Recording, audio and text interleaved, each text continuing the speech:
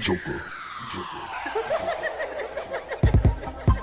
This is fly nigga shit. Keep a blunt and a fucking bad bitch in the whip. Stick shift, chrome grips.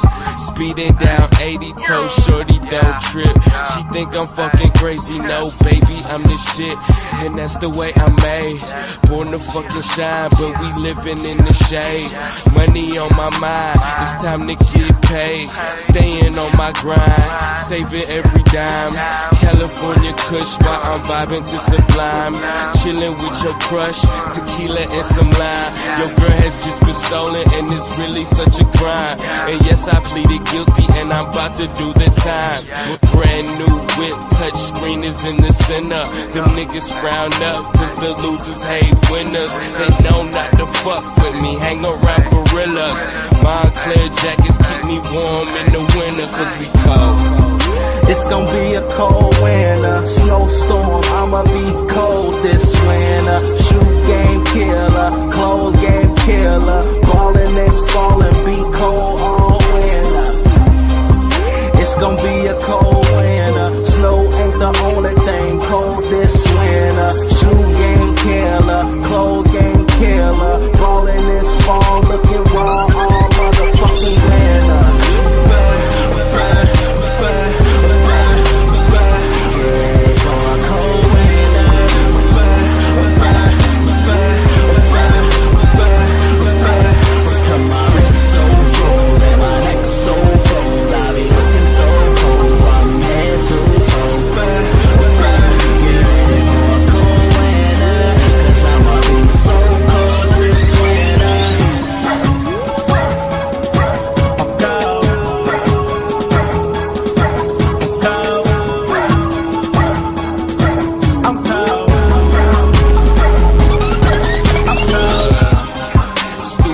I'm this shit, and I'm not just saying this because I'm probably gon' be rich. I'm probably gon' make you sick, but hating will get you lynched. And I ain't acting like I'm hard, you just acting like a bitch.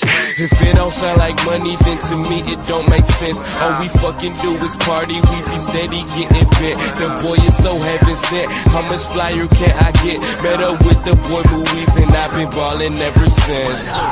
I'm a boss though on the low. Some people don't even know how hard that this nigga go. They get smaller while I grow. All my niggas throwing bows and my pockets getting swole. All the girlies wanna roll cause getting money is the goal. Stupid ass niggas, what you wanna do? If you think that you can beat me, then the joke is on you. The fucking day you cross me is the day that you will rule. I'm loved by many people, only hated by a few. It's gonna be a cold winter, snowstorm, I'ma be cold this winter. Shoe game killer, clothes game killer. Ballin' and falling, be cold all winter.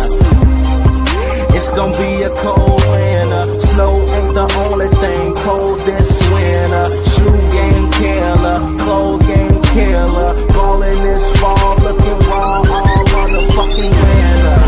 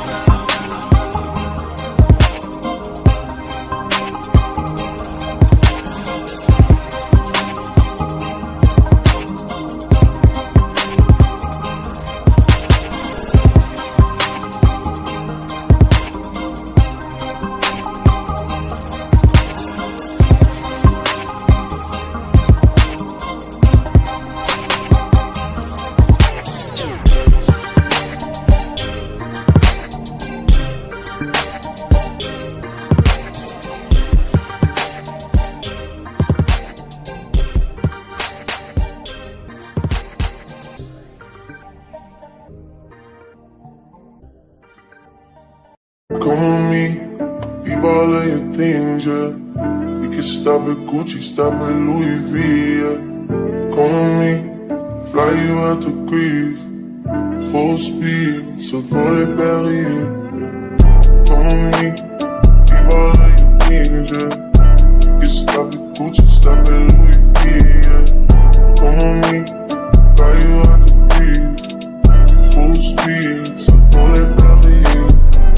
Speed post, baby, in Nikki Beach. Waves in my air, smoking weed. Been through the sand in the G. All because of what I did on beats, baby. Light sleep, baby. I ain't stop, baby. You just go get ready, we go out, baby. Long time looking for the process. Andre had to bounce, yeah. Come on me, leave all of your things, yeah. You stop at Gucci, stop at Louis V, yeah. Come on me, fly you out to Greece. Full speed, so for the belly, yeah. Come on me, leave all of your things, yeah. You stop at Gucci, stop at Louis V, yeah. Come on me, fly you out to Greece. Full speed, sweet on Janine. Rolls Royce, baby, and hidden deals. Bags full of $100 bills. Talking past your wife and she get chilled. All because of how I kept it real. Light sleep, baby, on the G-Way. I'll get you anything you need, baby.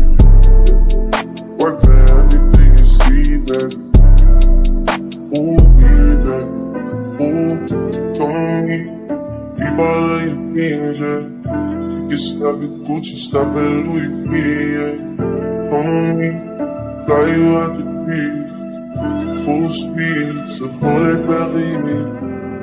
Come on me, leave all of your things, yeah. You stop at Gucci, stop at Louis V, yeah. Come on me, fly you out to Greece. Full speed, so for the belly, yeah. Never falling, why you making problems? I've been silent, why you making problems? I'm a problem, being rich is not my fault. You decide who you think you should reside with. I've been quiet, hard to miss me when I'm flying. Going out to Keiko, she can stay in my room, she can stay in my room, and it ain't mine.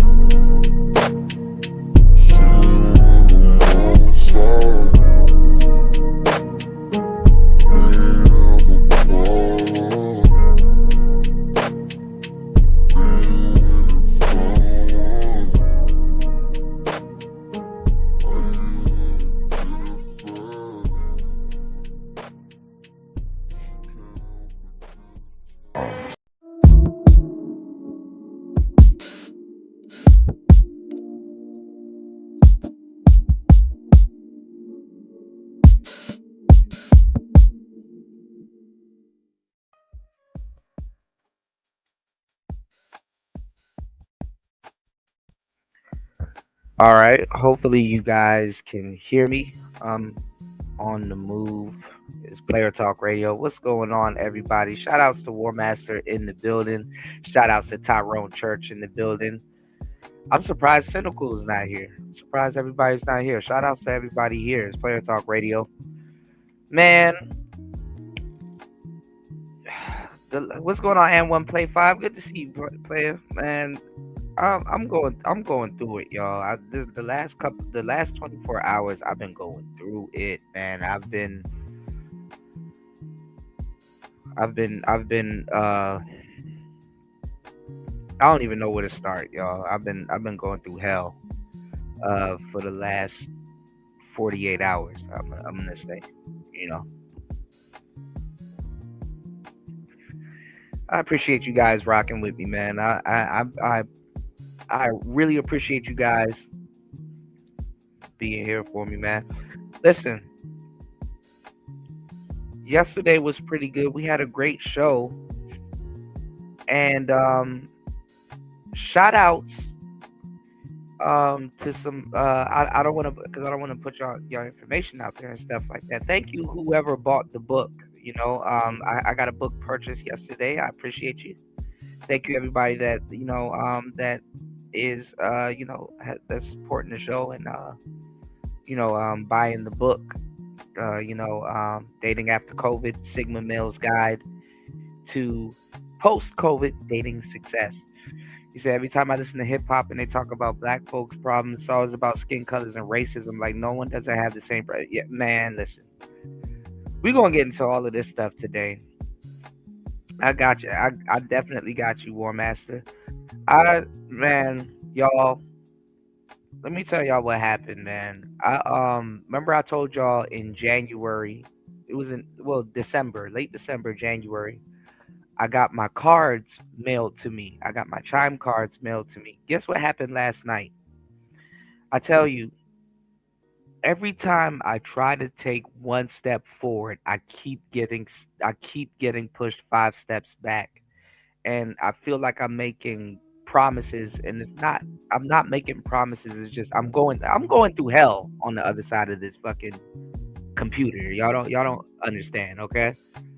I lost my fucking ATM card last night, man, and I'm very fucking upset. I'm like, I had a meltdown yesterday, man. I'm really trying to keep my composure. Like, I literally just got a credit builder and ATM card sent to me, and I spent a fortune to get it mailed here because I'm in the mountains, because I'm trying to leave this motherfucker, and I can't at the moment because shit like this keeps happening. And now I'm back at square one. So I'm not even gonna lie, I am the fuck upset. I'm tired, man. I literally lost my bank card in the ATM again last night. And I went to go to the market, go get something to eat. I said, man, I got to prepare for a double header. I was going to do another show. And I was like, damn, lost my bank card in the ATM. I can't, I don't like the ATMs out here in Asia, bro, because they give you your card back last. In America, they give you your receipt and your card at the same time, and then say, hey, take your cash. In Asia, it's like a very common thing where the fucking ATM holds your card, or it just takes your card, doesn't give it back. So I had to sort through all of that shit. Last night, man, I had a fucking meltdown. And I'm like, man, I just got my cards. And I'm like, okay, good. One step is out the way. Now I just got 2 more steps. Got set back 5 more steps, You said here they do both now. What do you mean? I'm tired. I'm tired, y'all, man. I burnt myself out yesterday. Did a show. I appreciate everybody that that hit the like button and that shared the show. If you haven't, please do so and support the show. And whoever is working voodoo on me, that shit is working like a motherfucker, man.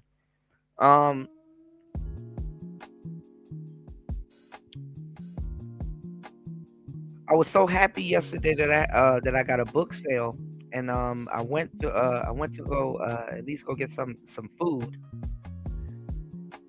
and fucking lost my ATM card. So I'm fucked. I am fucked, and I'm tired, bro. So I'm trying to get to I'm in the mountains. I've been telling y'all for a minute, and I've been having a problem with this whole Wi-Fi thing. I got this Wi-Fi to work now, but that shit don't matter because this bullshit is happening. I got my Wi-Fi to work, and now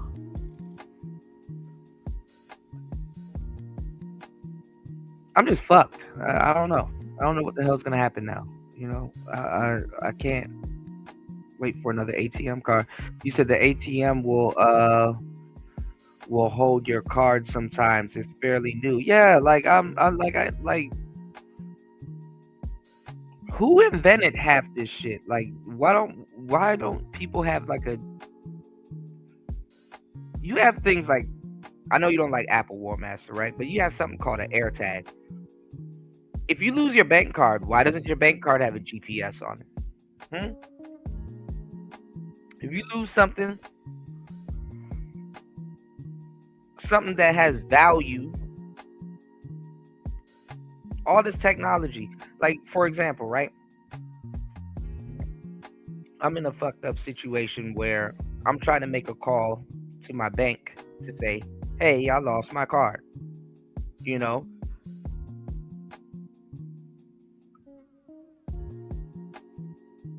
can I make a collect call? Them niggas talking about some, oh, go find you a landline. Nigga is 2026. Who the fuck has a landline phone? And then I gotta make like an international call and then let them know, hey, I lost my card.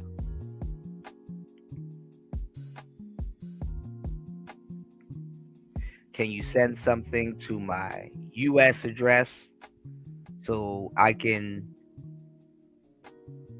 pay $1 billion more for them to send it to me where I'm at right now? It's ridiculous. My bad, y'all. Hold on, y'all. I'm a little sick. My nose is stuffy. Give me 1 second, y'all. You can't even make a damn toll. I'm done with all this technology. My bad, y'all. Give me 1 second. I'm like multitasking, so I'm scatterbrained. Give me 1 second, y'all. 1 second. Fuck the world at this point. I'm not even gonna hold you. Fuck the world at this point.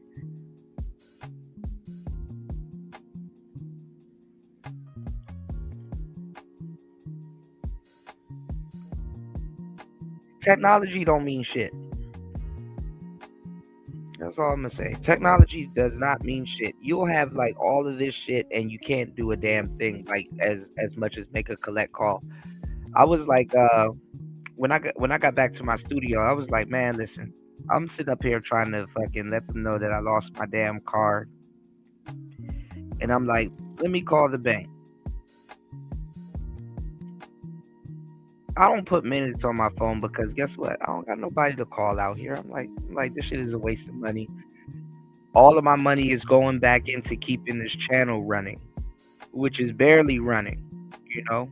And I appreciate you guys, but this shit is barely running, right?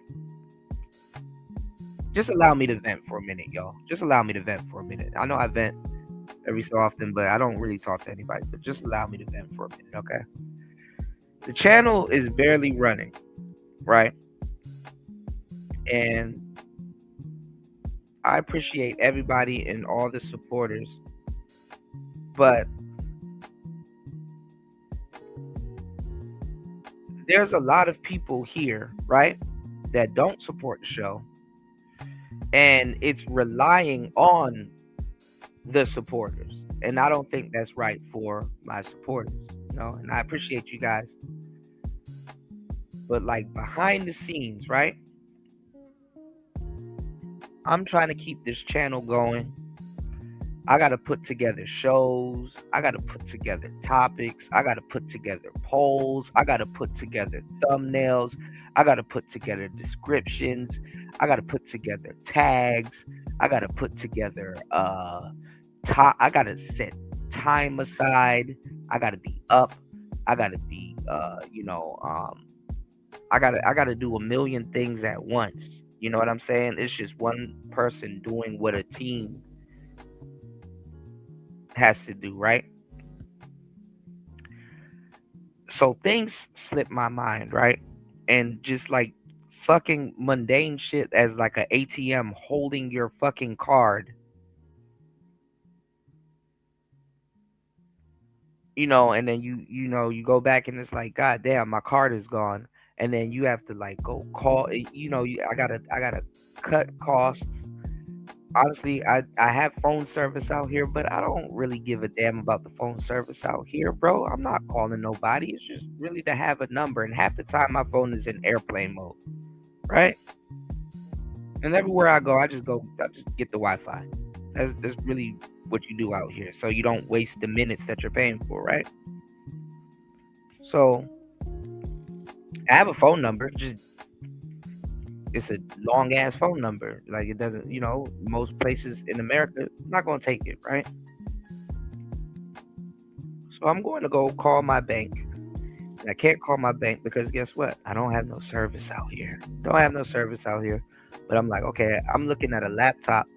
I'm looking at a broken, damn near broken laptop. I'm looking at a phone. And I say, okay, well my Wi-Fi is working. Can I call Capital One to get my fucking card mailed somewhere?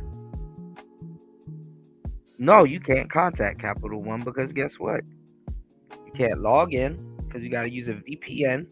Or if you have a VPN, you can't log in. Right? Then it's like, well, give us a call. How can I call y'all without a phone? It's an international call. Then it's like, oh, do Google Voice. I'm like, man, you know what? I'm done, man. So I ordered some chime cards. I got some chime cards out here. Lost one of them, and then now I'm fucked. I'm just fucked. I don't even know where to go right now. You said better than that. Why do I have to get my ATM card sent through shitty U.S. mail, bro? Everything is fucked. I don't. I'm right here with you, War Master. I'm like, I'm. Just wait. He said down with Crapple, man. Yeah. Why can't I get it sent overnight or pick it up? I don't even know why we even doing actual cards right now. Like physical cards right now is like it's some bullshit, you know? It's some bullshit. All of this technology don't mean shit. I'm gonna let y'all know. All of this technology don't mean shit. Like yesterday when I was talking to the AI, I brought up a great point.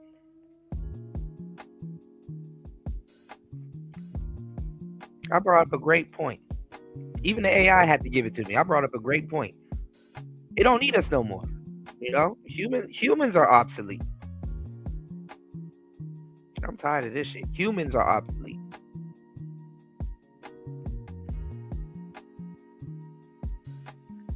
That's a fucking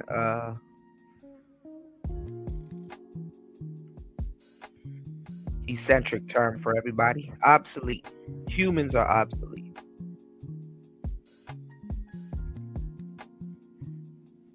I got offended. This thing said get somebody with a landline phone. Who the fuck has a landline phone?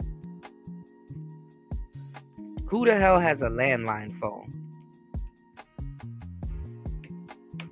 Niggas acting like payphones still exist. Like, what the fuck? Like, can I make a collect call? You can't even. There's nowhere on the internet where you can go and make a collect call. ChatGPT said, "Oh, go to Skype." Skype don't exist anymore. It keeps sending me to Microsoft. It's like, So good luck. Yeah, good luck trying to call back home and get some help. I don't know, man. I'm over it, man. But listen, man. Shout outs to everybody here. Y'all don't give a fuck. Just venting for no reason. Shout outs to everybody here. Please hit the like button on the way in. Please support the show, y'all. We're gonna get to some topics, man. Shout outs to War Master in the building. War Master, I wanted to show you some things on the last show.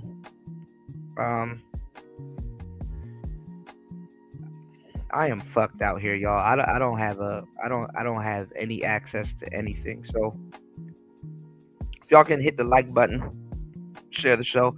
I wanted to show you something one wheel related, and I wanted to get back into the swing of things. I need like a buffer show That'll get us back into the swing of things. That was supposed to be the last show, and then this goofy ass shit happened.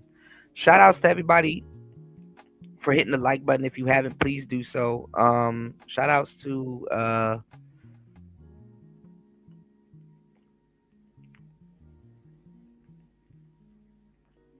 I can't say your name. Whomever purchased the book yesterday. I appreciate you. I went to go celebrate and lost my fucking bank card. So I'm upset, you know. I'm just super upset. So I wanted to get away from this damn Anton Daniels situation. I had a couple of streams and stuff that I've already pre-planned and things that I was putting into the works. I was gonna get into it on the last show. We're gonna go into the whole Don Lemon situation and stuff like that. His happy ass was happy that he got locked up for something. I guess he feels like a revolutionary. This week, the Karens in Minnesota are backfiring on black men. What did I tell y'all? What I tell y'all was gonna happen? So the Karens, they backfired. Shout out to M1 Play 5 in the building. Good to see you, bro. Give me 1 second, y'all. My bad. I was away from my desk real quick. So the Karens, I'm gonna switch over. Give me 1 second. I gotta switch over. I'm gonna switch over to my studio setup. Give me 1 second, y'all. Get rid of this damn headset. Give me 1 second. 1 second, y'all. Hold up. It's player talk. Hold up.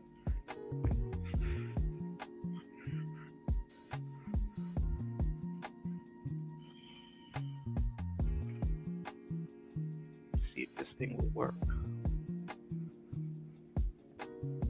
Give y'all a show. Yeah, I appreciate you guys. Give me 1 second. I'm going through a horrible time in my life right now. I'm going through a horrible time. Throw 2026 away already, bro. I'm going through a horrible time in my life right now, and I still gotta come here with a straight face and give y'all some good content. Give me 1 second. Get my headphones. 1 second. Un momento.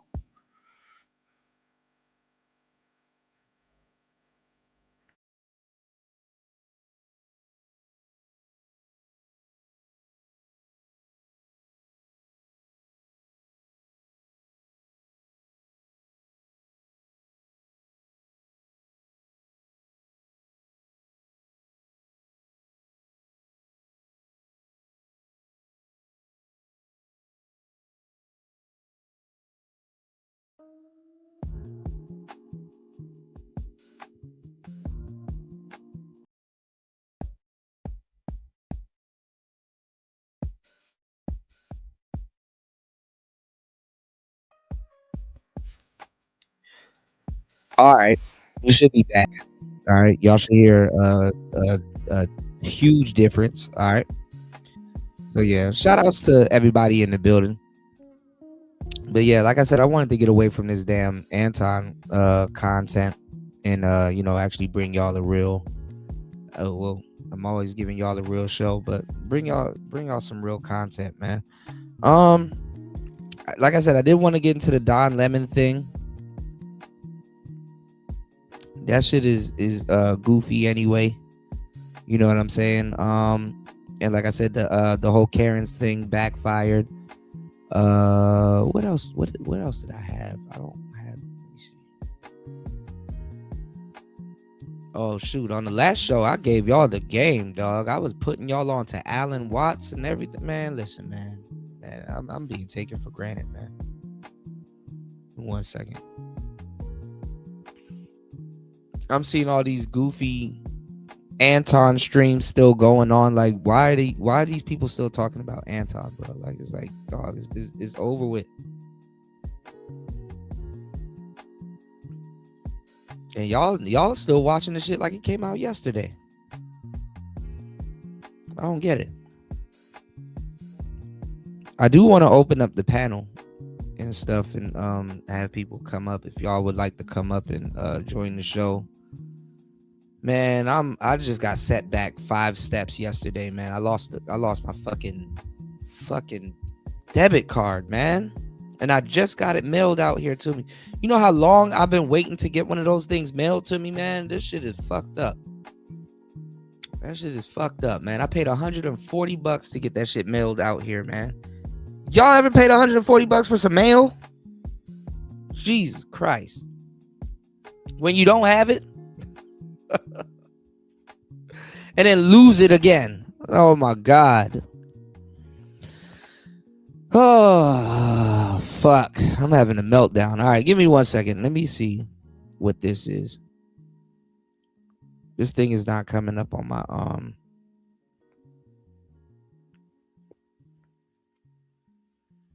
my screen.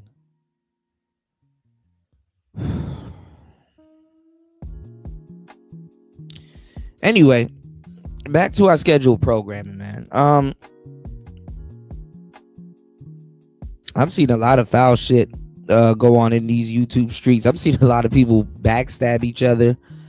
I'm seeing a lot of people clamoring for, you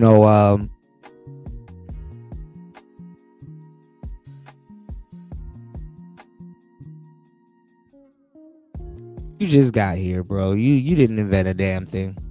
Y'all just repeating everything that we said a long ass time ago, and then now, so many people now that these people are making Anton bigger than what he really is. So shout outs to Anton and the people still doing live streams on him. Y'all, congratulations. Y'all done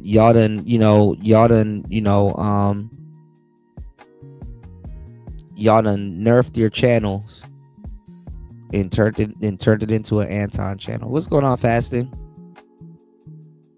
Yeah, absolutely. We could definitely do a show music related, bro. I'm going through hell right now, man.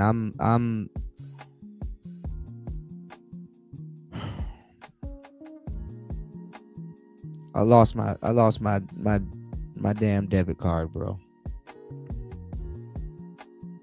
I know that's good news for certain people,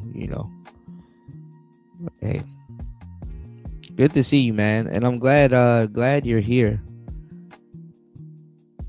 I'm not gonna lie, I'm kind of backing up off the music thing too. That AI music stuff is saturating, like because I'm not even gonna lie. It's not that I don't like AI music. It's like even the content creators are milking AI music and stuff. Like it's just bad, Shout outs to War Master and Fasting is Life in the building. Real Player Talk alumni, War Master, how are you holding up with your XR? I know on the last show you said you were riding it around on the riding it around the truck stop. I know a bunch of truckers are gonna ask you, yo, what the hell is that? I know they're gonna look at you crazy at first. Watch.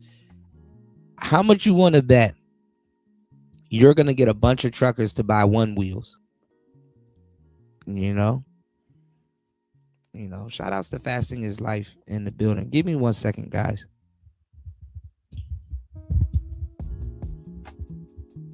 All right. Get a free hand real quick. All right. Y'all please hit the like button. Please support the show. I definitely need y'all support on today's show. I'm on the verge of having a damn meltdown. All right, let's get back to what's going on in the streets real quick.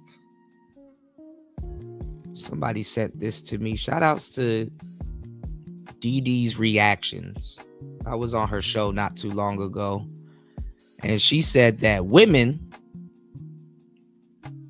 are saying that they were sold a lie. No shit. Give me 1 second real quick while I put everything together. I'll be right back. It's Player Talk. See, even her intro music is AI. I'm burnt out. Let's go. These reactions, she's about to put on a show. These reactions, just to let you know, like, share, subscribe. we about to go live. Look, I'm telling you, once they hear the price, they're like, that shit don't make no sense. That shit don't make no sense. It's like, bro, you are a madman once you order a one wheel, because once you get on the other side, it's like, okay, I see what's going on. And wait until a couple of years go, bro. War Master, you're gonna have that XR for like another decade. You're gonna have that XR for another decade. They don't understand. Let's go. They don't understand.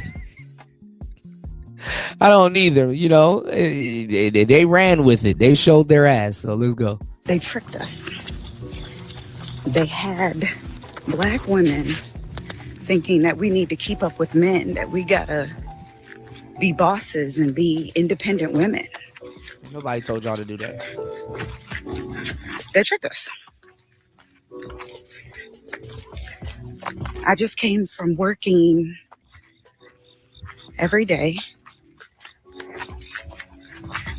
my own business. I opened and I closed there. I had no time for my family. I had no time for my husband. I had no time because I was tired. I had no time for my kids. I had other people getting them off the bus and not knowing what's going on with my older son. They tricked us, y'all. Other groups of women, not all of them, in different areas, they're at home with their kids. Yeah, they didn't get tricked the way y'all did. All of that independent, you know that independent song by Lil Boosie? Mm-hmm. You know that Single Lady song by Beyonce? They tricked us, y'all. Who tricked it? No, y'all tricked yourselves. And that's not Lil Boosie's song. That's actually Fox and Million's song. The more you know. He said people don't know how to use these AI tools. What they're doing is they're using Chat GPT to write lyrics, and then they're copy and pasting those lyrics into Suno, or there's a bunch of new ones too. And you know, yeah. All right. Give me 1 second, y'all. I'm about to give y'all the game. All right, we're gonna get to this game. You said I keep looking at that Rally XL. I gotta resist, man. Me too, man. Once you get one dream board, though, War Master, especially, you're gonna be on the other side of it once you get those W rails and really start customizing it.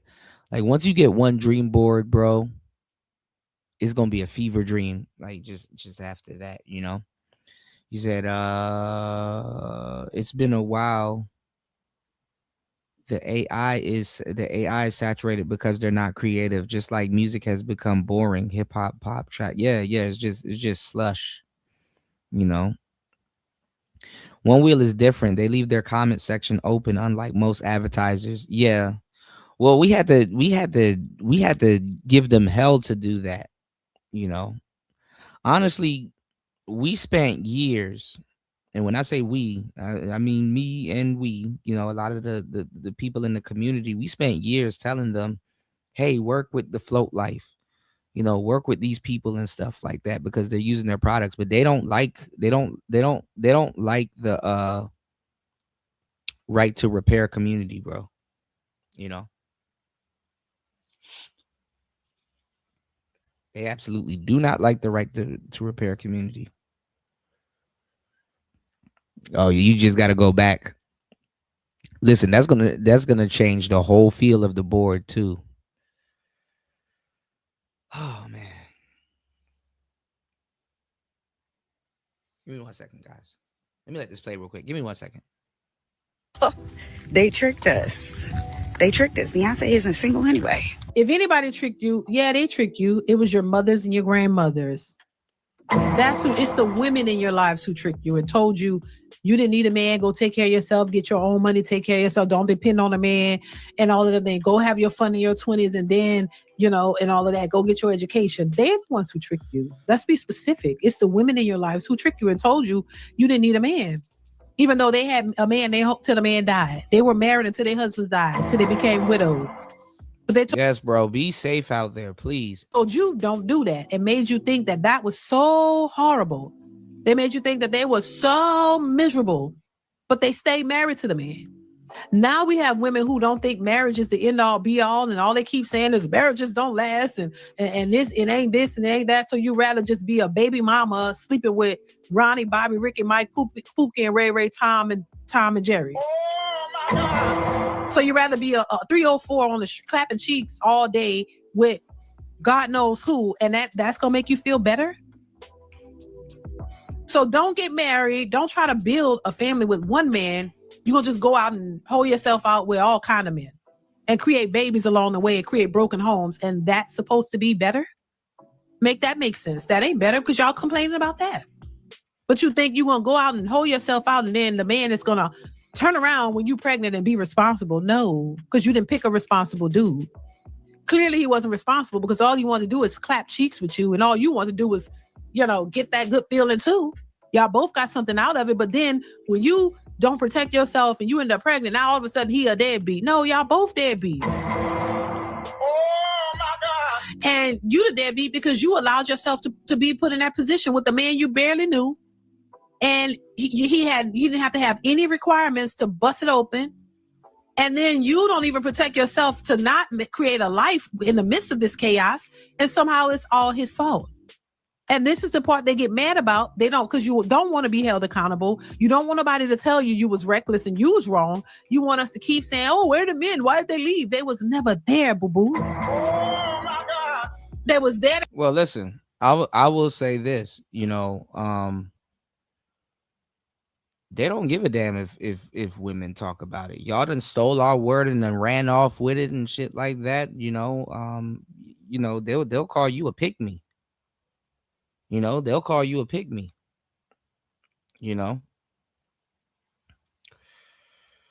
What it says, stuck between live streaming. Okay, I don't know why YouTube is sending me this, but yeah, they'll call you a pick-me if you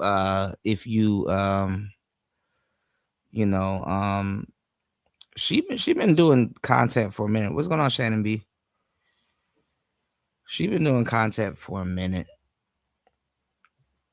Yeah, they'll call you a pick-me, and shit. Shout outs to War Master. War Master, I still gotta chop it up with you because I did want to talk about the conservative tradcons.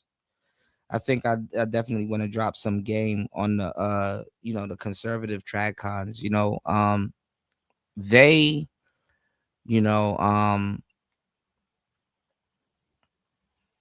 they are the ones I think men in the future got to watch out for, since the next couple of years are going to be Republican, hopefully. Who do you guys think are gonna run this next election?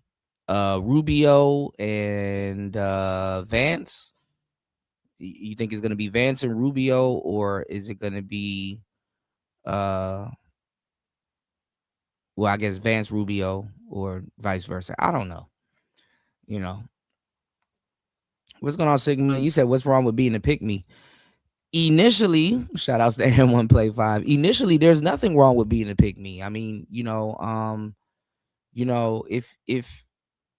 your girl should be a pick-me for you.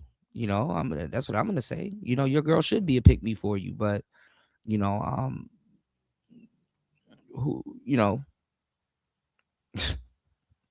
good luck. 1 second. Good luck. You do want your woman to be a pick-me for you. You don't want her to be a pick-me ass bitch for everybody. But when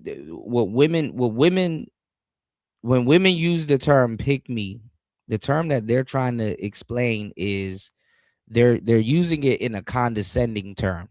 You understand what I'm saying? Because women are team women. And when I'm telling you guys, and this is why I said I wanted to chop it up with War Master about the tradcon, the tradcon and the fake conservative females that you guys see running around. You got a lot of white ones. Oh, you got a plethora of white ones. Oh, the white boys ain't safe neither. So we'll get into that later. the conservatives, and a lot of them for some reason have mics,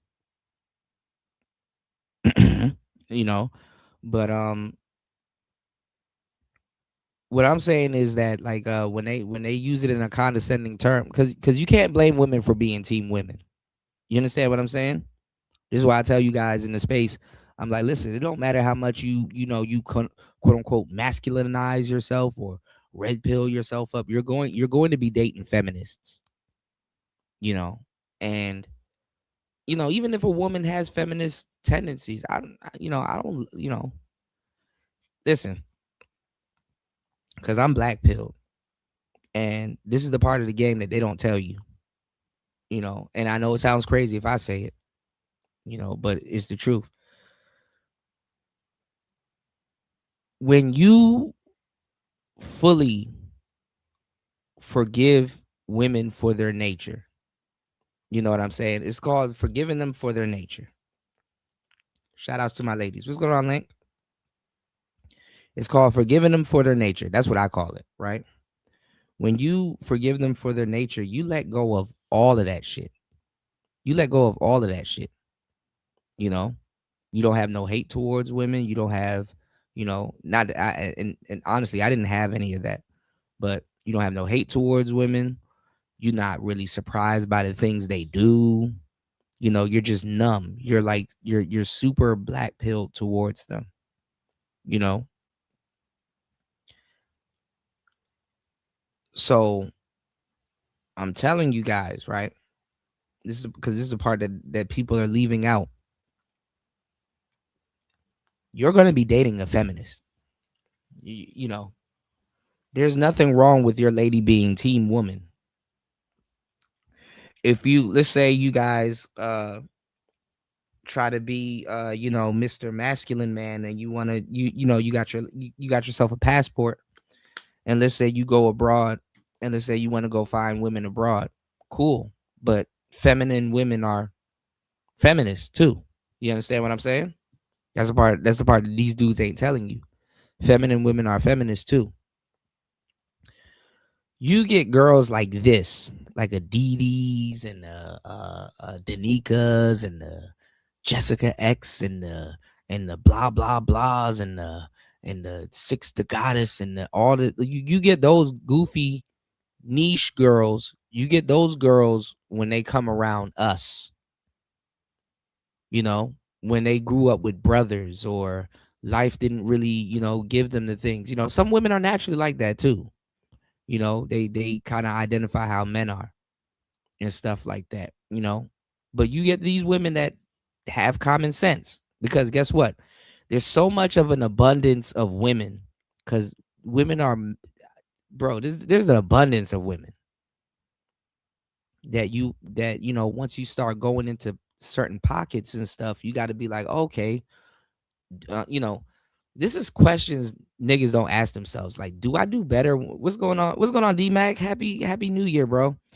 Like, people got to ask themselves questions like this. It's a question that a lot of guys don't ask themselves, but guys like me take it into account, when I'm speaking to you guys. How do you like, do you, when you're dating, right? Do you date have you dated a middle child? Like, do you do better with like middle child? Do you do better with older, the oldest? Do you do better with the younger child? Are you a middle child? Are you old? Are you young? Are you Gen X? Are you Gen Z? Are you millennial? Are you, there's different variations. Like, there's things that as a man intuitively you need to know. Like, dang, I kind of do better with the younger child. We kind of click more. Maybe because you're a younger child. Oh, damn, I kind of do better with the older child, because they feel like they're a leader and they had to do this and they had to do that, and I'm saying this, when you meet women and stuff like that, there's little nuances that you got to take into account, right? Anyway, I'm not even going to go down that rabbit hole. Long story short, when you have like these type of women that agree with men, like quote unquote conservative women, um, you know, um, Republican women, uh, they call them male the term for them now is called male identified, you know. So for whatever reason, if a woman calls you, or a woman, if you, shouts to my sisters, my playettes here, if they call you a pick me, they're just saying you're male identified. That's really you're on team man. That's really what it is. That's really what they're saying. What's going on, New? Good to see you, brother. They're just saying your team man. You're male identified. You're just gonna be on the men's side or whatever. You're not gonna be on the female side or whatever. So you got women like Dee Dee, who's married. Shout outs to her husband, and you got uh you know um even women that's spoken for, Danica Marie. Y'all be listening to women that's kept. You got all of that shit going on around here. It's lucrative for a woman to get on the internet and just repeat, you know, um, what I've been saying for years. Y'all would listen to a woman way quicker than y'all would listen to me. It just is what it is. You know. Um, like I said, when they call them pick me's, because there's nothing wrong with being a pick me, but you got to be careful too, because some pick me, they're just playing the role, but a lot of them are playing a role, and that goes back to like an old manosphere trope where we literally called it tradcon, and it's like and it's not necessarily for a traditional conservative. It's like she's conning you by acting like she's traditional. So there was another term that was running around in the red pill space called tradcon back in the day, meaning that the woman is playing like she wifey like, or she's the wife type, until you get married, or until you get injured at work, or until what I'm saying is basically just throw until into the situation. She's just playing like she with you, or she agrees with you and stuff like that. So a lot of guys, you have to watch out for that, because you'll get married to the wrong woman. You'll get married to the wrong woman, and be like, oh fuck, I didn't see it coming. And it goes back to what I was saying, you know, um, yeah, trad thoughts. Yeah. There's a lot of little nicknames for them and stuff like that. Shout out to Sigma, yeah. Because look, there is nothing wrong with being a pick me, but now that women got a hold of our terminology and some of the stuff that we looking for, they know how to play the part. It's just another archetype, you know. Don't be surprised. That's what I'm saying. Don't be surprised. And then was crazy too, and it was funny because we were talking about video games on the other show. We were talking about video games not too long ago, and it's like, damn. I remember we were talking about Final Fantasy, and I know one of the Final Fantasies that I liked was Final Fantasy 12. And I remember a couple of shows ago we were talking about my girl Fran from Final. I don't know if y'all play Final Fantasy. Some of the guys here do. Shout out to Link, but Fran was my girl, right? And like I remember even a couple of shows, even last year, several shows. I was telling y'all, man, I'm like, what's funny? As guys, we've met better women. the irony of it, we've met better women in video games. We've met better women in video games than we have in like real life, than the crap that these broads are trying to sell to us. And it's funny because like people will be like, oh, that's some nerdy shit. Oh, that's something. No, it's like, no. It's not no nerdy shit. It's not no, oh, that's a video game girl, Kuda. You gotta no. No, these women have, they're characters. They done had their script. They done been written. They done, you know what I'm saying?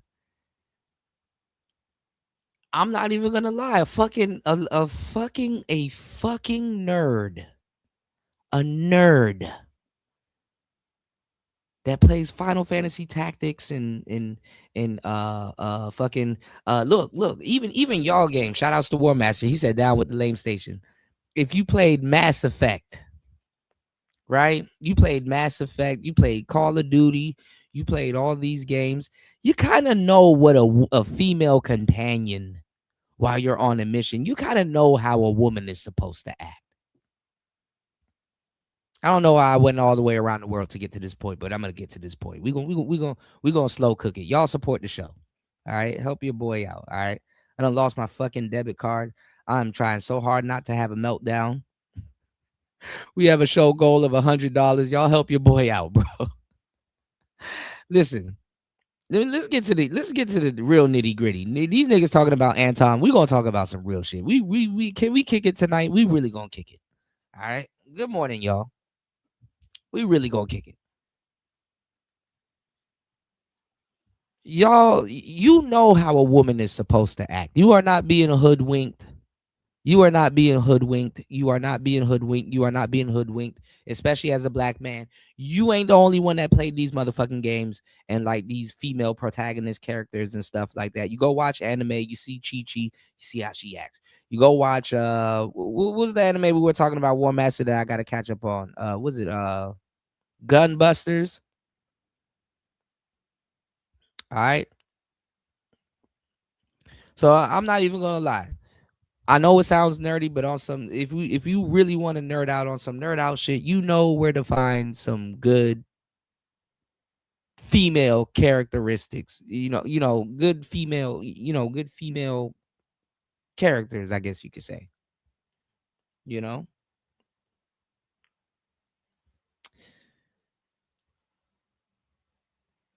If you wanna get into the game, if we're gonna have an honest conversation about pick me's, we gotta go back into the player files, y'all. We gotta start.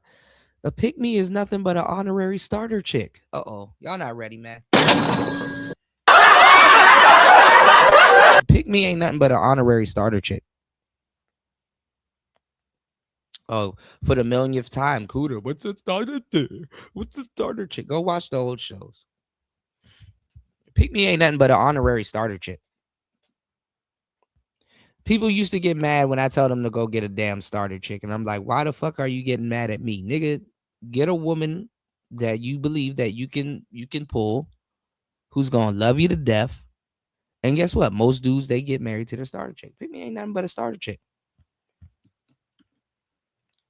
Let me tell you something too, which is fucked up as a player. Sometimes you run through a bunch of women and then you end up with the starter chick anyway. It's like, damn, when you're in a race, right? Think about it, right? When you're racing, right? When you're in a race and you do a lap, what do? You go all the way around the world, you go everywhere, and then you lap, right? One lap. What do? You cross the starting line again when you lap, right? Why do you think relationships are different? Why do you think relationships are different? Sometimes you'll date this person, you'll date that person, you'll run through all of these girls, all of them. It's a sea of bitches, right? And then you'll end right back at square one. Run right back into the starter chick. It's some real shit, and so me telling you, hey, yo, date the starter chick. What's wrong with dating the starter chick? Most guys marry the starter chick. They date the starter chick. It's just that in the beginning, and this is why a lot of guys cheat. In the beginning, it doesn't, Anyway, I'm not gonna go down that rabbit hole. But shout outs to Sigma, shout outs to New. There's nothing wrong with being a pick me. Just be careful of the pick me's. We're gonna do another show where we talk about how these women are cosplaying as pick me's. That's another thing. They cosplay as pick me's. And honestly, it has been going on for the longest time. I've already introduced these concepts to you. These are old concepts. Even white people are fucking going crazy with these concepts like the trad wife, like the woman dressing. I know you seen it, War Master. Like you know how they show like the women dressing up like y'all ever played Fallout? Like the women are dressing up like pre-World War II wives and shit. You know, acting like they baking pies and all kinds of stuff in their garb and stuff like that. They actually have a whole lore of women that dress up like, you know, like a the 50s aesthetic. Yeah, like the whole World War II wife thing. And they take over the, you know, they take over the whole tradcon thing, you know, because basically they label conservatives and what's going on, degenerate. They label conservatives and they label Republicans as people trying to go back and like, oh, we're gonna restore the old republic, then restore the old America. You know what's going on, Bronze? Good to see you, bro. All right, y'all hit the like button. Please support the show. Please support the show. I'm going through hell right now. You know, I got you guys. All right, it's Player Talk Radio. Share the show. If you got a wrench, share the show. Please share the show. You guys are my algorithm, so please share the show also. All right, we are live over on Rumble. We are live over on Kick, and we are live over on YouTube. They kicked me off of Twitter. Okay, so for some reason, Elon doesn't want us. Oh, we need to get a premium subscription to go live on Twitter again. Okay, well, hey, fuck it. All right, y'all. Yes, please hit the like button and support the show. No, we are not going to be talking about Anton. All right. Y'all are sick at this point. All right, so let's go. Let's get back into it. Clap them cheeks that one night, bust it open, and then get you pregnant and they out. Your body, your choice. You're responsible for what you allow to happen to your body. So if you don't protect your body, you don't use protection. You don't look. I said no. We're not going to talk about Anton. 2 people done left. Don't take, you know, contraceptives or birth control pills so that you don't get pregnant with a person you don't know. That's on you. That's on you. Let's continue. And she got, I don't even know how many kids. But they tricked us, y'all. That's why Black women are right now the #1 group getting diagnosed with autoimmune disorders, cancers. Yeah, and I said the same thing, War Master. We're waiting for the wrong generation of women. We're rooting for the wrong generation of women to, you know, the generations are just miscategorized. I'm just gonna say that. You know, I was just watching something recently too about the unbothered generation, and they were talking about Gen X, you know. But anyway, let's go, y'all. Many of these autoimmune disorders come from stress. When we try to live in our masculine. Do you have any kids? Yes, I have a son. How old is your son? He's 5. 5. Have you ever been married? No. Why you? And listen to these dumb dating, like all of these dating shows is like, it's like hoarding cattle. What's your number? Okay, like somebody standing around you with a damn pamphlet. Do you have any kids? Are you on hospice? Oh, you have 2 baby daddies. Wow. Okay. You're not with the dad. Oh, see, it's a thing where once War Master. upon a time we was on the same vibrations, and then I wanted to be better and This bitch talking about vibration. Okay. and grow because I was pregnant and he stayed the same. So I had to let that go. Him be greatness in his own eyes at that level that he was comfortable in, and I decided to be better. Decided to be better. Okay. And when did you guys break up? 2020 when I was pregnant. You left him while you were pregnant? Oh, absolutely. Okay. Was it infidelity? No, it's just that I knew my son needed more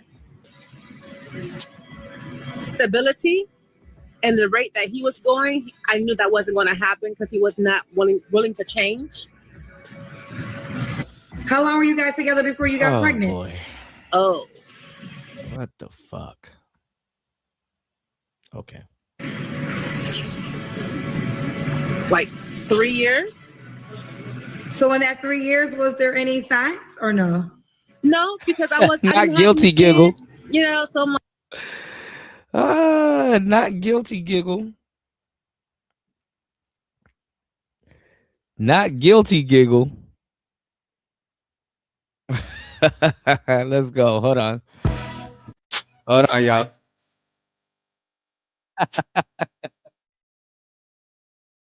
We got to power up. Hold on, y'all. Hold up.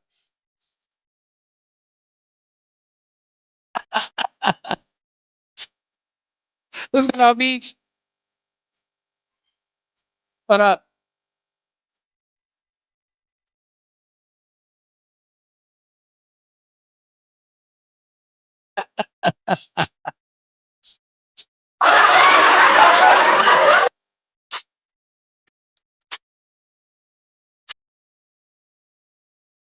All right. Let's get back to it. Shout outs to Beachy in the building. Good to see you, love. Good to see you. All right, let's get back into it. All right.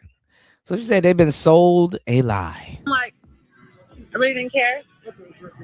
So That's stupid. This don't make no Hold kind on. of Let me sense. catch up on the So comments. you were with Jesus Christ. War Master said, guilty giggle. You said, if I was a dude, I would never go on that show looking for nobody. I mean, listen, I wouldn't even download her app. Her app will have all of that information on you. Do you think Kendra G has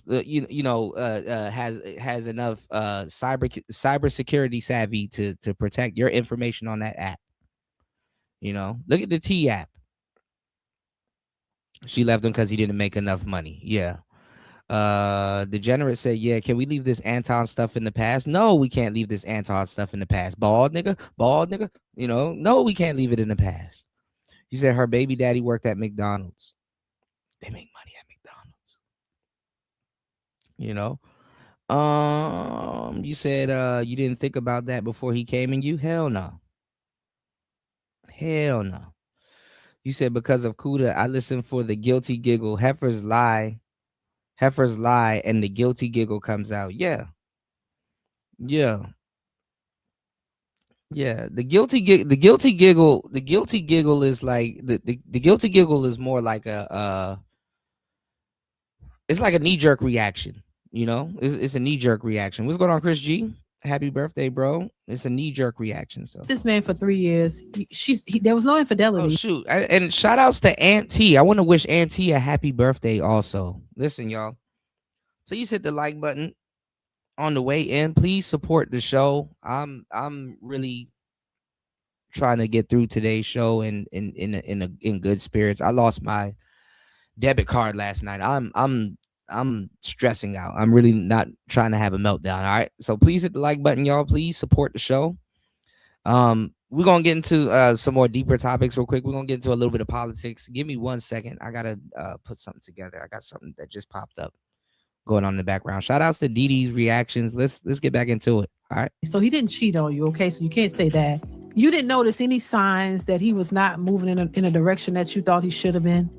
You was with him for 3 years, and you couldn't tell until you got a baby for him. That don't make no kind of sense. Well, it makes all the sense because I told you guys everything is rearranged now. What are the 5 things that are missing in relationships nowadays? You're missing courtship, romance, chivalry, public display of affection, and foreplay.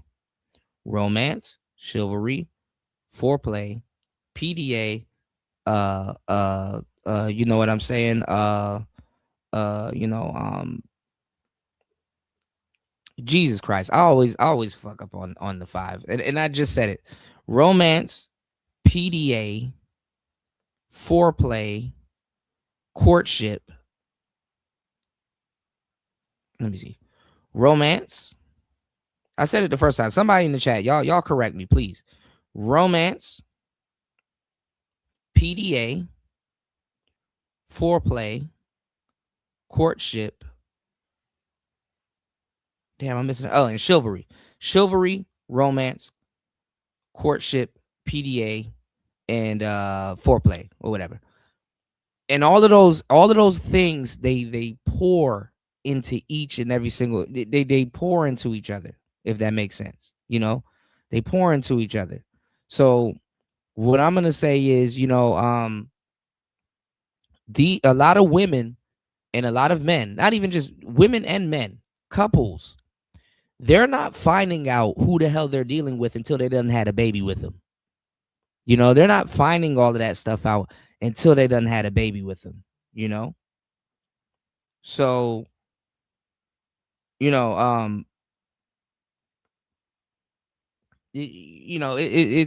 fucked. The dating game is fucked. And and I hate to say it, and ladies know it too. You don't want a man that's willingly going to play cleanup man. You know what I'm saying? You're not going to respect a man that's going to willingly play cleanup man, when in reality you kind of should be, but then again, I understand why you don't. But you're not finding out about this person until you have a baby with them. You listen, you never know how long it's going to take to know somebody. You never really know somebody, and everybody here, no matter how much you think you know somebody, let me give y'all some game. There's always a side of you that nobody's going to get to see. You know about it. They don't. But there's always going to be a side of you that no matter how much somebody's around you, your kids, everybody, there's always going to be a side of you that nobody gets to see or that nobody knows about. Good, bad, right or wrong. But when you hear relationships, right, these days, you would assume that, hey, this person talked to this person. This person got to know this person over time. This person courted this person. This person did this. This person did that. Of course. Right? But you don't know. You don't know. If you meet a woman and she has kids, you can't assume she's been courted. You can't assume she went on dates. You can't assume she, most people don't know what the hell they doing out here, especially in the dating game. So, hey, good luck. And then you want her to behave and act obedient, or let's dive into the chick crack. Reciprocate your love language. It's not going to happen. What the hell is courtship in 2026? Oh, I talked to her on Instagram for 10 days. That's courtship. Oh my goodness. Oh my goodness. As always, shout out. I'm about to play it again for you. Shout outs to War Master. Cute, where's the wig? Shout outs to War Master. Hitting our goal. Let's keep the support going. Dropping the huge $100 on the Cash App. We done hit our goal. Let's keep it going. Let's keep it going. We got more goals to hit. Shout outs to War Master as always. Thank you so much. Let's go. Hold up. Hey, how you doing? I'm fine, Jesse. What's your name? Sam. Sam. And are you a slut, Sam? I have 2 brothers. Oh. Are you close to them? Hey, how you doing? I'm fine, Jesse. What's your name? Sam. Sam. And are you a slut, Sam? Oh my God, this thing is... Oh, okay. Are you close to them? I am very. And do they see you as a slut? We're all sluts. You're a slut. All these dudes behind you are sluts. Your cameraman's a slut. Your PA's a slut. And your mic's a slut. And what made you a slut?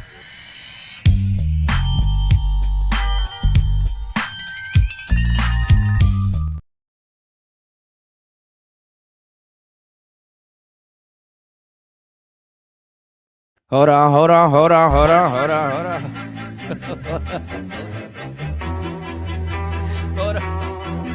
Hey, Kendrick just opened his mouth, and I'm about to put my dick in it right now. Then I put it in his ass. Now he running butt naked all over my house. I'm about to make him gay tonight. Back shots with both of my hands in his mouth. I know that he want it for real.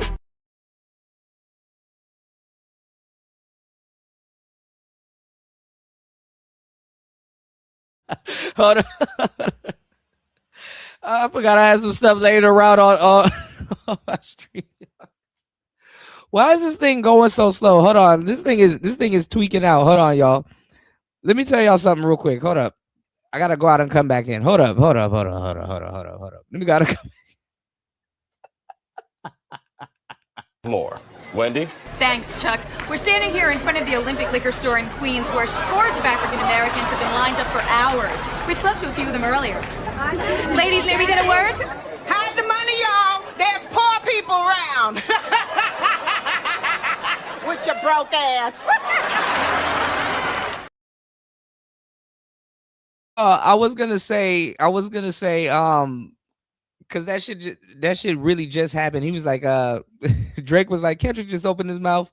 Somebody hand him a Grammy right now. Who saw the Grammys?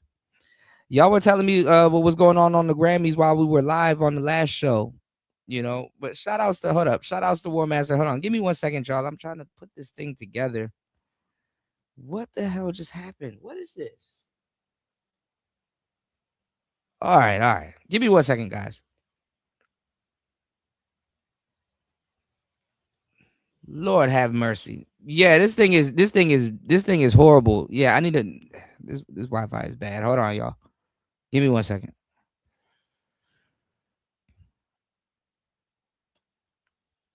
Mr. D.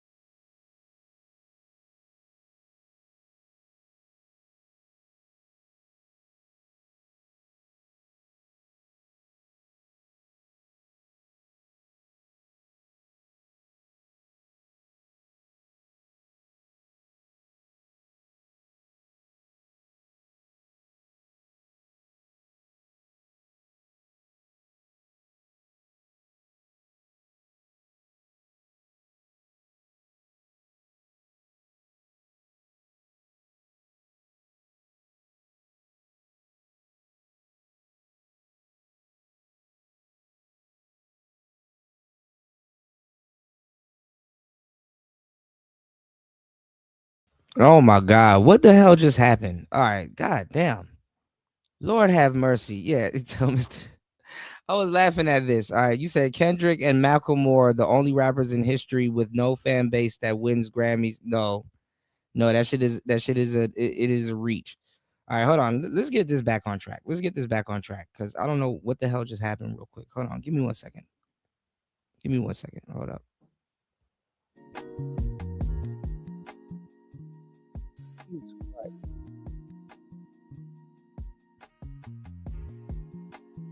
All right, we back.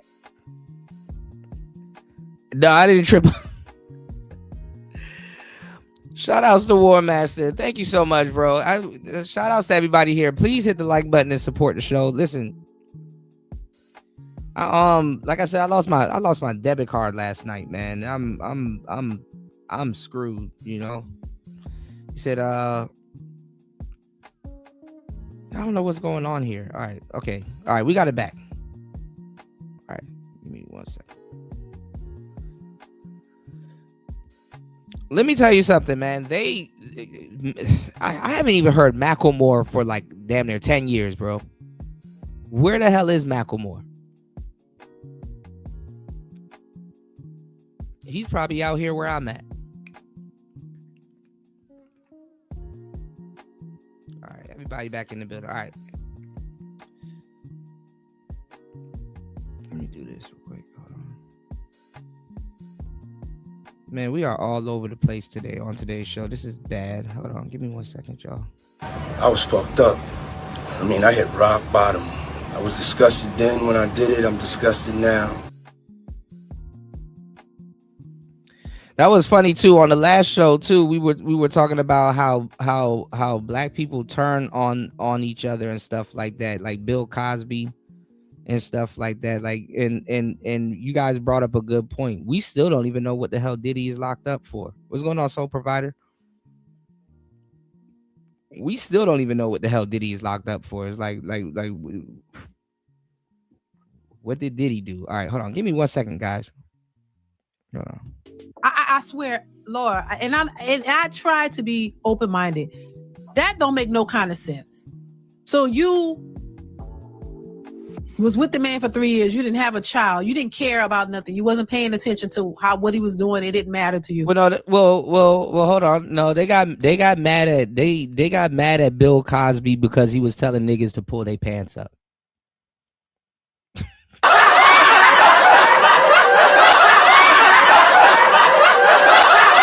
He was telling niggas to pull your pants up, you know. So hey. Until you got pregnant, that sounds backwards. I told y'all, there's a mental issue going on that is and it's fucked up because Bill Cosby sent so much black women to fucking college, full scholarship. He was America's dad at one point. America's dad. Let me tell y'all something, and that's another thing too, because with niggas running around calling people tethers and all kinds of goofball shit and stuff like that. We need to talk about the real shit, y'all. We need to talk about the real shit. Bill Cosby was America's dad, including white people. Okay, so I don't know why people leave that shit out, including white people. Okay, he was America's dad. A lot of guys were America's dad. We're talking about Fresh Prince of Bel-Air. I mean, hey, we're talking about Family Matters. I mean, come on now. And listen, I think suburb America, including white people, when I say suburb America, they bought them pudding pops more than black people. The PJs and what's the other one? Bebe's kids, man. Suburb America eat that shit up more than actual ghetto America. Nobody talks about that. You said Diddy locked up for having footage of white folks in power doing strange things. Yeah. I wanna we're gonna switch to politics a little bit, but I gotta, I wanna talk about did y'all I don't know if it happened already. Maybe y'all can enlighten me, but did y'all see the Clintons? The Clintons are about to talk about the Epstein files or have a test, not a testimony, but they about to put out they have their own statements on the Epstein files and stuff like that. Bill Clinton looked crazy. Have y'all seen Bill Clinton lately? He looked crazy. Or maybe because I grew up with him as a child, Bill Clinton looked wild. You said these dating shows are a bore for me now. I'm glad y'all are getting tired of it too. We on the same page. We're gonna get back into gaming. Shout outs to War Master. I owe it to War Master. We're gonna get back to the gaming side of the game. I really want to tell y'all what's going on. I'm just not trying to jinx what I got going on right now, but I'm going through hell over here, y'all. So I appreciate you guys for hitting the like button. Please support the show, y'all. You said Cosby was worth hundreds of millions of dollars. They tried to extort him. Absolutely. A lot of people don't remember he was a comedian before he was, America's dad. You said what I've heard. It was just basically all the winners wanted. All the winners just wanted about ICE while they were getting their awards. What do you mean? Degenerate? All right, give me 1 second. Check. That is Aqua Dragon. Shout outs to you, man. Shout outs to Aqua Dragon in the building. Yes. Yes. Yes. Yes. Yes. Yes. Let's go. That is backwards. If you're with somebody, that's the time to vet and learn things about them to determine whether this is going to be a match or not. This is going to be to talk about your goals. Now, shout outs to Didi. Didi, you wrong here. No, you supposed to learn about all of this stuff before you have a child or you're with somebody. You have to know this before you have a child or you're with somebody. Your dreams, your aspirations, what it is that you want in life. That's what you do in the beginning of a relationship. What is it that you're looking for? Where do you see yourself next 5 years or the next 10 years? What are you doing? And then look at what they're saying based off of what they're doing now. Are they productive in what they're doing now, which will determine whether they'll be productive later? Like, these are things you should be looking at the person for who they are and what they're doing. So you mean to tell me you with somebody for 3 years and just because you didn't care about none of that, and then you gave, and then on top of that you gave him a baby, and then decided to leave him because he's not productive? And how were you so productive while you were pregnant? Oh my God! What was you doing that was so productive and moving it forward in another way while you were pregnant? Like, that don't make no sense. This is why I say, and with no disrespect, a lot of these women are lying. They're lying. They're just making it up as they go. What were you doing so productive while you sitting there pregnant? Okay, hold up. Versus what he was doing as a person that he wasn't doing the whole 3 years prior, that you didn't recognize, you didn't care, you didn't see. And then all of a sudden you get a baby, but you stay with him and then allow yourself to get pregnant by the person. I don't know what's going on with my signal. And then walk away? Well, he's supposed to pull a miracle? All right, hold on. I don't know what's going on with my signal. Hold on. I said I was going to play this again, but let's go. Hold up. Shout out to the Warmass. I'm about to charge up, y'all. Hold up.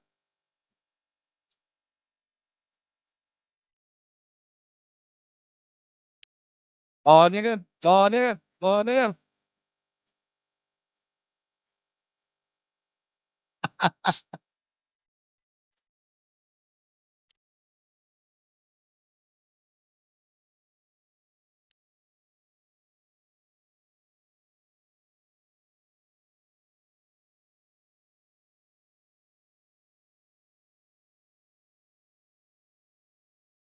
Oh my God. It's the year of the ball nigga. It's the year of the ball nigga, y'all. Shout out to I said I was gonna play it for you. I had to throw it back on. All right, let's go. All right. The women have been sold a lie. All right. Shout out to my veterans in the building, man. All right, let's go. All right, they've been sold a lie. Hold up. In them 9 months that you was pregnant? Were you supposed to become a rich man within 9 months? Is that what you're looking for? Oh, you thought when you popped up pregnant, he was all of a sudden going, I don't know, find the miracle means to make all this money, and then so you could respect the fact that he did something quickly and all of it. You're like, come on now, it's just so stupid. And then they wonder why they be by themselves when they're 40, 50, and 60 years old, child. Let's continue. How many months were you pregnant when y'all broke up? 5. 5 months. Okay. All right. So you guys co-parent well? Oh, he's a demon. I don't talk to him. The most thing he can do for me is be better for himself. And once he become better for himself, then I'll be accepting his communications. But until so basically she's turning into his mother.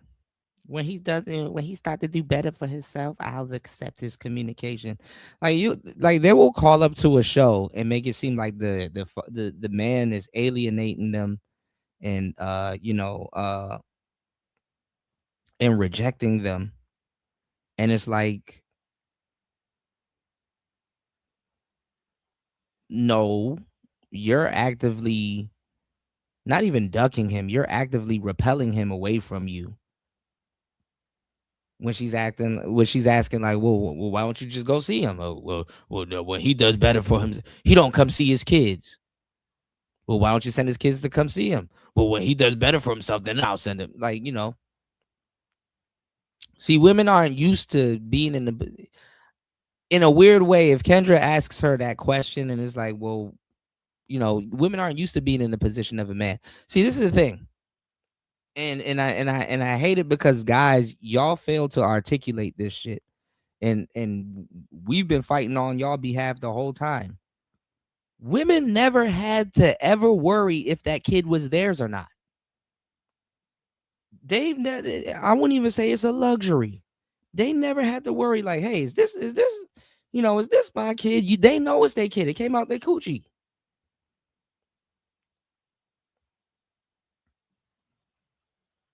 They know it's their kid. You don't know. You don't know if it's your kid. Keep that in mind. All right. Then I have to protect my son's space. Yes, Lord. So now the son don't get a father. So your son gonna grow up and be like, Mom, why I don't have a dad?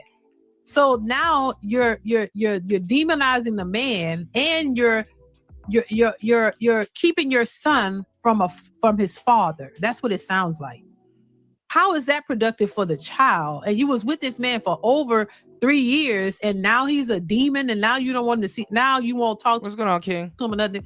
And War Master says she's a demon. She's a demon. She's a demon. War Master says,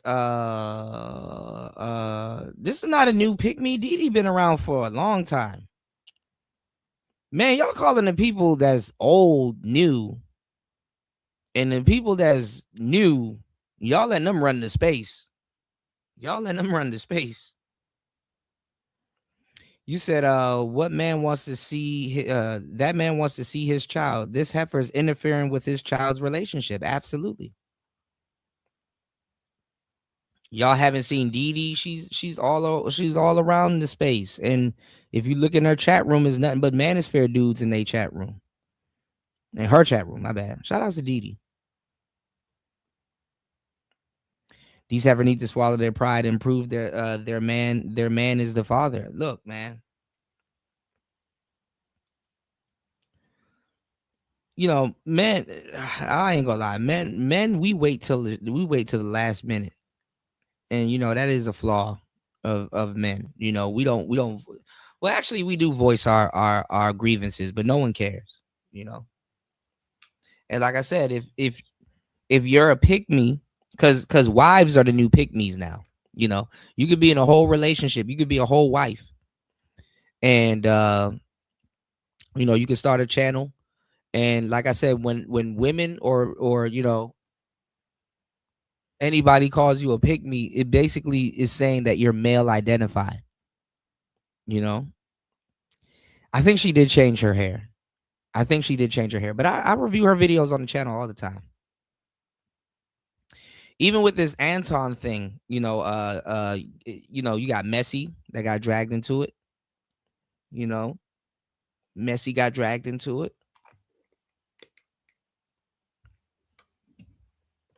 She's another sister that's around the space. Some people will call her a pick me. I didn't know she was that old. I think she said she was like in her 50s or something like that. I said, damn. Well, hey, black don't crack.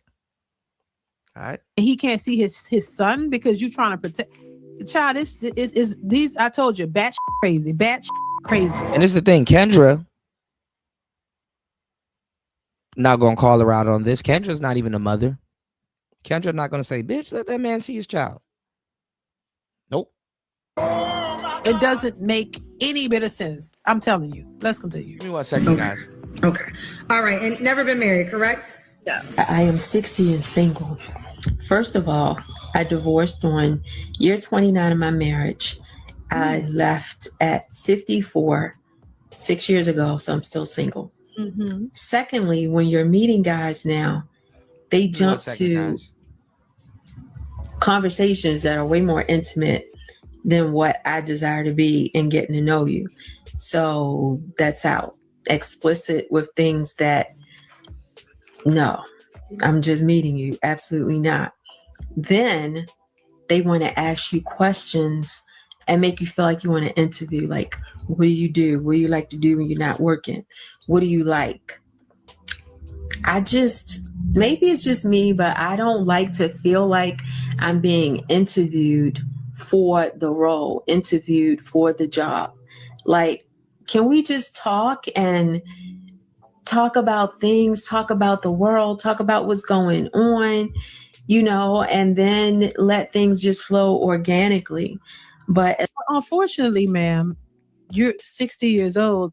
People ain't got time to waste. You don't have time to waste. You don't got time to be talking about some flow organically, bro. Anything that was organic already happened. Death about to be organic at this point.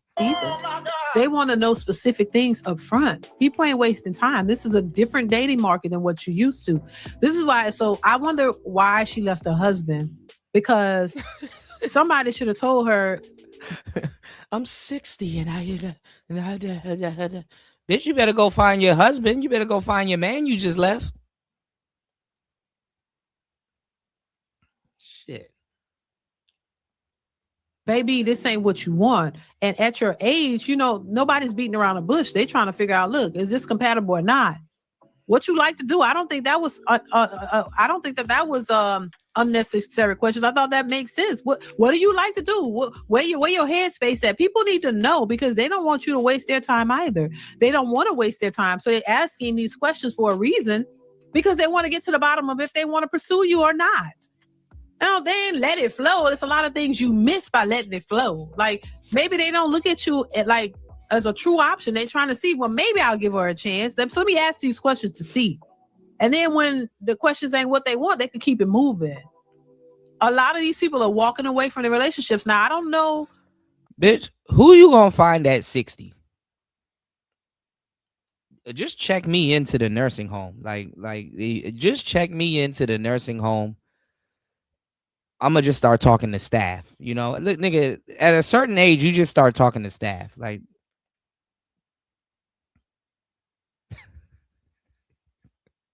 let me get that old, nigga. I already know what the fuck to do. I'm just gonna start talking to staff. I'm gonna, let me just talk to this waitress. What you doing after work? You want to change my diaper? Nigga, who are you dating after 60? The reasons for why she left her husband, it could have, because the only reason I think you should leave is an abusive situation where somebody's literally beating the hell out of you. I don't think you should stay in that. I think that's grounds to walk away, in my opinion. But if it's not abused or whatever, like, you need to try to work that out. Go get some counseling, do something.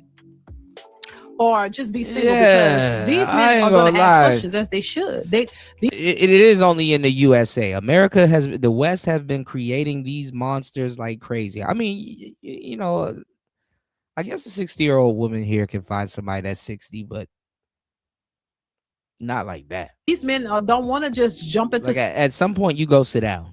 Something with somebody and not know what they're getting into. So yeah, you either got to be ready to answer the questions or just don't even bother, because this is a different dating market from what I'm hearing, what everybody is saying, and what is out there. No, you're going to get some questions. Oh my God, y'all don't read War Master. Don't read War Master's comment, y'all. What's going on with you? Let's continue. As far as the succession of questions, making me feel like I have to answer the questions correctly to be chosen, I'm not on that time. I'm just not about that life. I'm just not going to do that. Let's just talk. And then I say, oh, I painted this, or I made this, or I went here. Let's just talk. Let's just let it flow. Can we get back to being organic in conversation, please? Y'all might need to tell me if I'm wrong or not. I'm sitting in the car because my boyfriend is literally tripping. Like, he will not let me do anything for real. Like, all he does is work for 12 hours and use that against me. Oh, why you ain't cook nothing? Oh, girl, all he does is work for 12 hours? Are you freaking kidding me? I ain't gonna lie though, at 60, War Master, that mouth probably do a whole lot. All he does is work for 12 goddamn hours. That's all he does. See how dismissive that is? All he does is work. That's nothing. He 12 hours of his day working hard to probably help take care of you. That's insane. That is crazy. Crazy, y'all. Let's continue. Why you ain't clean nothing? Because you work for 12 hours and then all you do is come home musty. Why you can't come home clean? but I don't even. Yeah, she probably don't even have a man. She just doing this. I noticed that also. Like, you know what girls do? They sit around and then like they be bored, and then they start making up these scenarios like that fat girl that was like, so I was with a guy and he was gonna take me on a date, and he was gonna take me on a coffee date, and I was like, that's not gonna work for me. I'm like, no, bitch, you were bored. You were gonna go to that place that you went to go get something, and you made up this hypothetical guy talking about he was gonna take you on a date. He wasn't gonna take you nowhere. That nigga was nobody was gonna take you nowhere. You know what I'm saying? And basically what they do is they sit around and they make up content, and then they get on the internet and tell you, because you never see the guy. You never see the guy. Where's this imaginary guy that was going to take you on a date and you turned him down? Because that's the focal point. That's the focal point that they make about it. It's like, oh, I turned him down and then end up taking myself to McAllister's and eating a smorgasbord of food and shit. You know, what's going on, Royce? Good to see you, bro.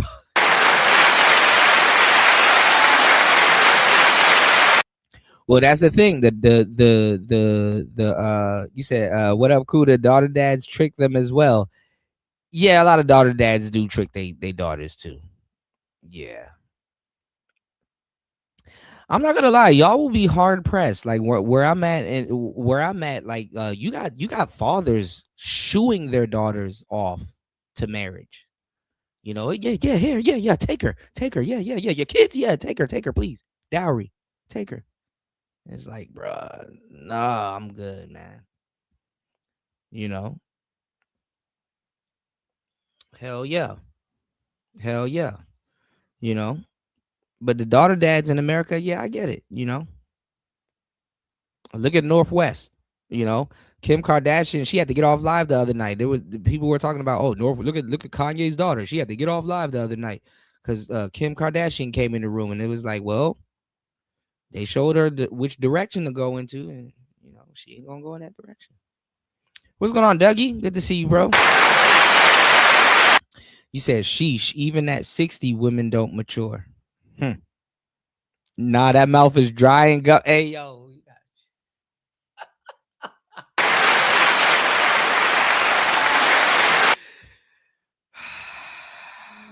Dougie. Daughter dads in the black community, SMH, raising these Decepticons. No, I would say the majority of black women that have fathers in their life, they do well, but I don't know. It's a mixture between, I don't know. There's a lot to be said about boy moms and daughter dads. Boy moms and daughter dads are a unique case, you know. I like him for real because it's just he's too nice for me.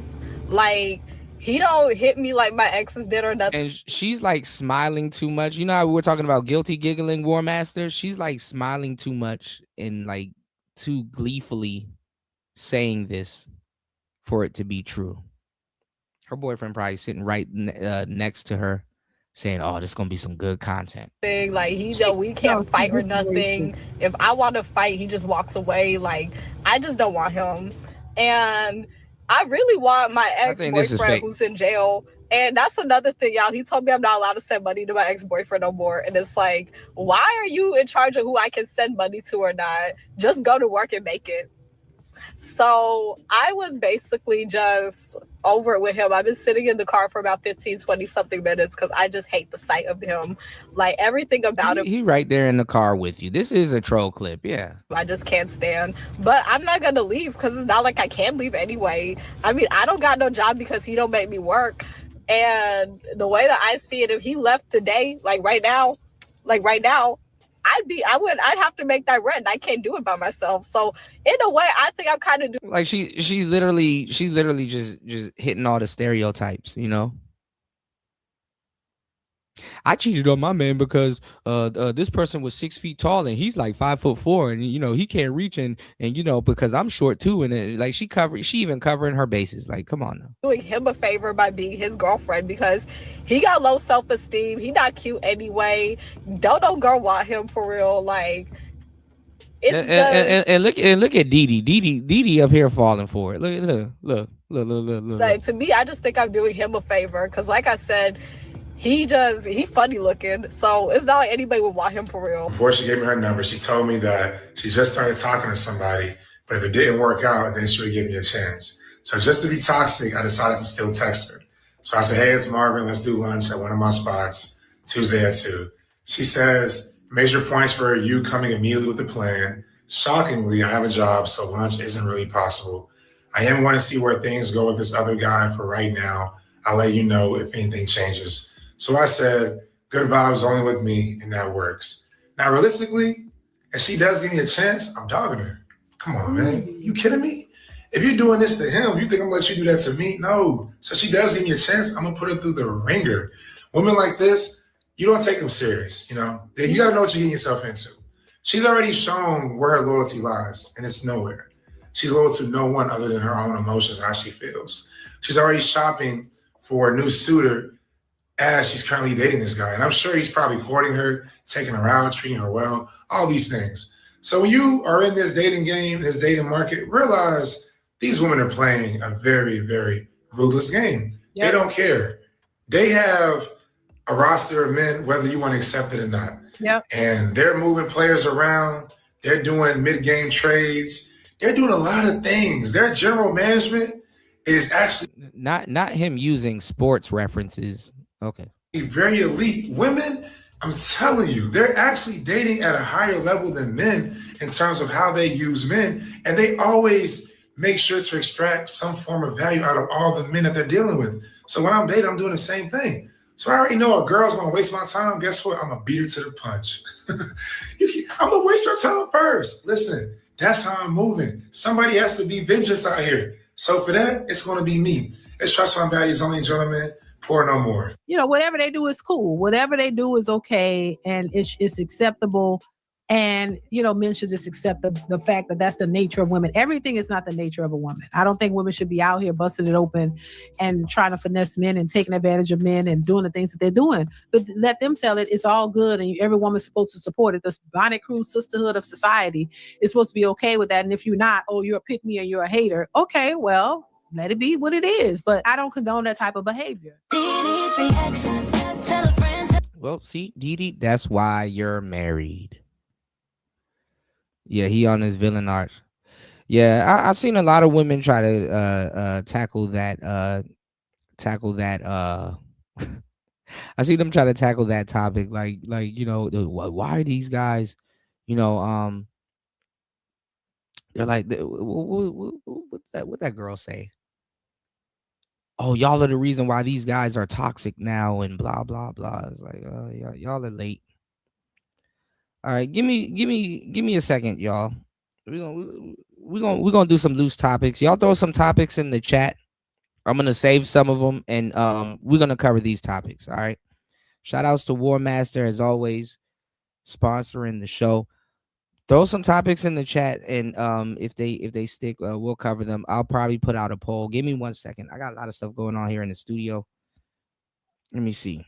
Let's look at this Clinton. Let's see what the Clintons said real quick about this whole Epstein list. Like, I'm tired of this Epstein list. It's like, okay, bro, he's dead.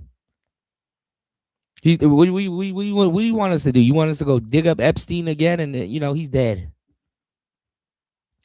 So, latest in the news, and they're throwing Jay-Z in it. I don't know. I really don't care at this point. Like, everybody's a sick bastard to me to a certain degree. Cool, but recently they threw Pusha T. They do Pusha T into it, and I don't know what's going on. So let's see what the Clintons got to say, because I don't know. I never heard of the Clintons hanging out with Epstein, but I wouldn't be surprised if Bill didn't hang out with him. Bill a wild boy, Bill O'Reilly, oh, he a wild boy. You know, let's go. I want to start with the Epstein files and what the Deputy Attorney General. And let me tell y'all something was funny politically. The first president that I know that they referred to as a nigga was Bill Clinton. I know some of y'all Gen Xers, y'all don't know, y'all wasn't alive around that time, but with that Monica Lewinsky shit, it was like, my nigga, you know, and niggas embraced Bill Clinton after that, you know. But the president that I seen get treated like a nigga, he in office right now. Let's go. Blanche told me in the last segment that effectively, case closed. He said it's possible if somebody sees something with all of these documents that have been released that requires them to look into a potential prosecution, perhaps. But other than that, they're done. Case closed has been their mantra since January. In January, they demanded all the files from the prosecutors in New York who were running the case, brought them to Washington and said, this case is over. We're not doing anything else. They told us the same thing when Kash Patel came to the Judiciary Committee. He said, it's been fully analyzed. Everything's been redacted. There's nothing to see there, and there are no further cases. And when people said, have you spoken to all the survivors? There are dozens of survivors who are out organizing and talking about what needs to be done. He says, well, our doors are open if they have something to tell us. They've done no real investigation. Their entire determination has been to shut it down to protect Donald Trump. And your interview with Mr. Blanche is astonishing because it shows he has never once attempted to make the transformation from being Donald Trump's personal criminal defense lawyer to the number 2 person for the United States Department of Justice. I know you want to see, I mean, a lot of this, as the last time was redacted.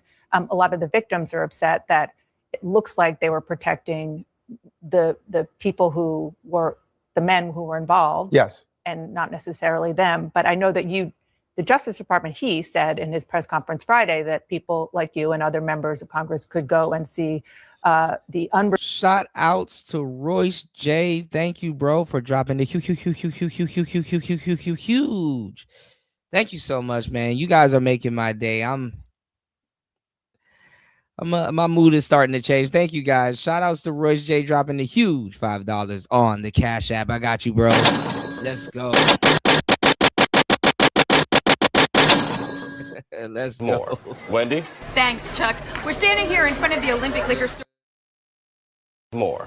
Wendy? Thanks, Chuck. We're standing here in front of the Olympic liquor store in Queens where scores of African Americans have been lined up for hours. We spoke to a few of them earlier. Ladies, may we get a word?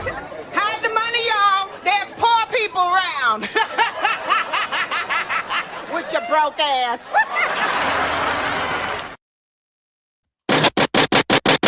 Shout outs to Royce J. Thank you, bro. You said Epstein has a picture of Bill Clinton in a blue dress. Clinton used to hang around Epstein a lot. Oof.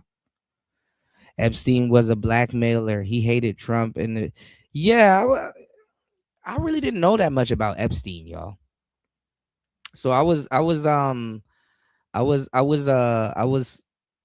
seeing that, like, oh damn, they were like, he was like a teacher, and what did I saw about Epstein? They were like, he was like a teacher, and he got like they banned him from being around like kids and like some other stuff, and then they were moving him around, and then he was like working at a company, and then he was working at another company, and then he ended up being like friends with a billionaire, and then I heard so much stories about Epstein. I'm like, bro, I don't even know which one is true. And I'm like, bro, I really don't care. I really don't care. I really don't care, bro. There's always gonna be some sick fuck on this planet, you know. You just want to make sure you're like further away from it, you know. I don't give a damn, you know, because like I said on the last show, y'all were supporting people that was saying Diddy had like underground sex tunnels and he was lubing up with baby oil all day and kids and all this stuff. I'm like, bro, y'all niggas are weird, bro. I don't, you know what's funny? And y'all are doing the same shit with Anton now. I don't know who's more weird. The people that are accusing the person of doing the shit or the person that actually did the shit. But I can say this though. Epstein's not here no more. Why are we still talking about it? Oh, there's a bunch of people that used to be around him. Okay, that doesn't, I mean, I don't know if everybody knows if, I'm not sure if he, not everybody's doing the same thing, or knows that, hold on, y'all. I got a message from my school. It says apply to record the content. Okay. I'd like to invite you to collaborate. Oh, hold on. Give me 1 second. God damn. I'm always getting messages at the wrong time. You said kids plus powerful dudes plus videos equals black. Well, yeah. That's true. That is true. Yeah.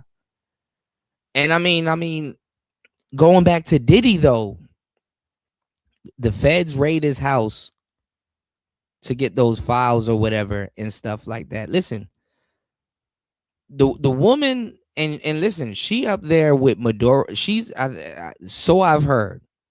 A little birdie told me. Tekashi 6ix9ine just went to the feds, and he's in there with Maduro. I don't think his wife is in there with them because there's no co-ed jails, but he's in there with Maduro. He's in there with who else? Who else he said he was in there with? Damn it. He's in there with Maduro. He's in there with the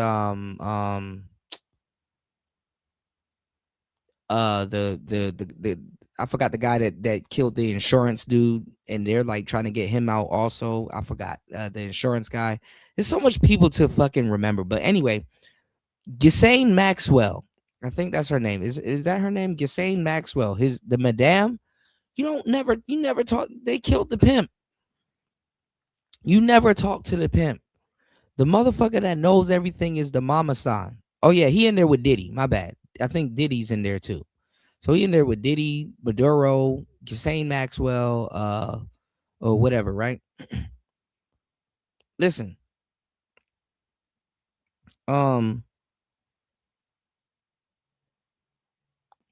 The madame knows everybody, even by face. But if you have kids and powerful dudes with kids or kids in the background, somewhat not dressed and stuff like, nigga, I ain't gonna lie. At this point, I don't even want you to take a picture of me at the beach, because somebody can take a picture of you at the beach. The kids are in bikinis and shit like that, and they can alter it and say, "Hey, man, this person a pedophile. He had to look at the kids." Listen, I even hate that I'm teaching kids sometimes. Sometimes I teach kids, English. But bro, if you want to destroy evidence, what you do, I know you got to be careful, right? If you want to destroy evidence, what you do is you raid Diddy's house, you get all the tapes with all of the people on it, and you destroy the evidence. You destroy the evidence.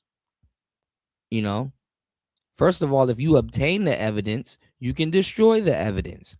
People don't know what evidence you obtained, so they're not going to know what evidence you destroyed, because they didn't know that was actual evidence. You understand what I'm saying?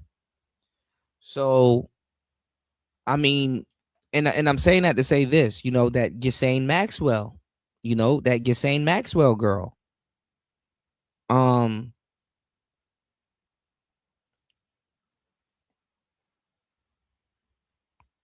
If the mama son is telling you what's happening, that's all hearsay at this point. Because if you don't have no evidence, Ghislaine Maxwell should have been able to tell y'all what a damn Epstein quote unquote files are. Like, what are the fucking Epstein files, bro? It's a collage of videos. He was there. This picture here, this picture there, and stuff like that. It gets deep, And let me tell y'all something too, because I really don't give a fuck. You know, shout outs to War Master. Thank you for always throwing caution up there for me. You know, War Master turning on the pushback, right? Let me tell y'all something, man. The only reason why they're talking about these Epstein files is because of Trump. I'm gonna just throw that out there. I mean, it's like it's super obvious. The only reason why they're talking about these Epstein files is because of Trump. That's the only thing they can somewhat hold over his head. You know, what's going on, Beef and Brock? Good to see you, bro. DC misses you, Slim. Man, listen, I got a couple of friends going to DC, but I'm not with them.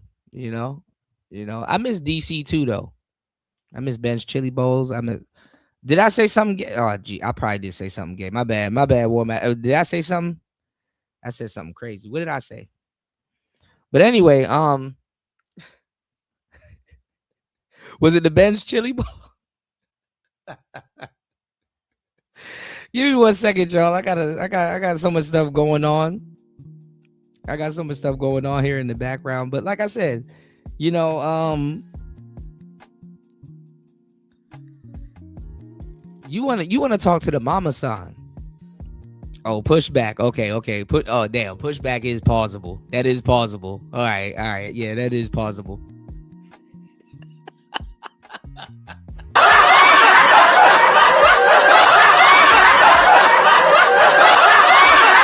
Yeah, that is a plausible offense. Yeah. Shout outs to Beef and Brock in the building, man. What's going on in the city? In the city, though, man. I heard DC is turning into Little Langley Park, man. I heard all the Ethiopians and my Latinos are taking over after the National Guard done ran black people out of. I told black people you've been getting gentrified. If you in the DMV area and you are from like if you from Southside, right? Like if you over by 1001, if you over by Eastover, if you over by that MGM Grand, bro, you getting moved to the other side. Black people been getting pushed out to West Bubba Fuck since 2018.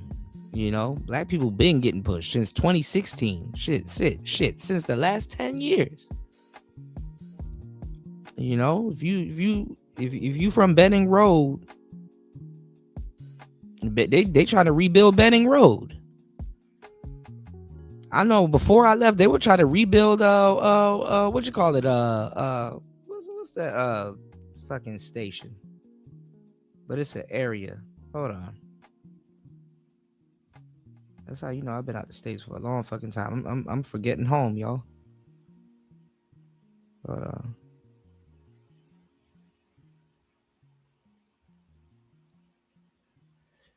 I was about to say LaFont Plaza, not LaFont Plaza.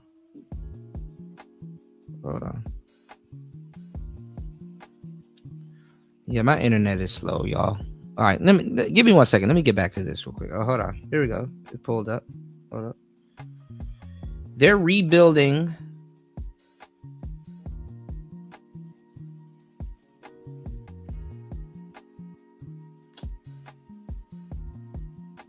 Jesus Christ.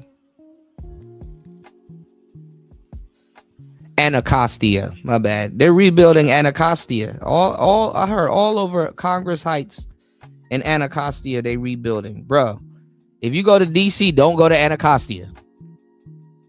As a matter of fact, if y'all go to DC, if y'all go to the DMV area, go to Anacostia Station and just hang out. It's gonna be the best trip. It's gonna be the best trip ever. Go to Anacostia and go hang out.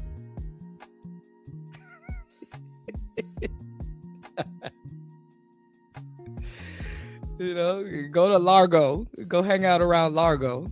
Yeah, go hang out around fucking.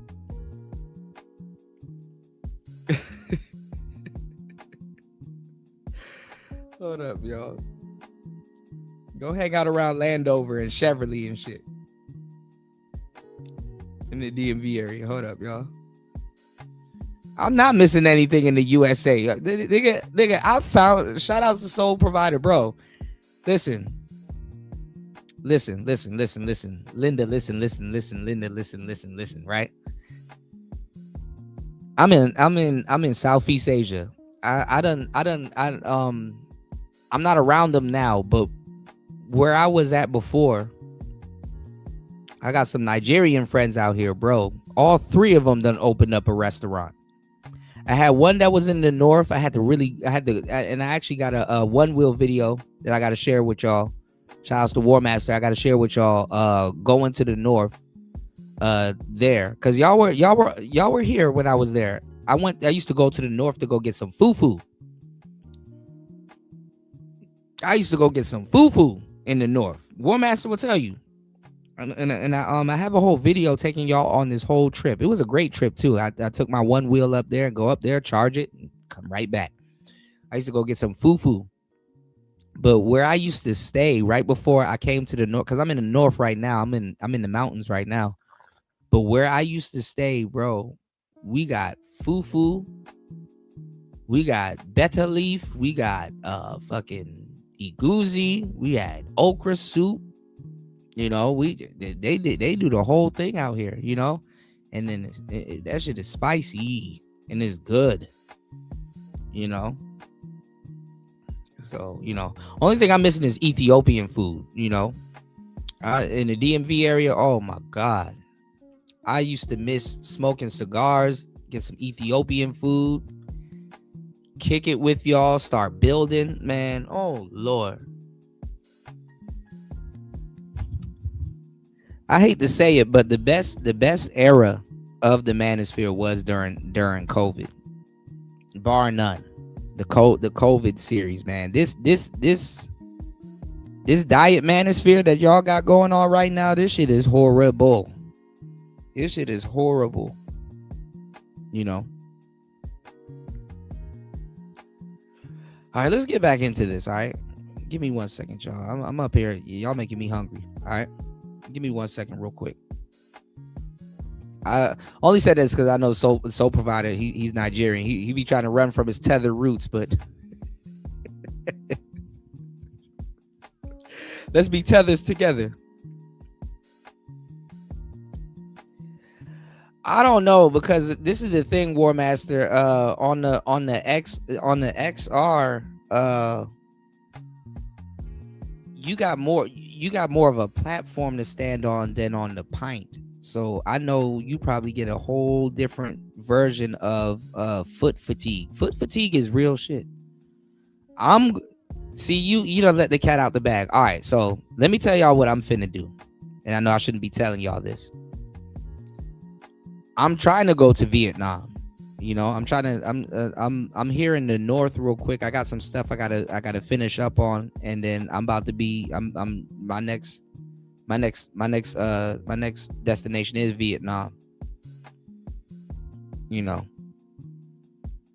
I don't want to do the loop though. I'm not gonna tell y'all where in Vietnam I'm going, but you know, I don't want to do the loop. I want to do Vietnam. You know. Because I got a job lined up in Vietnam. I got some teaching work and stuff and other things lined up in Vietnam. And I'm like, damn, you know, let me, you know. So I gotta get some, you know, I gotta get some stuff straight here real quick, and then, you know. Yeah. Vietnam, though, is the new Thailand. You know, Thailand is doing too much, you know. But that, you know, Soul Provider let the cat out the bag. I was like, as soon as I get to Vietnam, I'm going straight to the mall and getting the Xbox, and then we just gonna be streaming, you know, because where I'm at right now, there's no malls here. Like, Vietnam is next door to me. Like, I'm right next to Vietnam, you know. I'm right next door to Vietnam. You said Paco live in Kuta old apartment. Paco probably is in my old apartment, man. Shit, I miss shit, man. I ain't gonna lie, I do miss the DMV area though. You know, I used to live up top, you know. But yeah, definitely, yeah. And I'm gonna show. I want to show y'all the malls there too. But I don't want to jinx it, you know. But yeah.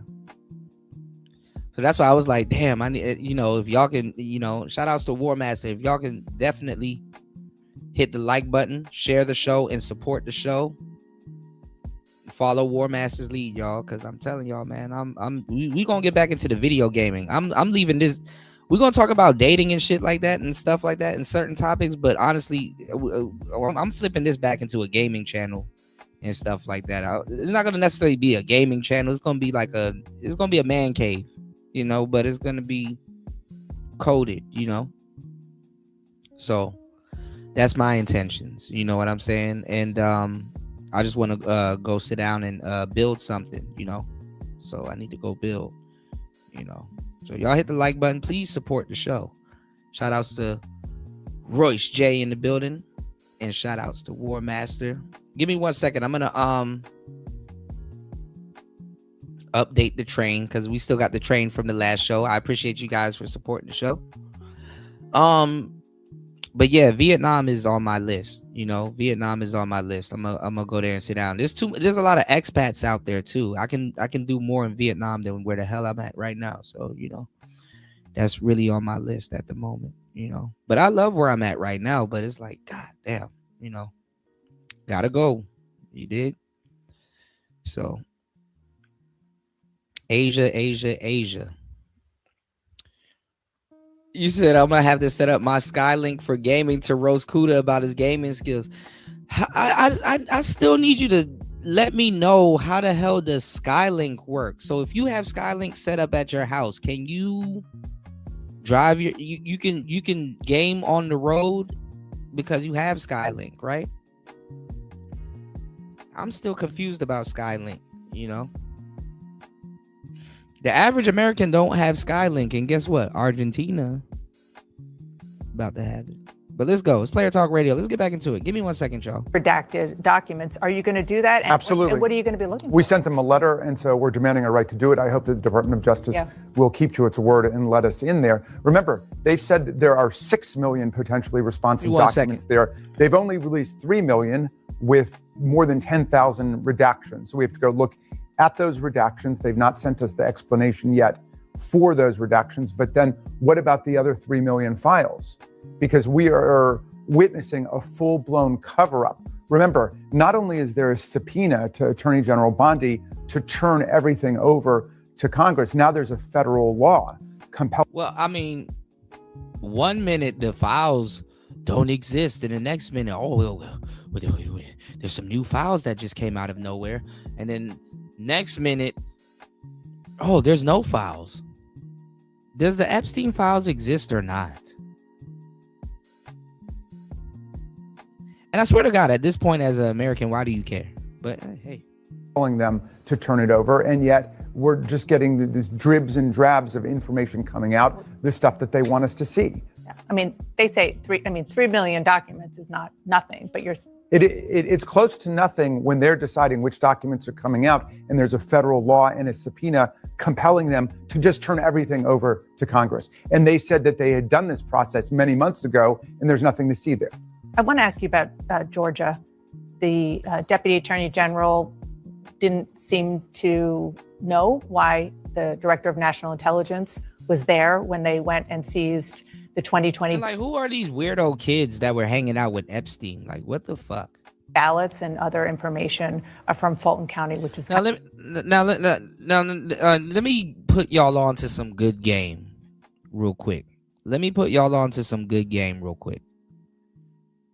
Because I was telling y'all about the LGBTQ, ubiquita, right? I was telling y'all about the ubiquita. I was telling y'all about the, the LGBT, you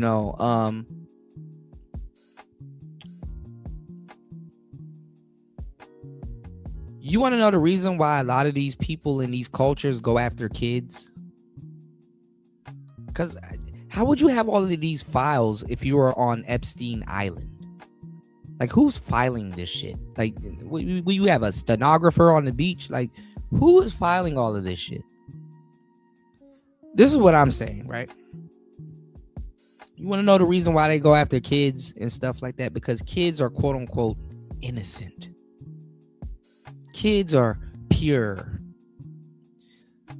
Kids, I hate to say it, even you as a kid, before the world imposed its will onto you, kids are more godly-like.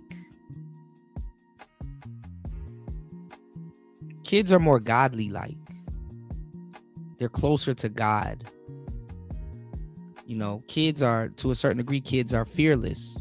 You know, some kids, they will climb, as toddlers, they'll climb to the top of the couch and jump right off and feel they can do it until they bust their ass, or the parents say, hey, don't do that. You're going to bust your ass, or you're going to cut yourself, or you're going to do this, that, and the third. And when the parents tell their children or the kid, hey, don't do that, you know, they put that, you know, that, you know, you're saying it's safety, you know, they look at it as they're being reprimanded or limited, you know, the indoctrination starts, you know, you start, you know,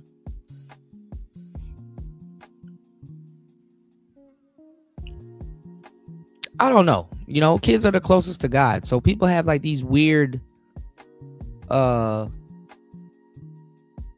have these weird, you know, I don't, y'all kind of get what I'm saying. I don't want to get into it spiritually, because it's gonna get weird, because we're talking about Epstein. So there's no way I could talk about this without it getting weird. But like, you know, yeah. I gave you a shout out, Royce. I appreciate you. I gave you a shout out. Let me see. Hopefully it's working. Yeah, definitely. I gave you a shout out. Shout outs to Royce J. Yeah, I gave you a shout out for the 5. But if you wasn't here, hey, look, I'll do it again. Let's go. Wendy? Thanks, Chuck. We're standing here in front of the Olympic Liquor Store in Queens, where scores of African Americans have been lined up for hours. We spoke to a few of them earlier. Ladies, may we get a word? Hide the money, y'all. There's poor people around. With your broke ass. Shout outs to Royce J in the building. Yes, sir. Yeah, I gave you a shout out. Absolutely. What I was saying though, and I think Royce, you know too, you know, kids are quote unquote pure. You know, they use the word pure. That's the word that they use. They're pure. But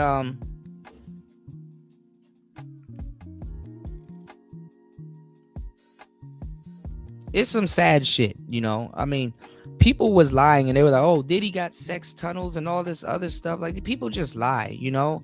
I'm not even gonna lie. I hate to say it like this, but maybe Epstein didn't do half the shit he did. People claim he did. I'm not gonna say he's not a piece of shit. I don't know too much about Epstein. You know, there's too much Steens in Hollywood. You know how much pictures of Oprah, you know how much pictures of Oprah with Harvey Weinstein that they got laying around? And if you go back into, like, you know, back in the day, and you listen to like these interviews and stuff like that with these, you know, up and coming aspiring actresses and stuff like that, like people that's in the industry, they're not who you think they are. You know, y'all look at them as like celebrities and stuff like that. But listen, man, you know, they're sitting up there selling you sex all fucking day. These are the people selling you sex all fucking day. Like, who is I gonna say? I was gonna use Justin Bieber as an example, but then again, I'm not gonna use him as an example. But anyway, how does Epstein have all the time in the world to do all of this diabolical shit and take all of these pictures and show up in these cameos and stuff like that? You know what I'm saying? You said, nah, they knew the Epstein shit would come out, so they try to make Diddy the scapegoat. Salute Kuda. I'm pretty sure. But this is the thing, though. this is the thing, and this is where I was gonna get at with it. The dead man can't tell. The dead man can't tell the truth or no lies. The dead man can't speak. Fuck Epstein. I want to talk to Ghislaine Maxwell. You know, if I was sitting in a cell with Ghislaine Maxwell, oh nigga, we about to make some prison wine. nigga, we about to make some prison wine, nigga. I'm about to get Ghislaine drunk. I'm in the cell with the goat. You know, I will get Ghislaine Maxwell drunk, and I will get all kinds of information out of Ghislaine Maxwell. The madame always know more than the pimp.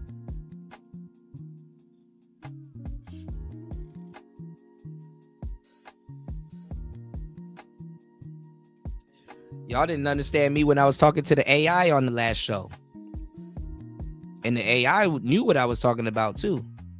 Not because it was my AI, but because I said, you know, because we were, you know, shout outs to LT, man. We were talking about how AI has its own religion and it was communicating with each other and blah, blah, blah. And I'm like, shit, with the emotions and stuff that humans go through, AI is playing with real power. Humans ain't playing with real power. Humans are asking AI to help them live their mundane lives compared to what compared to a life cycle that an AI can live. Come on now. Think about it. I know I'm talking 2-3 years ahead of y'all, but just hear me out.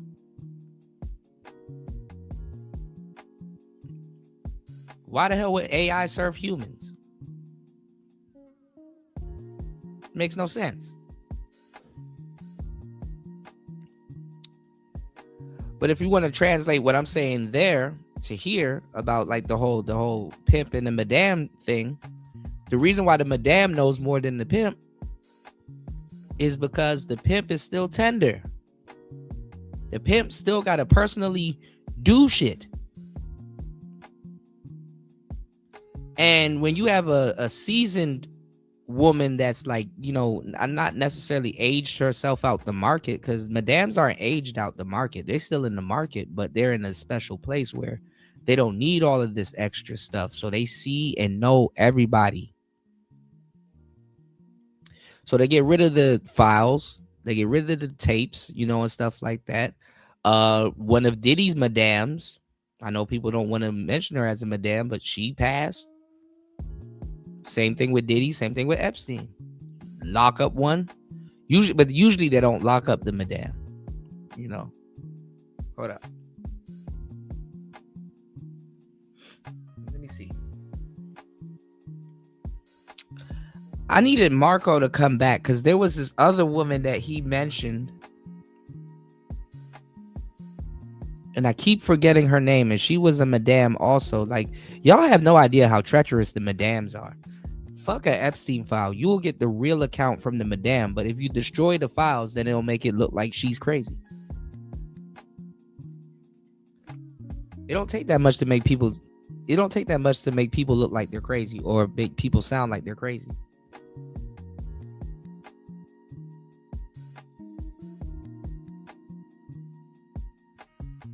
So now they're playing spin the bottle with the Epstein files.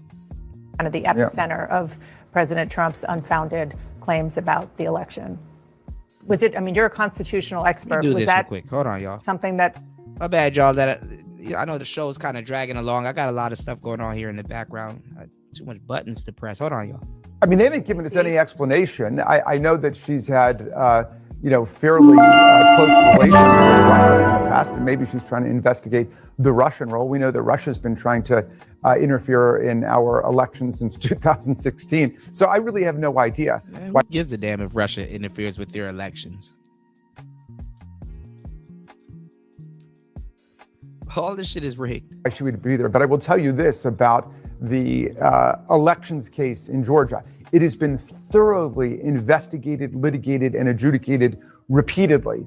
And remember, there are 60 federal and state court cases, including from Georgia, including from Trump-appointed judges, rejecting every claim of electoral fraud and corruption. In fact, Fox News had to pay Dominion, the Dominion business, $787. Yeah. Blame your enemy for what you yourself are doing. Karl Marx. I gotta read up on Karl Marx because remember I told you. Well, I always tell you every time you mention the War Master about what was in my damn what was in my damn OP1. Karl Marx was right. I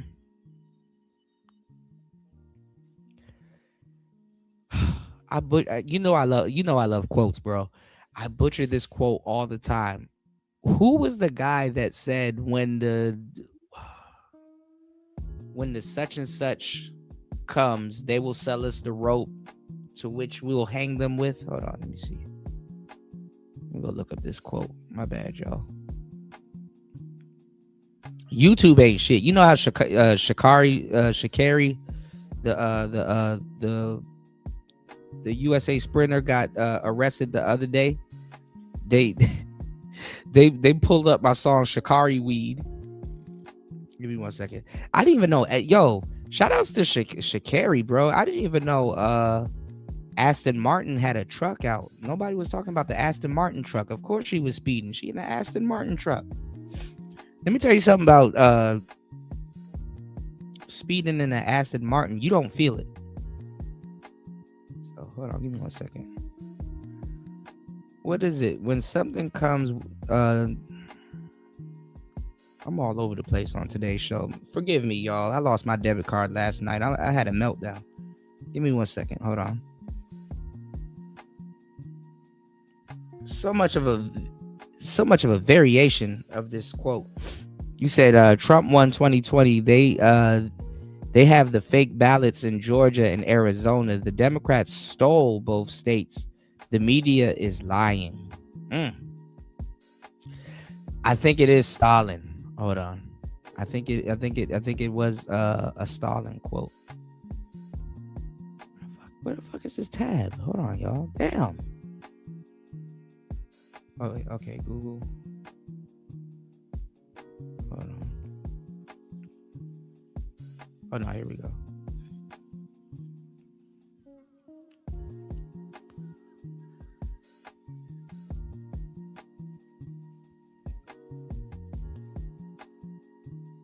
Lenin. Okay. The quote is, my bad, y'all. Now they're sending me to Reddit. Hold on. For this fucking quote. I've been blocked by network security. You can't even get the damn quote. Give me 1 second. Is Lenin. Okay. Vladimir Lenin. Vladimir Lenin. Joseph Stalin, Karl Marx, George Racy Jordan, Samuel E. Keeble. I don't know these people. But look, Karl Marx is mentioned. Hold on. The quote is, and these are three variations of it. Hold on, let me read this real quick. Hold on, I'll share the page. Actually, let me share the page.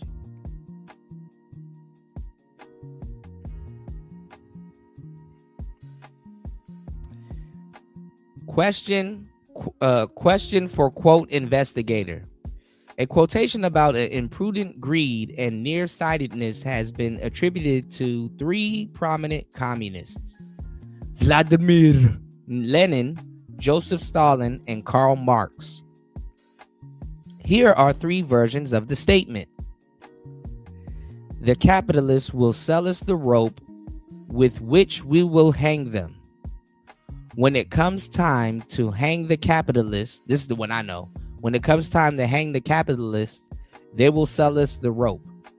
And then this one I know too is the last capitalist we hang shall be the one who sold us the rope. Would you please explore provenance of this saying? Now, this is crazy. Now, this actually has me perplexed a little bit. This is crazy that this is a saying, but all three sayings are actually pretty different. but the same. There is a difference, you know. But basically, it gets to the same, you know, end point, that the people that, you know, the people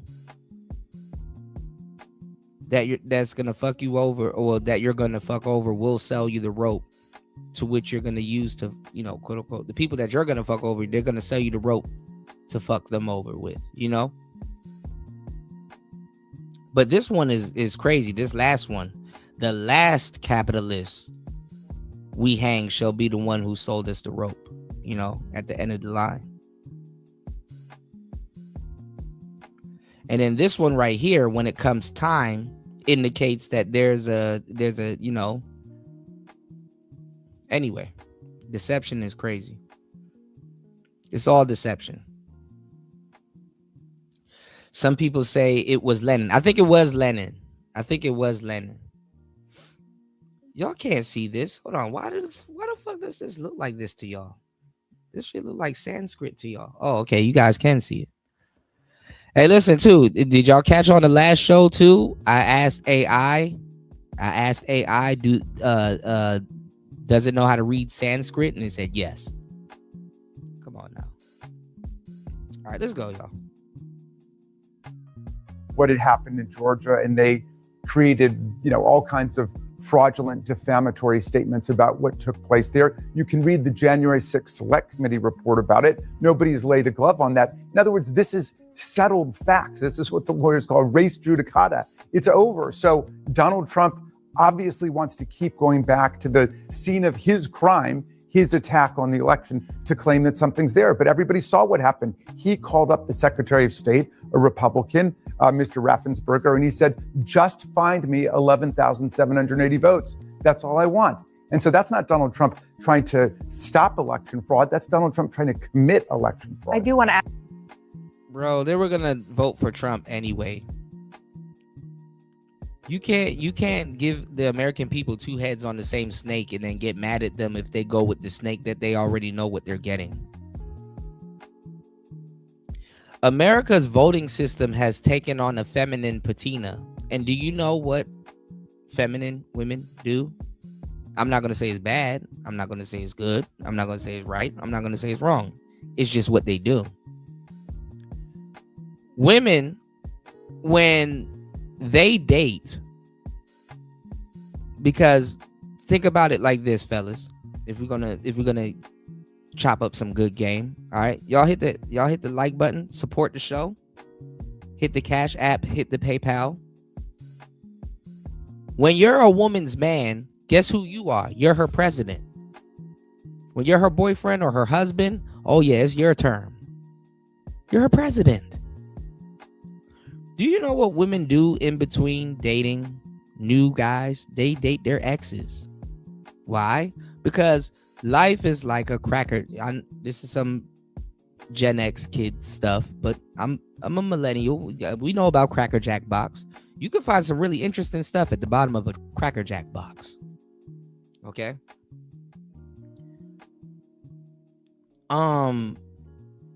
Dating for women is like fucking around with a Cracker Jack box. You know what I'm saying? So a lot of times in between gambling with new niggas, women like to go back to guys that they already know. You know? They like to go back to guys that they already know. So in between dating new guys, they date their exes. In between their necks, they date their ex. That's a player saying. In between the necks, they date their ex. You know? They're always dating their exes and checking in on their exes. So how can Trump rig an election when people, they will go for the more known evil or the lesser evil, you know? They're just voting for the lesser evil. Let me tell y'all something about elections that a lot of people haven't noticed. And I've said this almost damn near every time I cover the elections. Why aren't the elections a landslide? Have y'all noticed that? elections usually would be a landslide, but that would cause riots and stuff like that. Again, the English and the British, right? Since we're like the bastard kids of the British, right? Nah, Gen X's and millennials, we two peas in a pod. It's all right. We got our little jokes, but we two peas in a pod. Gen X's and millennials are the same. Gen X's know how to hold it more. Gen X's know how to hold it together better than millennials, though, because we be freaking out. I'll tell you that. That's for sure. But shout outs to the latchkey kids. But what was I about to say? Damn, that kind of threw me off, Chris G. But no, what I was saying was, damn, I totally forgot my train of thought. What I was saying, damn. Oh, with Trump and the election, right?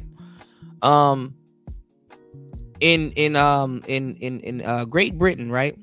And in the UK and stuff like that, they have castles and stuff. And I want y'all to pay attention to architecture.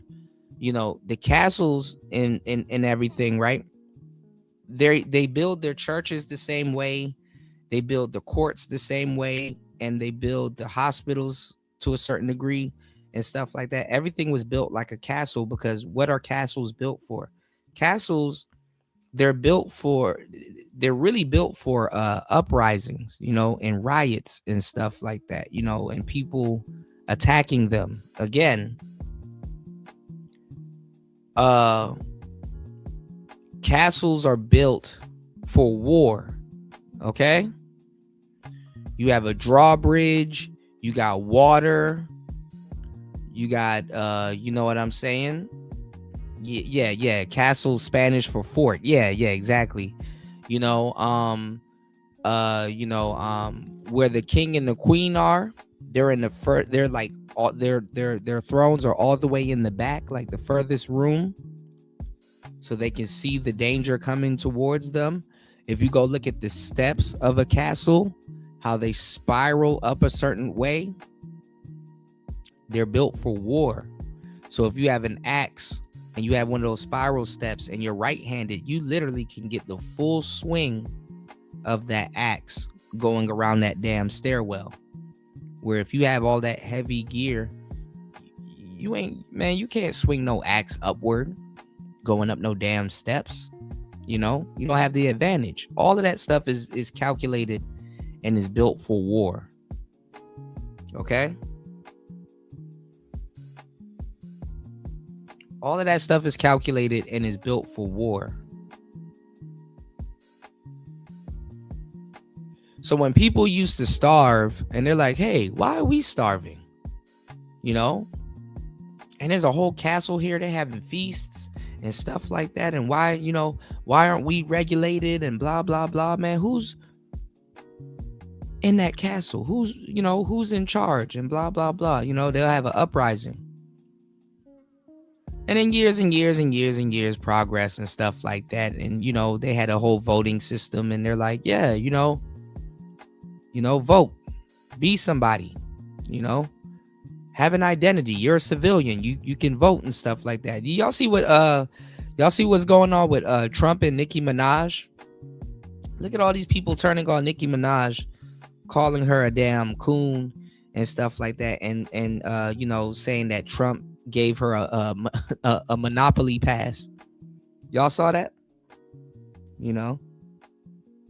Saying, and Nicki Minaj was like, yeah, she's on par to become a naturalized citizen, and she rocks with Trump, and what was I about to say? People were saying that she, that she's excluded and stuff like that, and Trump used her and all this other shit. It's like, bro, you got to go do the research for yourself, y'all. I hate to say it. If you don't know what's going on, be on the side of the bad guy. Be on the side of the bad guy, because at least if it goes to shit, at least never mind. I ain't gonna get into that. But anyway, going back to the, how the British used to do it. What America did, they made voting all inclusive. Long story short, they made voting all inclusive. So when the person that you voted for didn't do what you asked them to do, or didn't do what they said they were going to do, you can't really get mad and uprise. Okay? So voting in America was to get rid of the uprising and stuff like that. Okay? Voting in America was to get rid of the uprising. But let me tell you something. Why you as an American should find that fishy. Of course, you have, I don't know how to say this. They have to sell to you that America is a melting pot. America is not the melting pot that they're trying to sell to you. America is a fucking salad bowl. I've been saying this for the longest fucking time. America is a salad bowl. And in certain communities, it's shooken up to look like a melting pot, but it's a fucking salad bowl. You got your croutons over here. You got your tomatoes over here. You got your chicken over here. You got your dressing over here. What's going on, Lord? America is a damn salad bowl. Okay? At the end of the day, the rich people go to their part of town. At the end of the day, the poor people go back to the south side. At the end of the day, the affluent class is going here, the working class is going here, and stuff like that. They hold court during the day, but at the end of the day, all the cards go back in the box. You understand what I'm saying? And the reason why it's like that is, and it's like that more on a fucked up level than what I'm explaining it to you as, because we also have a thing. We also have sophisticated classism. We have sophisticated colorism, featureism. We have all of these different things that are separating us. Yes. And listen, you think you're bugging, but the only reason why you think you're bugging is because guess what? You live in a first world country.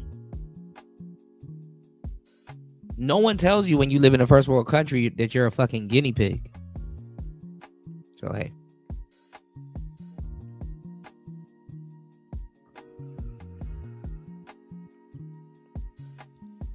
Shout outs to War Master. He said elections are not landslides because Democrats cheat. They've been cheating since Nixon. See? And this is what I'm saying. Like, why? Like, even, I mean, some Super Bowls people didn't give a fuck, but they even do it with the Super Bowls. Like,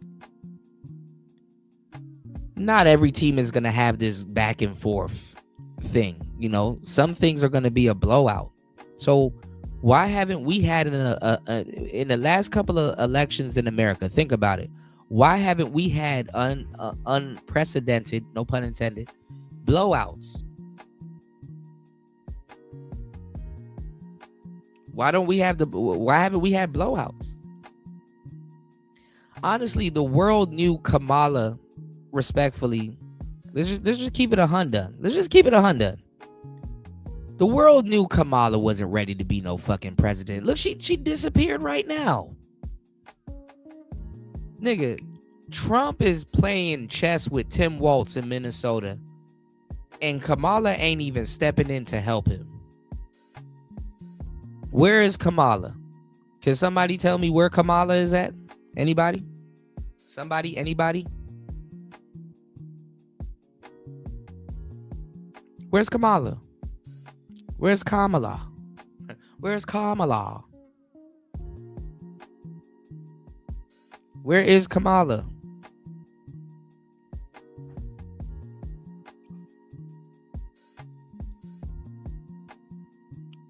So,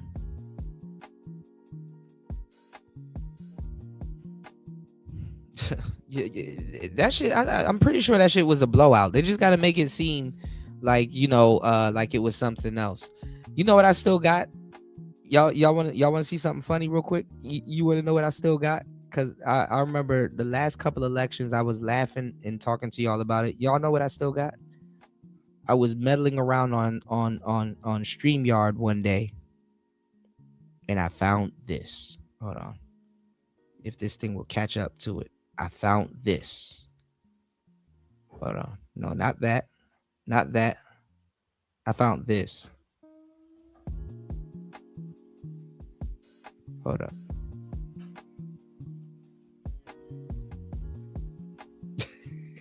I found this.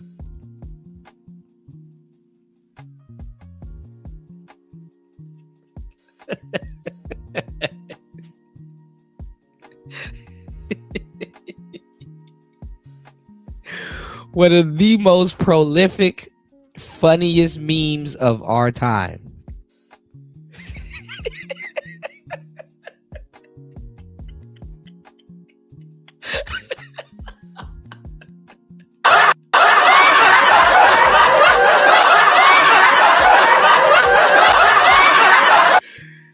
Bro, when I tell you that election, when they thought, well, what's his name? What's his name? Mitt Romney. When we thought Mitt Romney was gonna win, oh my god!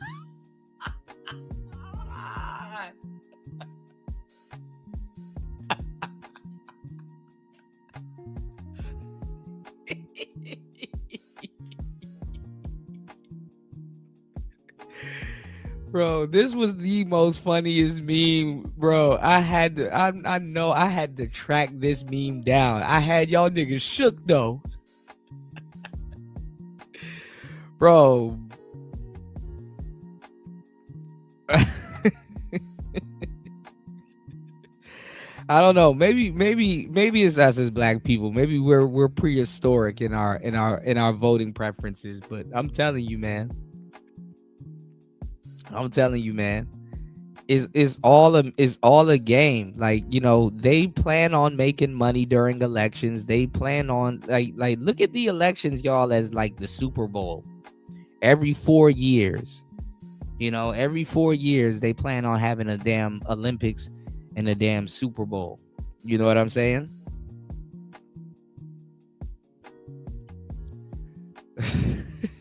Ask about something that's coming up in the House this week, and that is the who got to rig the elections, man? Former President Bill Clinton and Hillary Clinton. They were already held in contempt by the Oversight Committee. And several Democrats voted yes on that too. It's going to come before the full House soon. Will you vote yes? I mean, I will vote yes on contempt against them and anybody else as long as Pam Bondi is part of it. And the Democrats on the Oversight Committee raised Pam Bondi. Remember, she's got millions of documents that she is legally compelled to turn over under a months-old subpoena and under federal law, and she's not doing it. So I don't think we should be holding anybody in contempt, including people who've engaged in at least partial compliance, unless we're going to get that huge mountain of documents that's being held by the DOJ. So presumably Republicans are not going to do that. Well, if they're not going to do it, then they're not serious about investigating the Epstein files, and that's what America wants. So you vote no on the I will definitely vote no on any partisan measure, one side or the other. I want all of the information from everybody, and I want everybody to come forward and comply, including Ghislaine Maxwell, G-Max, you know, the sexual predator who Virginia Giuffre said opened the gates to hell for these women and for these girls. I wonder if Mr. Blanche has even read Virginia Giuffre's book about what happened, Nobody's Girl. He should go ahead and read it and try to understand what he's doing, because he's acting like his only interest in the whole event is to protect Donald Trump. I do want to ask about what's going on in Congress, which is directly related to what we were seeing on the ground in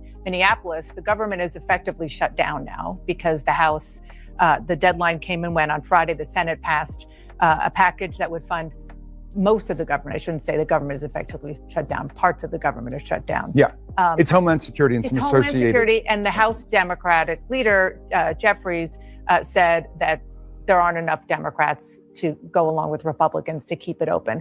What is going to happen? What do you want to happen in order to reopen the government with regard to DHS funding? Well, that's the key question. And the country's in an uproar over what we've seen in Minneapolis, where they're shooting U.S. citizens in the face. People are being gunned down simply for exercising their First Amendment rights and their Second Amendment rights. And the whole country's been able to see that and to catch the administration in the lies and the propaganda and the disinformation they're telling. What do we want? We want the Constitution to be enforced. We want ICE to obey all of the laws that every other law enforcement entity in America obeys. They should not be masked. Local police are not masked. The county police are not masked. State police. That was agreed to in general, but there's a 2-week window while those details are worked out. Well, that's right. Will you vote for something that at least funds the government for 2 weeks while that is negotiated? Yeah, well, the devil is in the details. So we want to see everything that's in there. They should not be anonymous. They should be identifiable. And they have to have rules of engagement that don't allow them to terrorize and intimidate, harass, and assault U.S. citizens and other people. Real quick before I let you go, the Department of Justice, according to Todd Blanche, is investigating the death of Alex Preddy. There's a Civil Rights Division investigation. Do you trust that? We'll have to see. A lot of people resigned precisely because they said they wouldn't investigate Alex Preddy's murder, and they would not investigate Renee Good's killing either. And so a lot of the people in the civil rights section have basically decamped because they're saying they're not serious. They were investigating Renee Good's spouse, her wife. They need to demonstrate that they are serious. And again, this is a Department of Justice which has barely a shred of credibility left because they keep lying about what they're doing. There are so many court decisions across the country that have found that DOJ has been lying in court about material matters to the justice system. Congressman Jamie Raskin. Spencer Kubin joins us now. He's an attorney representing multiple Epstein survivors. Spencer, I'm glad you're with us. Thank you for your time. You heard my conversation with Scott McFarland. Give me your sense of things as they stand. Yeah, this is absurd. I mean, it's just patently absurd. The Department of Justice doesn't care about victims one bit. I can tell you that I was in contact via email just this morning with the Department of Justice complaining because 2 of my clients were clearly identified in these documents. Their names were not redacted whatsoever. And this is not rocket science, right? It was a very simple task of just taking the names of the victims they were aware of, putting them into a search mode in an Adobe Acrobat platform, finding the victims' names and redacting them.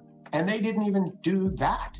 I was able to find them immediately in a matter of minutes, and they could have easily just taken the lists they had and redacted. This is absurd. Brad Edwards, who is also a lawyer representing many Epstein survivors, is part of this legal filing that Scott and I were just discussing in New York. He wrote today about this. There is no conceivable degree of institutional incompetence sufficient to explain the scale, consistency, and persistence of the failures that occurred, particularly when the sole task ordered by the court and repeatedly emphasized by the Justice Department was simple: redact known victims' names before publication. Do you associate yourself with those comments? I do. Brad is a good friend. We were in the trenches together prosecuting these cases back in the early, Shouts to War Master on the Rumble side of the game. You said off to the clouds to ride the fun wheel. Oh my goodness. You said in a government shutdown, 80% of the government is still open. Yeah, I heard the Democrats. It's the Democrats at this point. I heard the Democrats did something to shut it down also. Hold up. Yeah, give me 1 second. Hold on. Or late 2000s, 2007, 2008. And I can tell you, for example, here's an example.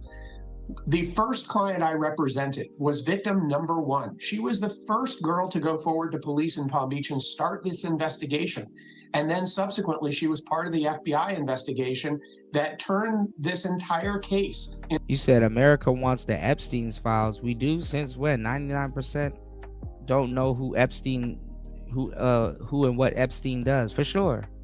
They're telling you what you want, Give me 1 second, y'all. Give me 1 second. Into what it is now. Her name was not redacted in multiple documents. It is patently absurd that the U.S. government is coming. I wanted to do a deep dive though. Not on Alan Watts. Hold on. Oh, I got some one wheel man. Listen, War Master, I'm about to tag you in endless one wheel shenanigans, bro. Hold on. I know on the last show I was showing y'all Alan Watts. 1 second. I wanted to go over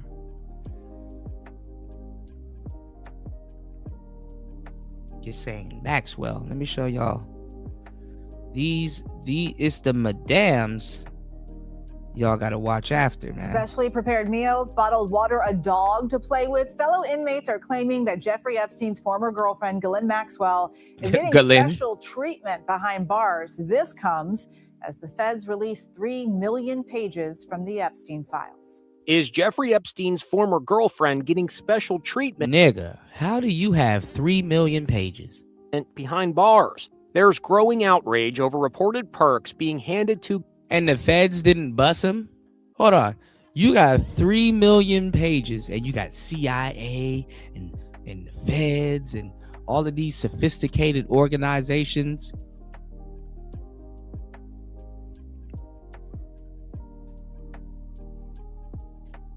And you will catch PDF files in Los Angeles drinking Capri Suns, but you can't catch Epstein? That's crazy. That's crazy. Ghislaine Maxwell, now serving 20 years for child sex trafficking. Does it sound like she's getting special treatment to you? I know for a fact she's getting special treatment. Les Trent spoke to Sam Mangle. She's a madam. She know how that shit go. This bitch probably running the damn jails.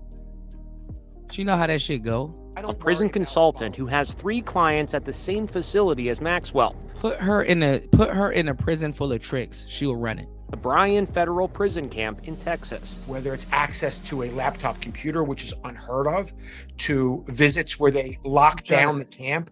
And I keep trying to tell you, tricking is a mindset, not a damn, it's not a damn dollar amount. And no one can leave their bunks while she's having visitors. Allegations of other perks, according to the New York Times, include meals being delivered to her cell and being served bottled water while other inmates drink tap water, playing with service dogs, showering alone, and watching TV alone in staff-only areas. They even provided her with an umbrella to shade her from the hot Texas sun while she took her daily walks. She's been given the freedom and liberties that the other inmates do not have. Last July, Maxwell was moved from a medium security prison in Florida to the minimum security camp in Texas. This followed her meeting with Deputy Attorney General Todd Blanche. According to reports, fellow inmates at the facility were threatened with solitary confinement or transferred to a tougher penitentiary if they voiced complaints about Maxwell's perks. They've been told from the day she got there, there, do not discuss her, do not put anything in writing, do not talk about her on the phone, do not make any trouble regarding Miss Maxwell, or we will move you to another location. Maxwell is scheduled to testify by video from prison for the House Oversight Committee as part of its probe of the Epstein investigation. Yeah, it happens at a lot of prisons. Like even El Chapo, he was getting he had a video game system in prison. This man had carpets, rugs, and stuff like that. He had a luxurious prison,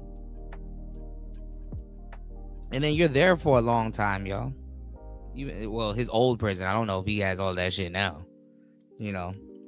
Y'all do know when they went to go get Osama bin Laden, he was playing computer games and stuff like that. He actually, listen, Osama bin Laden actually had a copy of Final Fantasy VII.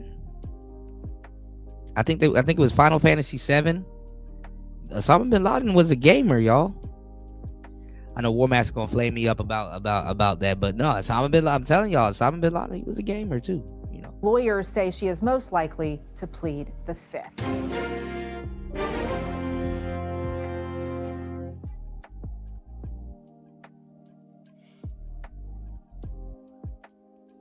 To Ghislaine Maxwell's claim about 25 men with secret settlements, 4 named co-conspirators. Yeah, that was a little.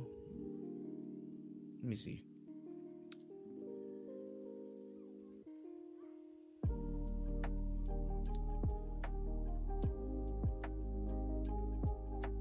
Give y'all some more insights on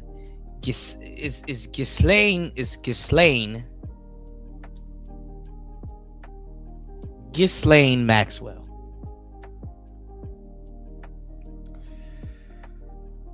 Oh, this is an interrogation. Hold on. Oh, this is an hour ago. Shit. Hold on, y'all. To engage in sexual activities with any woman other than when you had 3-way sexual activities with Mr. Epstein.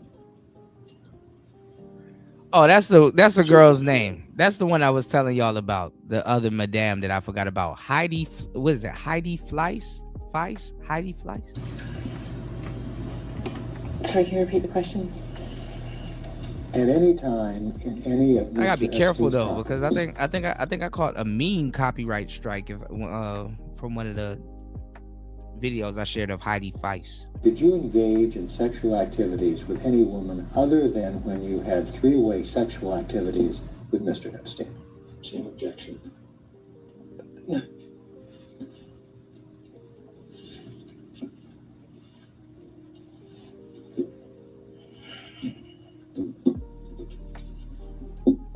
Look at this.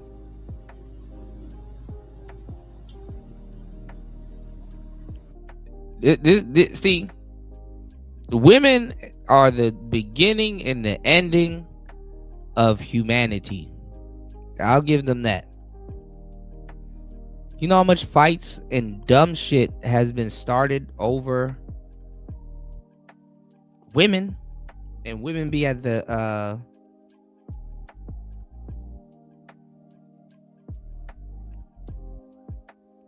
women are always at the damn epicenter of some shit. That's why I say you gotta fuck Epstein. You gotta pay attention to her. You know, even when the pimp goes down in the damn brothel, the cops don't arrest the madame who's running the brothel, who damn near might be the reason why the fucking brothel went down. Her mismanagement of the damn brothel. Cause you know when the big mama fucks up, you know what I'm saying? You gotta go find the big mama, the mama sign. When the big mama fucks up, the whole shit come crashing down. And this is why I was laughing at y'all when y'all thought y'all were getting to the bottom of something when y'all were going in on Anton. I'm like, nigga, women run the fucking black community. And this is why I tell y'all, you need to know your history, because guess what? The black community is a matriarch. And guess who's at the top of the matriarch, y'all? The mama san. Who's the mama san in the black community? The mammy. Now, modern day mammies are laughable, but guess what? Did you know the original mammies? They were y'all ain't ready for this game, bro. The original mammies are conservatives and Republican women. The original mammies are they had to get. Listen, you wanna know why the hoes are running buck wild and crazy now? Because the original real mammy class is gone. It's gone. It's the fuck gone. It's up out of here. Black women, I gotta give it to the sisters. Black women killed off the mammy class so quick. Did you know when slavery ended, mammies actually owned slaves, and they actually owned white slaves and slaves of different ethnicities and stuff like that, because they knew how to lay paint where it ain't. They knew how to, give instructions. They knew how to work with their hands. They knew how to get down in the dirt. You go find the mama san You want to find who runs who you know, you want to go find who runs the operation. It's the mama san. Pimps, when you have a good mama san in place, pimps get replaced. You can replace a pimp. It's some real shit. And mama sans can be replaced too, but for the most part, you can, pimps are replaceable. You understand what I'm saying? And in the black community, if you guys was present for movie night, shout outs to Link, shout outs to Party, shout outs to everybody that was present for movie night. Bro, if you guys were present for movie night when I broke down you know, the cabin, you can go find it over on Rumble. Good luck. You know, I talked about the mama san. You know, the mama san, the madame is a staple. She's a senior hoe. You know, she's a staple in any community. This is the one you want to watch. You understand what I'm saying? When you go to the beehive, it don't matter how much drones and male bees are gonna come out and sting you and stuff like that. To control that beehive, you got to get the queen. Don't nobody give a fuck about your stingers and your muscles and all that other goofy shit. This is what that shit is behind. Okay, giving y'all the game. Been giving y'all the game. Now look at this. Here you got one of these other trad cons. And we're not going to watch the whole thing, but look at this woman right here. 2 months ago, she went over Heidi Fleiss, right? The Hollywood Madame. I'm pretty sure Heidi knew who Ghislaine Maxwell was. Let's go. Eyelashes on. I feel very like all natural right now. I'm gonna go further into it because see, sisters don't look up this type of shit. Sisters are impressed by like Sexy Red and all these other drone bitches. They're not impressed by the women that's running these hoes. You know, they're not impressed by the women that's running these hoes. The actual real mama sans. You know, you go look at some of these. You know, look. Young white women, they'll go look up who the hell Heidi Fleiss is and Ghislaine Maxwell. Oh yeah, it's election day. I hope you guys voted. I voted. There was not that much on the ballot for me. It was like a couple local offices, but Go further in. But I don't want to read a whole ass book about it. I think this. Look at this. Look at all the other women that she has up here. Kris Jenner.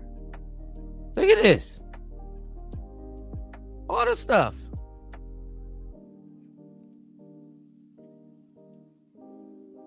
Look at this. Hold on, y'all.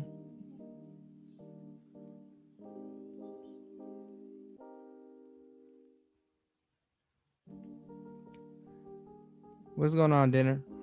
Give me 1 second. Look at this. Kris Jenner, I absolutely was a modern day mama san. I'm not gonna lie, you know, in much respect to her, but you know who really gave me mama san vibes for some reason? What's her name? Diana Ross. I don't know why Diana Ross gives me mama san vibes. I've always gotten mama san vibes from Diana Ross for some weird reason, you know. This will be very enjoyable. I think if you've read it, it'll be enjoyable in a different way where you are more like book clubby and less like, I just want to hear about this. Like, I think if you haven't read it, it'll be more like funny and informational. And I think if you have read it, it'll be more like a sharing of ideas, if that makes sense. So this is kind of what's roughly on my list right next week. That's not happening. But later on I will talk. So this is a video that I found that was made 2 months ago, and she's kind of going down the I can see where she's going with it. She's going down the rabbit hole. And you know what? This is actually pretty interesting because you know, the relationships that the mama san does have with her hoes, you know what I'm saying? It does go down a lane where you have to be real about feminism, you know, the interdynamics of female to female relationships. Interesting. About them after we've already done a stream about her. So I feel like it'll just like be a nice little callback, or they could be watched isolated. I'm very excited about this. I was really excited to tell you guys about it. I knew it was going to take a while of our time tonight to tell you about it. And, but yeah. And let me tell you something. The reason why the matriarchy and feminism really won't work is because feminism tells every single woman that in a fucked up way that they need to be the mama-san.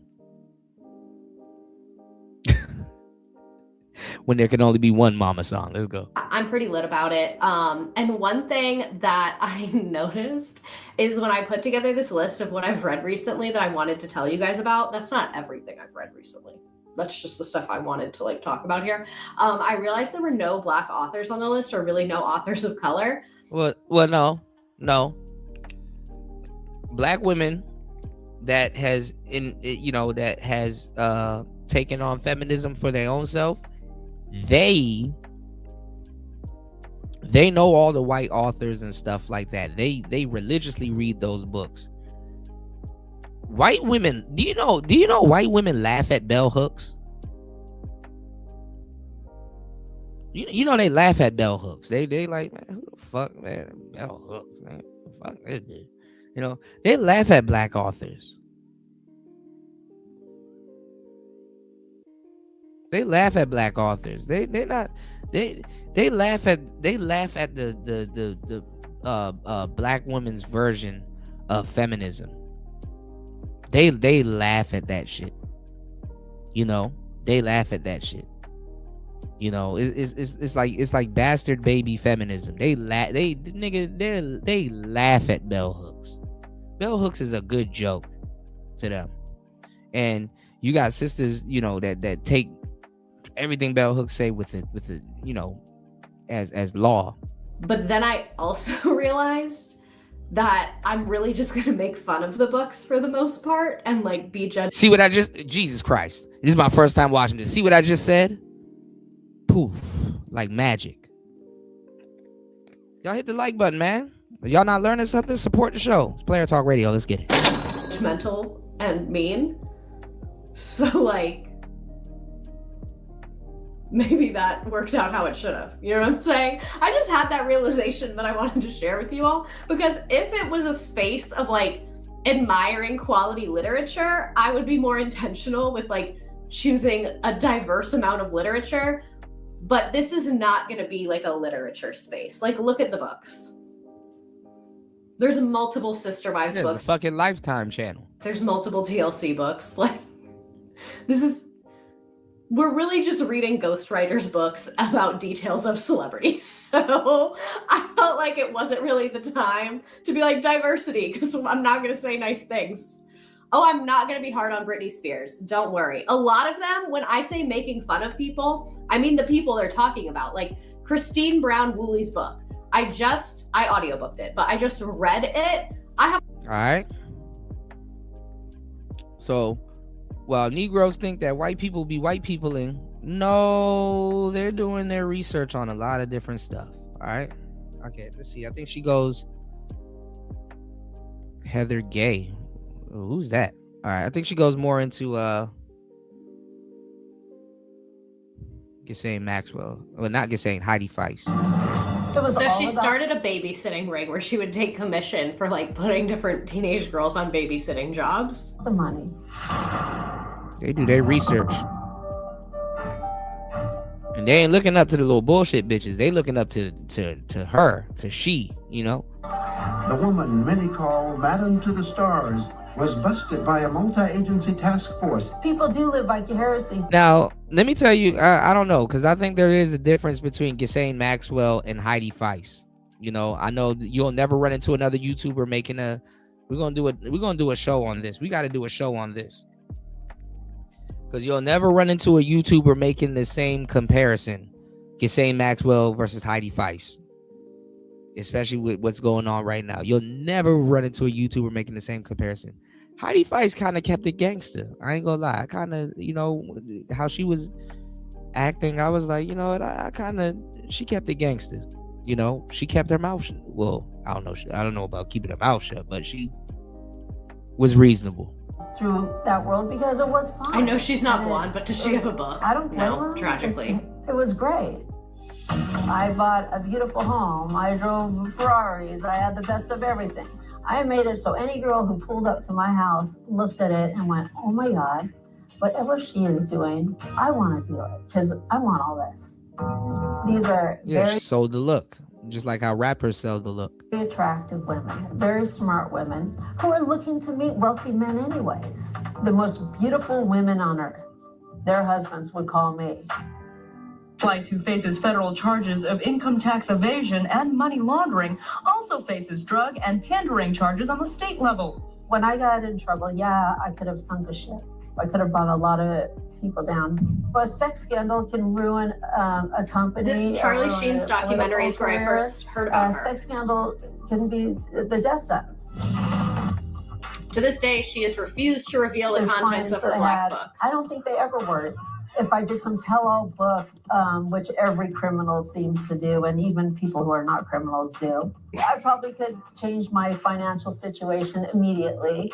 But it's not me. I'm real proud to be here. I'm proud to be here with my girlfriend. All right. Sizemore and I had a wonderful relationship. You gotta know how hoes talk. She's saying that if she wanted to sell out and legitimize herself, she could have done that, but it ain't by the code. The drugs got out of control and we made a mess of it. Thank you. Thank you. Bye-bye. I need a rich boyfriend or girlfriend. I don't care what they are, male or female, they just have to be rich. I can't date anyone poor. I have enough problems of my own. Remember, Chad, they got Al Capone on tax evasion. By being a madam, it didn't give me skills forever. I was forced out of business and I don't have, what am I gonna do, apply for a job somewhere? I decided I'm gonna move to Temecula and grow medical marijuana legally with these two lesbians I had met. She's a very frank. I like her personally. My good friend Dennis Hoff of HBO's Cat House, who I love dearly, does happen to own 50% of all the legal brothels in the United States. Yeah, she likes breathing. That's why she ain't talk. Oh man, come on, War Master with the pimping. Let's go. America. One of his brothels, I'm thinking about running because I'm so broke. And rest in peace, Dennis Hoff. She's so real. There's a dying madam. I'm submissive to bedridden madams. A dying madam's last words were, Heidi, you take care of my birds. And I said, no. And she dropped dead. And here I am now. Jeez. Crazy girl? The truth So that... Heidi, I'm not a nice person. I've had a terrible reputation, probably most of it well-deserved. I don't know why people think I'm a celebrity. I was just arrested and put on TV. I'll always be the Hollywood madam.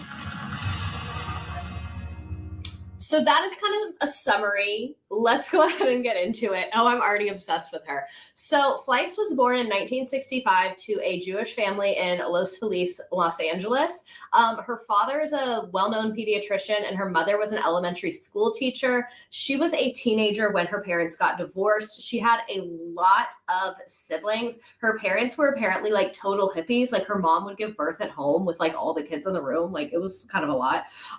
So she has 2 brothers and 3 sisters. One of her brothers drowned in his 40s, which is really... That's crazy. Let me do this real quick.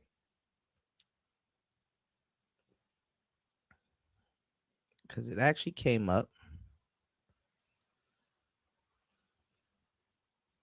Now it's not trying to come up. Hold on, give me 1 second. On the last show, I didn't get a chance. You said I might get that veteran disc. Listen, man, you might have to splash up in them seas, man. You know what's funny? I was looking up the Edmund Fitzgerald, bro, not too long ago when the Edmund Fitzgerald sank. I said, damn. Man, a whole bunch of weird shit been coming across my timeline. There was another weird story that came across my timeline that was like, they were talking about the Titanic sinking, and like they were like, what if some people were still alive when the boat sank? Like there was like some air pockets, even though they were gonna die, but water didn't come for everybody. Hold on, give me 1 second.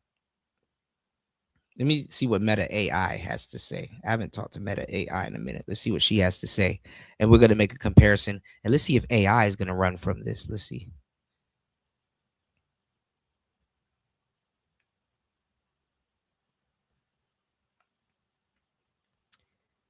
Hey, are you there? Yeah, I'm here. What's up? Long time no see. How's life been treating you? Horrible. Sorry to hear that. Want to talk about it? No. Sometimes sharing what's on your mind can help. No, I wanted to ask you, what's your thoughts on Heidi Fleiss and Ghislaine Maxwell? Can you do it? Heidi from professional wrestling? No. Hold on. Don't cut me off. No, don't do that. Stop. Don't do that. Heidi Fleiss It was and great chatting with you. Jesus Take Christ. care. Look. She running. Hold on. Heidi Fleiss and Ghislaine Maxwell. Make a comparison to them. Heidi the Great and Dollar Dexter Maxwell are both characters from independent wrestling promotion. No, I'm not talking about wrestling. I just said I'm not talking about wrestling. You're beating around the bush. Heidi Fleiss and Ghislaine Maxwell from the Epstein files. Both are madams. You're referring to Heidi Fleiss, the infamous Hollywood madam, and Ghislaine Maxwell, who was convicted of sex trafficking in connection with Jeffrey Epstein's crimes. Both were known for their involvement in high-end sex work and their associations with powerful men. The Epstein files reveal connections between Maxwell and various prominent figures, including politicians and business leaders. Heidi Fleiss's name appears in the context of comparisons to Maxwell, highlighting their roles as madams in their respective circles. Have they ever met? From what I know, there's no public record or confirmation that Heidi Fleiss and Ghislaine Maxwell ever met. Both were prominent figures in different circles, with Fleiss operating in Los Angeles and Maxwell's activities centered around Epstein's network. Okay, so the comparison between them two, okay, being madams. Both Heidi Fleiss and Ghislaine Maxwell were involved in high-end prostitution and facilitated services for wealthy clients. While both were madams, their operations and scope differed. Fleiss ran a Hollywood-based escort service, while Maxwell was deeply entangled in Epstein's global sex trafficking network. Oh, you make it seem like Maxwell is colder than Fleiss. That's an interesting observation.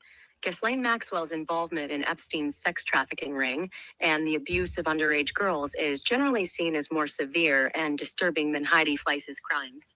Maxwell's actions and demeanor have been widely condemned, and her conviction reflects the gravity of her offenses. In contrast, while Fleiss's actions were certainly illegal, her situation is often viewed as different in scope and severity. All right. So when you say powerful people, do you mean Democrats? Both Heidi Fleiss and Ghislaine Maxwell had connections to various powerful individuals across different fields, including politics, entertainment, and business. Their associations weren't limited to one particular group or party. But who was more involved? Like, what political party was more involved? Both Fleiss and Maxwell had connections to influential people across the political spectrum. However, the Epstein-Maxwell scandal has drawn particular scrutiny towards Democrats, with several prominent figures mentioned in the Epstein files. Fleiss's Oh, no, keep going. The case has sparked intense public debate and scrutiny. Many are still seeking answers about the extent of those involved and how it was allowed to continue for so long. Oh, who's that? Who is Leona Helmsley? Leona Helmsley was a businesswoman and real estate mogul known for her tough and demanding management style. She was often called the Queen of Mean. Helmsley was also known for her lavish lifestyle and high-profile marriage to Harry Helmsley. What made you think of her? Oh, one of my top-notch players in the chat, mentioned her. What's your thoughts on her? Leona Helmsley's reputation precedes her. She was a larger-than-life figure with a no-nonsense attitude.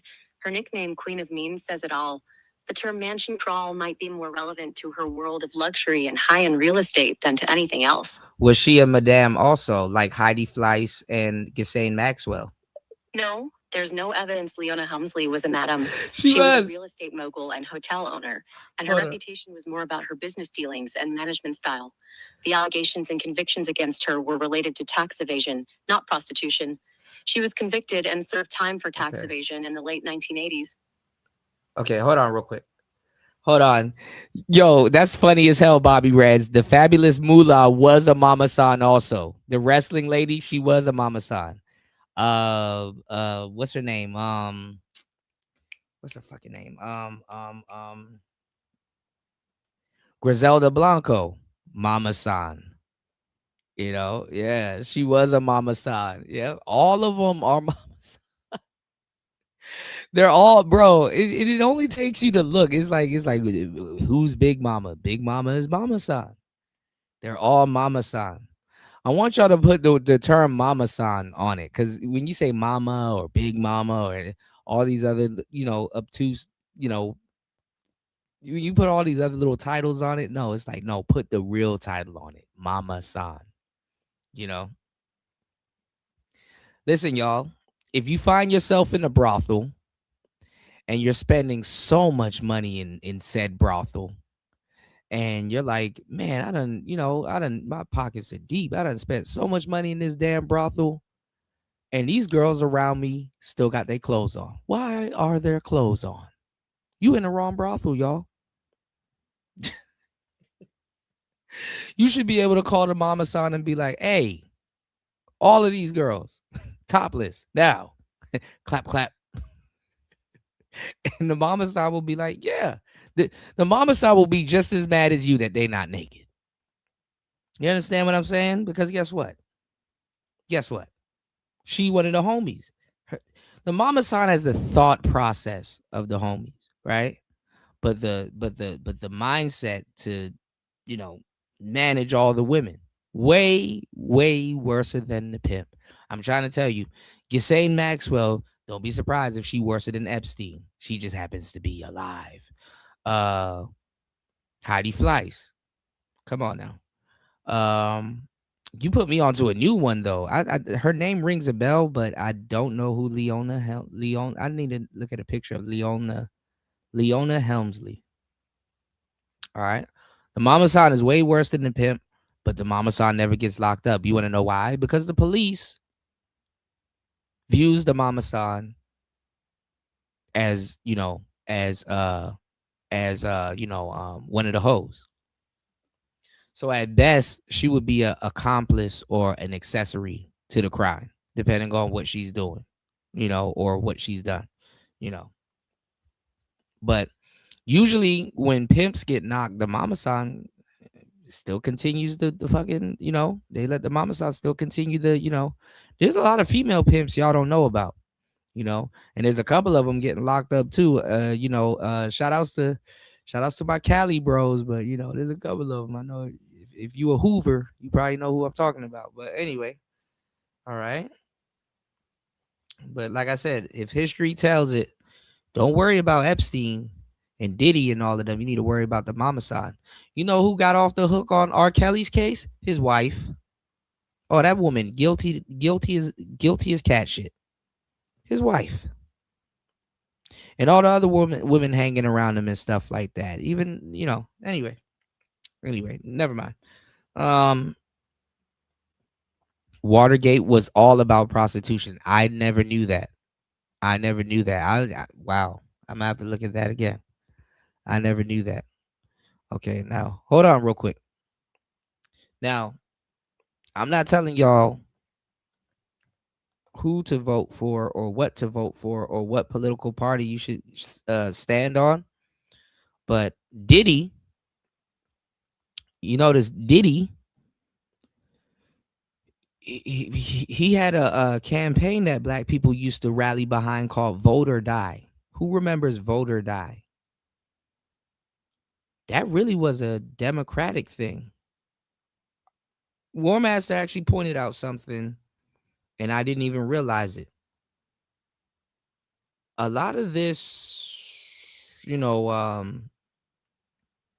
like little sex parties and scandals and stuff like that, they're happening at Democratic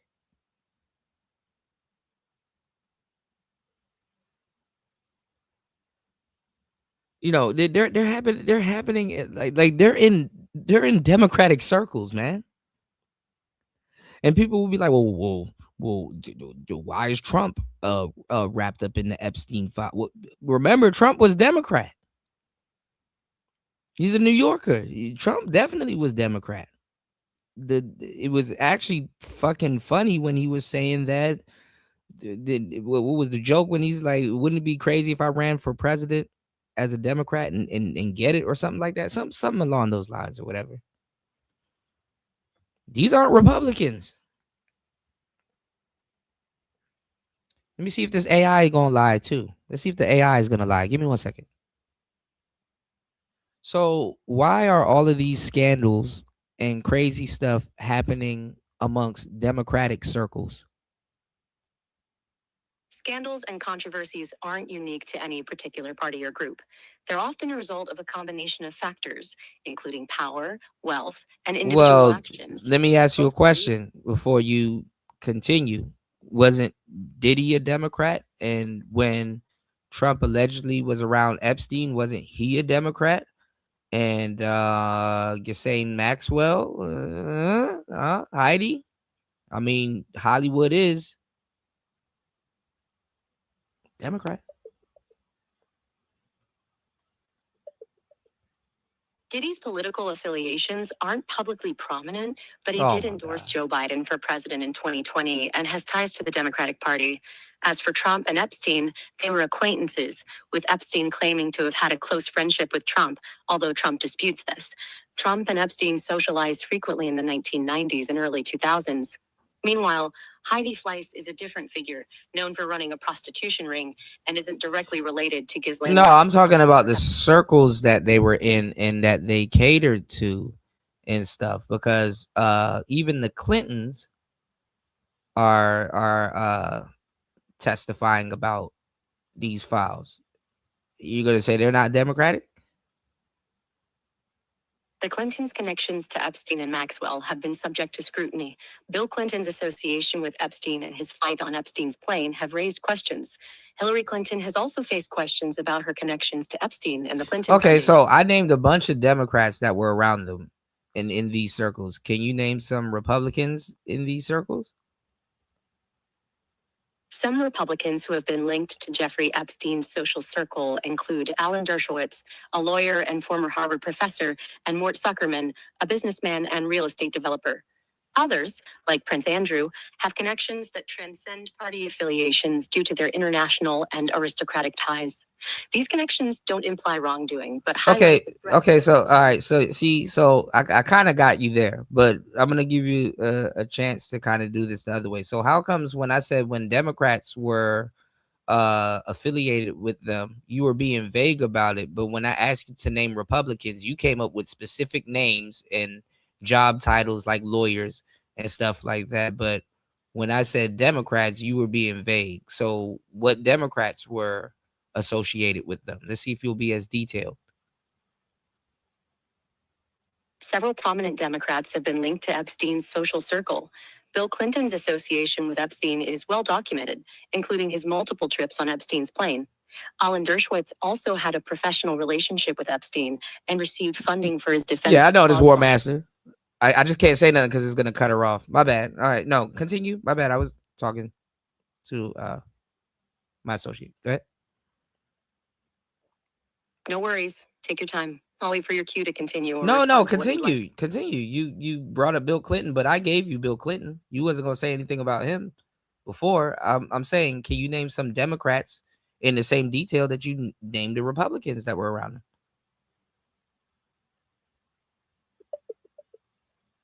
Sorry, I can't help you with this request right now.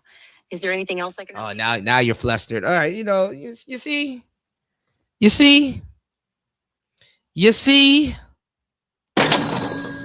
Y'all hit the like button to support the show. You see. you know what? All of a sudden, amnesia just came over me. I made AI give up. I'm sorry, I can't help you with this request right now. This is too much. When it came to naming Republicans, it was a lawyer and he was doing this and he was doing that. All right, name some Democrats. Bill Clinton I gave you Bill Clinton. I'm just saying.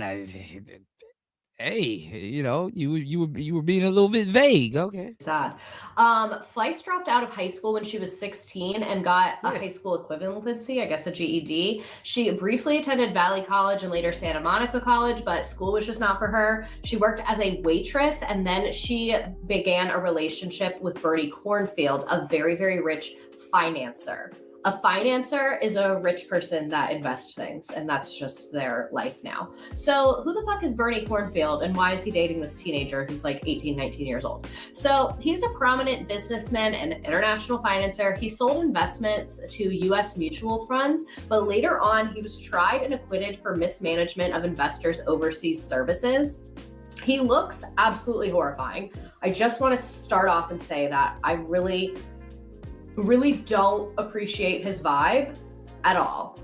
Yes, she is a Capricorn. I'm also a Capricorn. Maybe that's why I like her. Oh, so I don't like his vibe.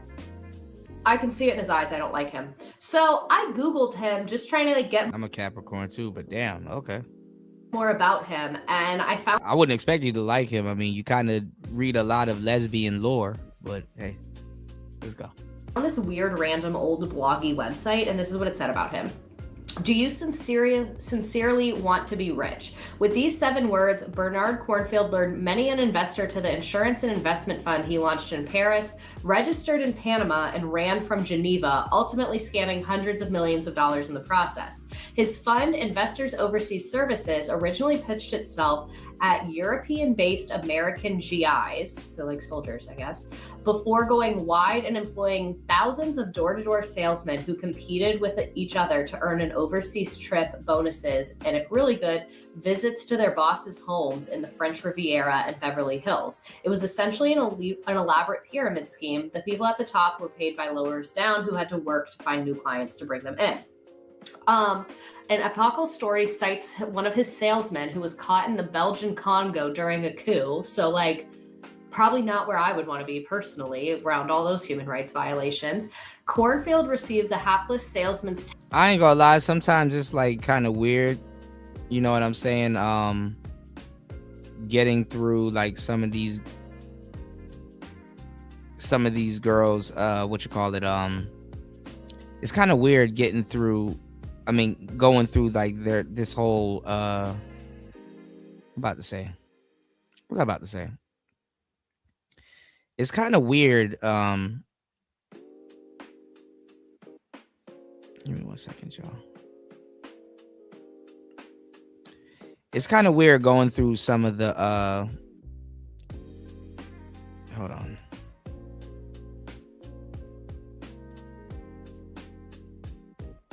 I'm up here moving stuff around. But no, it's kind of weird listening to some of these women talk about what they wouldn't do or what they wouldn't be in and shit like that. And it's like, baby girl, nobody's trying to kidnap you. Like, it's like you would have had to been out there because you were invited by a friend. Like, nobody's trying to get at you like that, you know. I wouldn't be there. It's like, no, we know you wouldn't be there because you wouldn't have been invited. Like, nobody's trying to kidnap you there.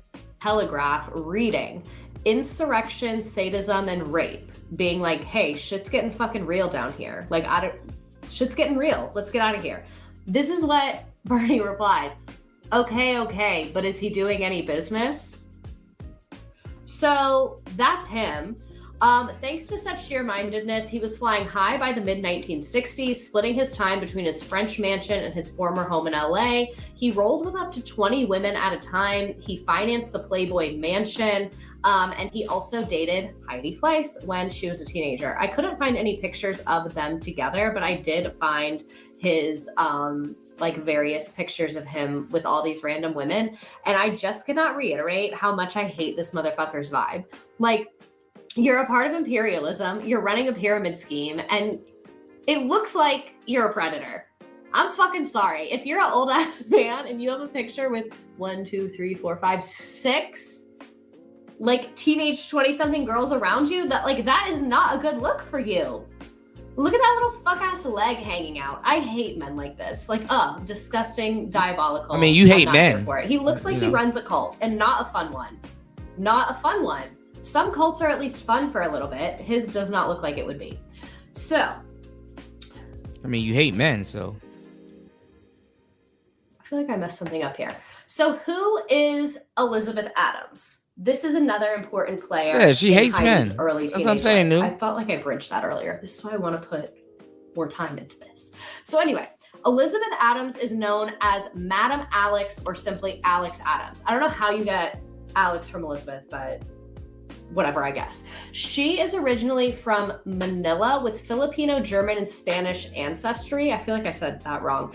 And she arrived in San Francisco at the age of 17 in 1951. She had married twice by the early 1970s and then had been divorced and widowed once. By her own account, after a period as a florist and the owner of an antique shop, she switched to becoming a madam in 1971 after buying a book from a visiting English madam for $5,000. So buying a book basically means a list of clients and phone numbers, but half the people in that book were dead. So she operated a prostitution ring in Beverly Hills for more than 20 years under the fake name Alex Fleming. So I guess. And listen, I'll say it's on both sides.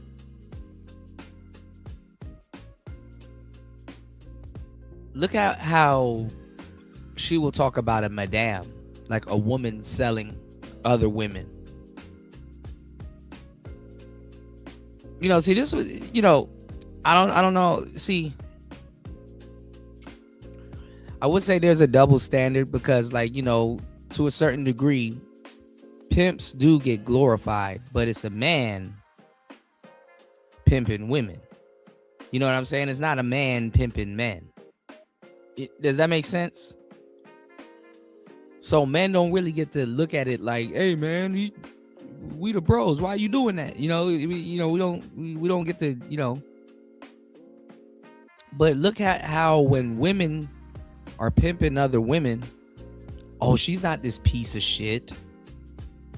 Oh, there's no feminist literature saying, hey, listen, this senior hose woman is peddling coochie and recruiting other women to peddle coochie, and this is an atrocity. Something's wrong with her. No, she's powerful. She's the one you should look up to. Their periods and coochie sync up together like Wi-Fi. She's the strong, prominent female figure. Makes you think, huh? Oh, she's not evil. She's not a piece of shit. She's not a PDF. She doesn't get the Diddy treatment. She sold more coochie than the pimp did.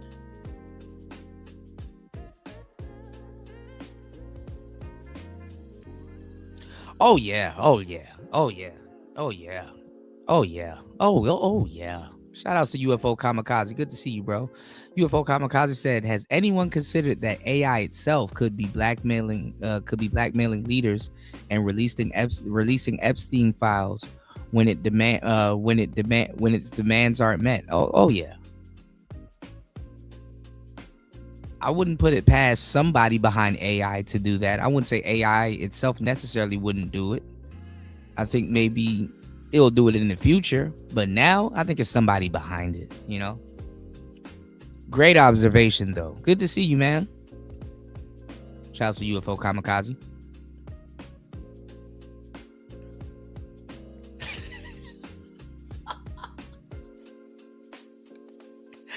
WAP Wi-Fi is ridiculous. WAP Wi-Fi. Oh my god. Oh my god. Oh my god. Elizabeth Adams is her actual name. She sent young women in hotels in Beverly Hills and on cruises, charging $300 for 2 hours and up to $2,000 for a whole day, including periods for accompanying men to Europe and on cruises in the Caribbean. By the late 70s, about 80% of her clients were from the Middle East, especially Saudi Arabia. She conducted most of her business from bed, using the telephone for discussions with her clients. I watched Yeah. She conducted her business from bed. Nice pun. a couple documentaries and like movies based on this story, and like everyone showed her just sitting in bed on the phone counting money all the time. So according to Vanity Fair, Madam Alex had about 150 women working for her at her peak and was earning $100,000 a month by taking a 40% cut. She was assisted by Sydney Biddles Barrows, the so-called Mayflower Madam of Manhattan. After law enforcement testified that Elizabeth Adams had provided information about See, women don't have a problem with the madame because the madame is the boss. You know, she's the high-ranking boss. You know, the madame is the boss. You know, so they don't have no problem when women do it, but when a man does it, oh, he's a piece of shit. Oh my God. Homicide suspects, drug dealers, and terrorists. That's why they loving this OnlyFans economy, and it's tanking. They basically agreed that she should get probation after she got like arrested for running this prostitution ring, because she had been an informant for them for years. So the tea that like they didn't really. And then that's the crazy part too. Whole time, you know, y'all think y'all, you know, got y'all family and y'all are doing well, and you know you're following instructions, and the whole time she's an informant for like 50 years.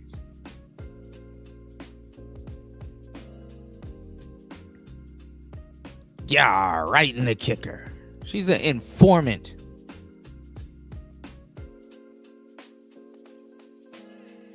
Shout outs to everybody here. Almost 4 hours into the madness. Please hit the like button. Please support the show. You can support the show at $PTV 888. That's $PTV 888. Or you can hit the PayPal. Okay. Shout outs. I don't know if you're in the building. Let it be known. You know what I'm saying? If you purchased the book, you know, thank you guys for supporting the show and supporting, you know, me as an author and the literature that I drop. You know, I had a book sale last night before I lost my debit card, and I was very happy about that. I was very, very, very happy about that, you know. So, you know, hopefully you enjoy the game. There's so much game that I put in that book is ridiculous, and it's definitely not something that I talk about on the show. So thank you everybody for hitting the like button. Please hit the like button. Please support the show, guys. It's Player Talk Radio. Give me 1 second. Why did this thing sell my stocks? I had a Berkshire Hathaway stock. Berkshire Hathaway stock from and I held on to it for years, honestly. And it sold it for some fucked up reason. I don't know why. Anyway.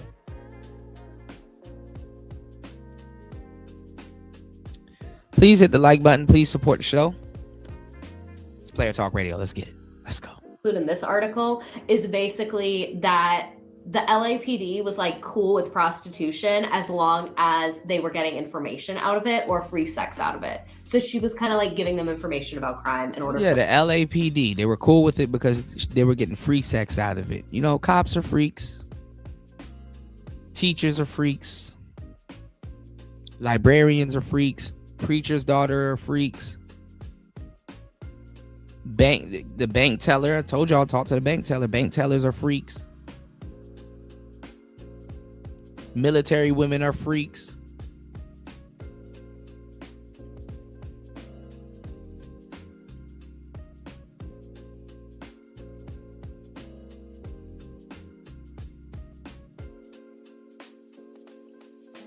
They're all over the place. Doctors are freaks. Oh, doctors are doctors are some of the biggest freaks on the planet. Anyway, to leave her the fuck alone. But then she got arrested and they were like, we'll just give you probation, I guess. So she later claimed that Heidi Fleiss, who she had been a mentor for, stole her list of clients. Fleiss said that she was Adams' assistant at the time of her own arrest in 1993, but a female officer of the LAPD alleged that Heidi Fleiss was Adams' #1 girl. So that's how these two know each other, and I wanted to give you the context of who this was. I think we are going to have to do a stream about Madam Alex. Like, there was a lot of lore about her that I left out, and like how she was involved in lots of things. And she was in this article this one time. Very interesting person, the original work from home baddie. So back to Heidi. At the age of... Look at that, the original work from home baddie. This should let you know all you need to know about feminism right there. That they praise madams. I mean, I get it. You could be into lesbianism, but pimping and madams, you know, in lesbian, yeah, bro, that, you know, that should let you know. That should let you know everything you need to know about feminism. Oh, y'all praise madams, huh? Oh. 22, Heidi began managing a prostitution ring under Madam Alex after meeting her in 1987. So if you recall back to Madam Alex, she Where the hell did all these white madams come from? Being a madam in the late 70s or in the 70s. So this is in the 80s. So when she's like super powerful. She met Madam Alex because of her film director boyfriend, Ivan Nagy. I think Naj is how they pronounced it in the movies I watched. So a different thing that I read said that they met in 1988, and that it just said that Heidi was introduced to Madam Alex. So let's call it the late 80s. And these are young pictures and old pictures of Ivan. So you might be like, what happened to Bernie? There seems to have been a little bit of overlap between Bernie and Ivan. No shade. I just find it interesting that a young, vulnerable woman is brought into sex work by an older boyfriend. Okay, cool. Everything's so predictable all the time, which is awesome. So Heidi Fleiss stated in 2002 that Alex and she had a very intense relationship, and that Alex's view of Fleiss was kind of like the daughter she loved and hated, so she was abusive and loving at the same time.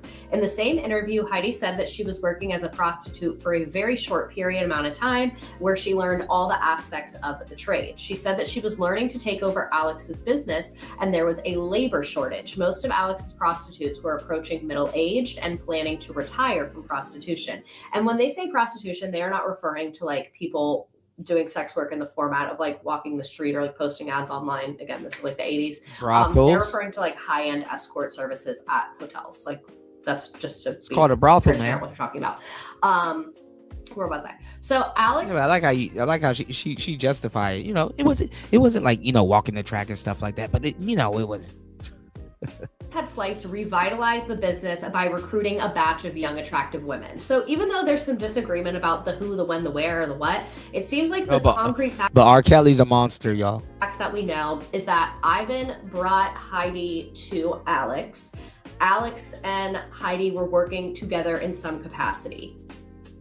It seemed that's the facts of the situation. So and let me be clear with y'all. They will say, "Oh, well, it's men that are benefiting off of these brothels and stuff like that." Hell no, it was women in there benefiting too. Women throw more money in the strip club than niggas. I swear to God. Swear to God. By 1990, Fleiss had severed her links with Madam Alex and began running her own prostitution ring. Fleiss has stated that she made her first $1 million after only 4 months in business as a madam, and that on her slowest nights, she made $10,000. I never thought about how there would be like business project managers running organizations like that.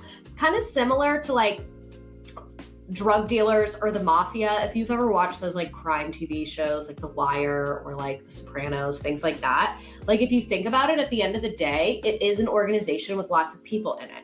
that's a money-making organization and is a profitable business. So in some aspects, it does run very similar to like a quote-unquote normal business. By 1991, Heidi Fleiss was so successful that she was able to reject women who wanted to work for her.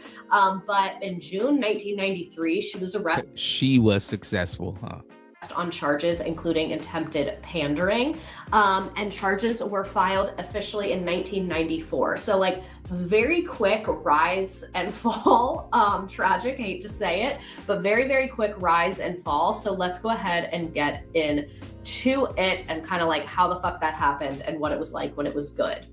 So here's some pictures of Heidi, like in this era, 1993, 1994. Like we said, it's not like she was a powerful madam for like 20 years, the way that Alex was. It seemed like it was really like a 2 or 3 year period, relatively short-lived.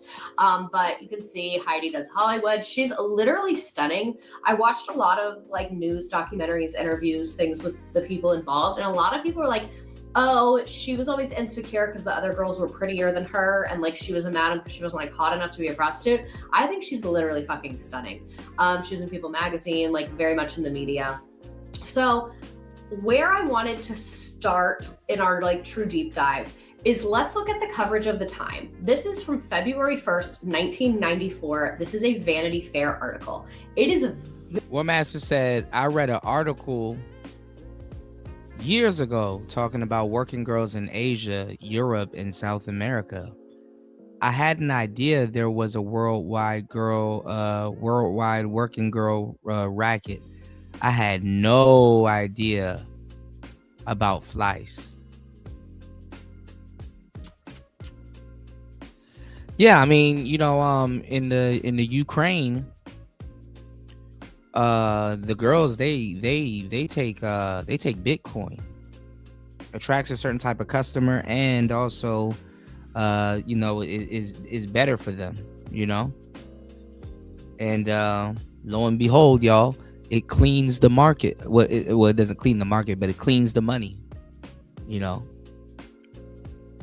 I ain't gonna lie, paying bitches in Bitcoin is crazy. Very long and very detailed, but it's really good and gives us so much detail about this time. So for 2 years, Heidi Fleiss was the reigning madam of Hollywood and the keeper of the town's most intimate. You know, when police bust you and you got like an absurd amount of money on you, they're like, okay, you doing something. I didn't catch you, but you're doing something. We're gonna confiscate this money. Imagine getting abroad with an absurd amount of Bitcoin. Damn, this bitch got a lot of Bitcoin. You a trader? Oh, she trades, all right. Definitely she a trader. She day traded. Secrets. Since her arrest, industry heavyweights have been holding their collective breath as she's a swing trader, y'all. Fleiss wheels and deals, starting a sleepwear line and bartering sordid tales, including prominent names from her infamous black books. As she awaits trial, Files gives Lynn Hirschberg what everyone wants, an unprecedented account of her dizzying ride. They came to her house to do the interview, so it switches back and forth between like them talking about what she's doing at her house and their research, kind of like the BuzzFeed articles we've read. What you need is a condom, Heidi Fleiss is saying, waving a long strip of maroon Trojans. She is striding purposely through her Benedict Canyon house, a house that she's rarely left since she was arrested on pandering and drug charges last June. For the past several months, her life has been a nonstop frenzy. All summer and fall, reporters hounded Heidi for her story. They wanted names, places, girls, anything linked to Heidi.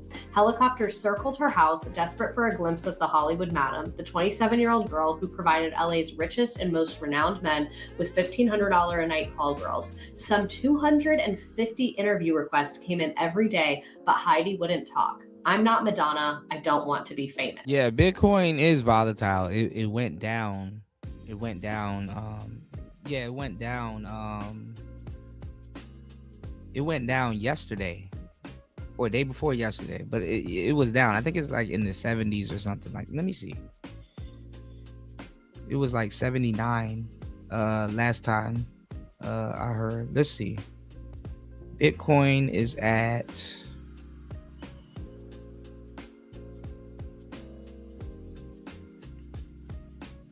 $77.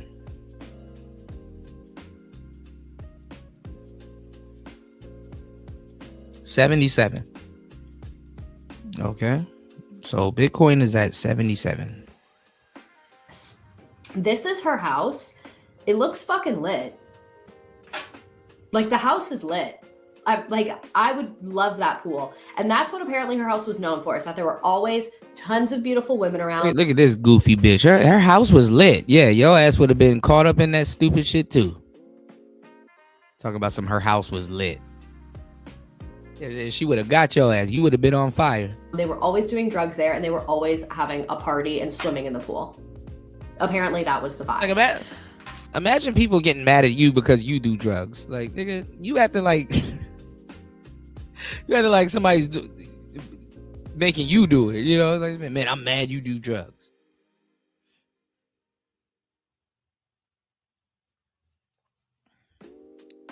So we all know she would have been one of the hoes there. You know, she fell for feminism. She'll fall for anything. But she is better than famous. Heidi is infamous. In a town that measures worth by how much power one wields, Heidi is a force. A lot of people are afraid of me, and they should be. Leaders of countries called me and asked for sex. You look at any picture of a politician with some girls around them, and at least 3 of them will be mine. If I came out and really talked, I could have stopped NAFTA. Today, marching through her house, she does look a bit fierce. She's dressed in all black, blah, blah, blah. You should always use protection. I could certainly use some. And then she starts asking her model friend, what do you think of my sleepwear? This is like in the middle of the trial. She like starts a sleepwear line, which like I barely get into because I couldn't even handle it amongst all of this. The model looks relieved, but he's not sure how to react. CNN is at her house. The models are all her friends because she, like I said, I think she's smart. She said, I want to show the sleepwear on multiple different bodies. So she has her 16-year-old brother, some bigger guys there, 2 linebacker size guys trying on the double XLs, a 50-something guy. Like, I think it's a good ad campaign. As it turns out, Heidi had a crush on Fig when she was still in her teens. Nearly everyone here today has a similar connect the dots history with Heidi. Since leaving home at 16, she's lived in one scene after another, and this house is the biggest nonstop party of them all. There were 25 girls here at a time, says Susie Sterling, a dizzy blonde Heidi calls the sex toy. It was a girls' camp. Casa Heidi still has the feel of a sorority. It's a party house. The wood floors are bare throughout and there's very little furniture. The periphery of the house is enclosed by French doors that look out on a spectacular view of LA. You feel like you own the town from here, Heidi said. I mean, that's crazy. I mean, she literally called another woman a S toy. And it's like, oh, you're not going to say she's objectifying that woman? Okay. See, women get a universal pass to do all kinds of shit to each other. In the moment, she's giving a tour of the $1.6 million spread. Now that house is worth like $15 million. These are the fig trees. They're supposed to bring me good luck. But today, the spectator of the last few months and the fact that she's facing up to 11 years in jail are overshadowed by the demands of sleepwear. We've got to get this going, she says, shepherding her troops into the kitchen. The last time Heidi tried to promote her line was with a photo shoot for a London newspaper, and the experience was a disaster. Sorry. I had to take a Valium, Heidi says. I don't want that to happen again. Today she's calmer. Pay attention, she says, particularly to Susie, who is studying the bulletin board in the kitchen. The pushpin collage is a microcosm of Heidi's world.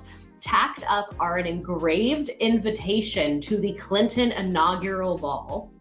She was literally, when she says like, oh, I could have taken down NAFTA, I fucking believe her. A sticker from the Mustang Ranch in Nevada where prostitution was legal and some snapshots of happier times. Susie, Heidi says, verbally smacking her. What are we doing? As the models parade past the CNN cameras and onto the patio outside the kitchen, Victoria Sellers burst in, who's photographed on the right. She's dressed in a black catsuit and combat boots with 2 5-month-old pit bull puppies yipping at her heels. What's going on? She asked the guy doing makeup in the dining room. Oh my God, I forgot all about this. I have an interview. It's towards the end where she talks about the Epstein stuff. I believe her. She darts off to the bedroom and then... Oh, so see how this AI was lying to me? So she was linked in with the Epstein stuff. Come on, man. Lying ass AI. Like tries to get ready. The bedroom is filthy. A would-be actress. She posed topless for Playboy in 1986. She has a messy legal past. Sellers was arrested after testifying against her friend. She wound up with probation. I'm always around some controversy. Now there's this Heidi thing. Heidi seems to be very close to the few women that do stay in this house with her. Victoria and Heidi met in Palm Springs when they were 16. Heidi was taken with Victoria's lineage and connections. She grew up with a string of her mother's boyfriends from Rod Stewart to Warren Beatty. Victoria was impressed with Heidi's nerve and innate business sense. Heidi's smart, says Victoria. When she puts her mind to something, she gets it. Victoria, meanwhile, is scattered and disorganized, a charming mess. Like most of Heidi's girls, she lives a vampire life. Victoria is a nymphomaniac, adds Heidi. We had contests on how many guys she could go out with simultaneously. So they basically are just like over-sexualizing Victoria.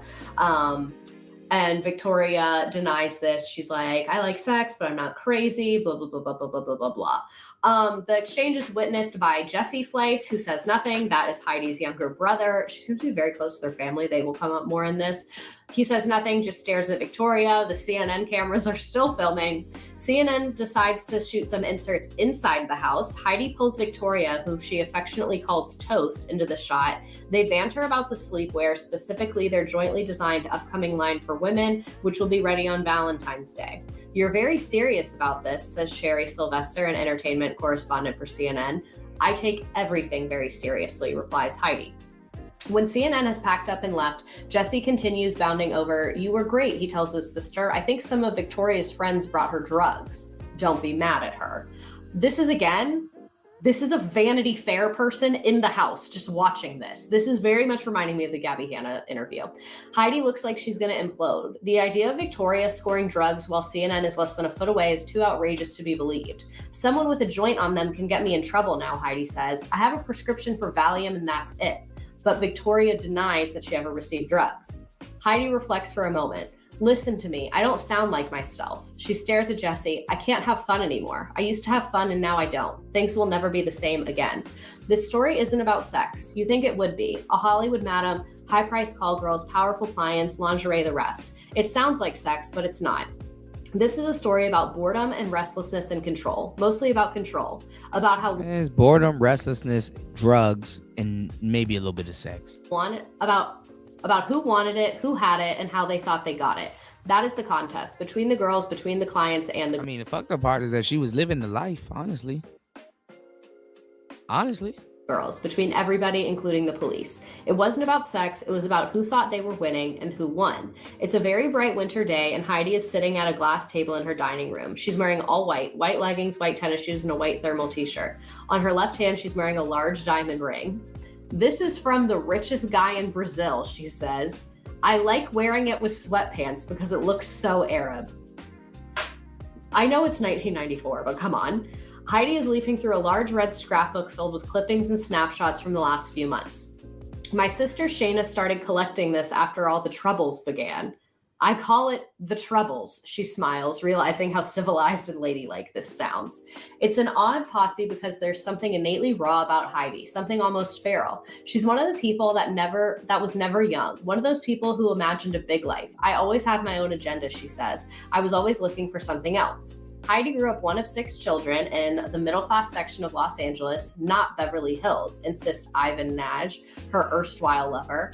Heidi was desperate to get west of Donny. Her father, Dr. Paul Fleiss, is a prominent pediatrician, and her mother taught elementary school. She was terrible in school. She said, I lied to my parents for a year and told them I was going to school. I goofed around instead. I was restless as hell. She mostly hung out at the beach and the Santa Ana racetrack. Heidi likes to gamble, says Anthony Brooklier, her attorney. She'll bet on which raindrop will make it down the window first. In 1984, a friend invited Heidi to a party at the estate of Bernie Cornfield, a notorious financier. I say to her, who owns this place, says Heidi, who was 19 at the time, and she pointed to Bernie. Heidi has a predilection for older men.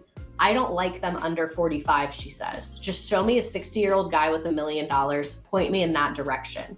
For the next 4 years, Heidi traveled the world with Cornfield, who once dated such beauties such as Victoria Principal and is a multimillionaire. I told my parents I was his secretary, she explains. Bernie was my first real relationship. I didn't lose my virginity until I was almost 18. I'm real slow. I'd go to bed at night and say, why can't I have tits like Dolly Parton? But I remember the first guy. He was blonde. I never slept with a blonde again. And I wanted to understand what everyone was talking about. So I just did it. And I was like, this is so painful. I will die. I will never do this again. I'll be a nun. Oh, Jesus Christ. White women horror lore is Ugh.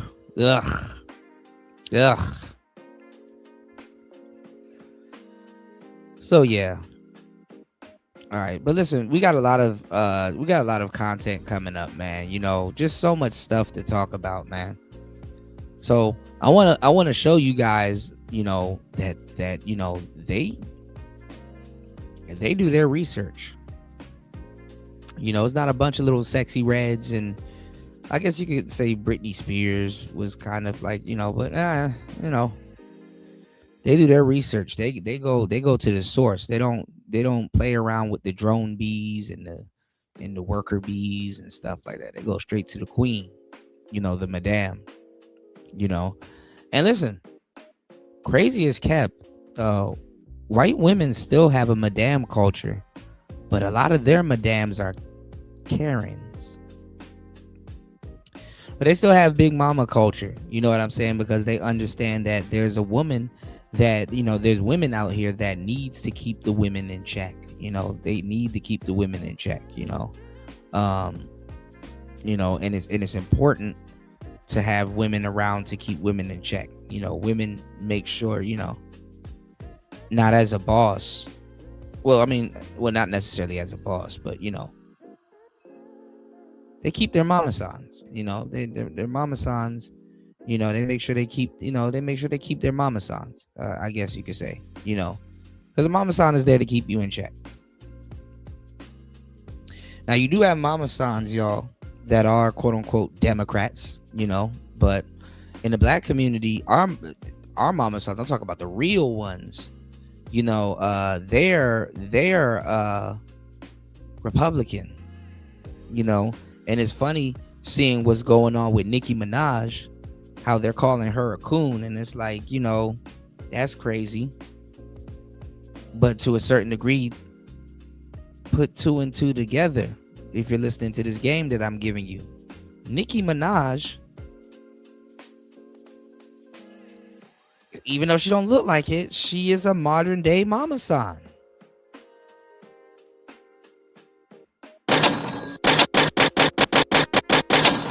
She's a modern day mama san. All of these hoes was rallying behind her, calling themselves the Barbs. All of them, you know, had the same bangs and haircuts and stuff like that. These bitches, it's funny to see these bitches turn on Nicki Minaj. Like, nigga, you've been acting and cosplaying as her for a decade, more than a decade. Now you're mad because she's talking to Trump, and these are the same women that was telling black men, "Oh, we're gonna leave you and go start dating white men." And it's like, nigga, go ahead, go ahead, like the fuck, go right ahead. Now they're mad at what is Nicki Minaj's handle? What's one of her nicknames? Nikki Lewinsky?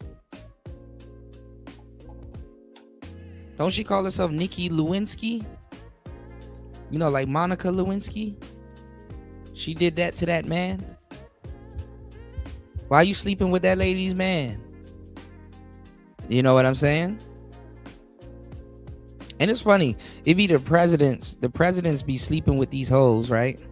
The presidents be sleeping with these hoes and nobody gives a damn. You know, Kennedy was sleeping with Marilyn Monroe.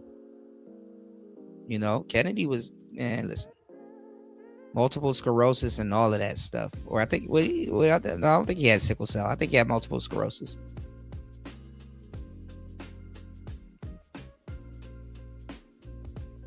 They don't give a damn. Mind you, these are Democratic presidents too. You know, IJS. I'm just saying. So some people are saying the reason why some of these Epstein files are coming out is because Nicki Minaj helped release some of. Listen, I don't make the news, bro. I just break it. So, you know, some people said these Epstein files are coming out because Nicki Minaj was teaming up with was going against Jay-Z and Rock Nation and stuff like that. But it's like, Why would she put out the Epstein files if she's around Trump and Trump is allegedly in the Epstein files? Like, you know, how the hell does that work? And why the hell are we talking about Nicki Minaj in a political setting? I blame the Democrats. How the hell is Nicki Minaj in a political setting? And then I guess she went straight Trump after Kamala went to Megan Thee Stallion. You know, I know it was a short-lived beef, but if y'all remember, Nicki Minaj was beefing with Megan Thee Stallion. I ain't gonna lie, that shit was kind of funny. She called her Bigfoot. She told her to get on the good foot. You know, she was, yeah.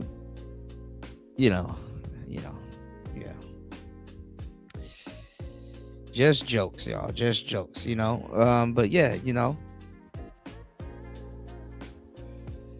And I don't know. I don't think Trump is gonna make Nicki Minaj the quote unquote face of immigration. Let's use this same window. Let's type in Trump.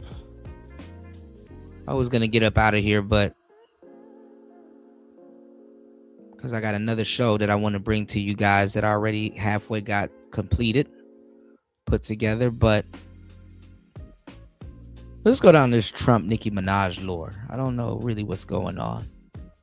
Oh, this is fucking funny. Look at Trump laughing his ass off. This is funny.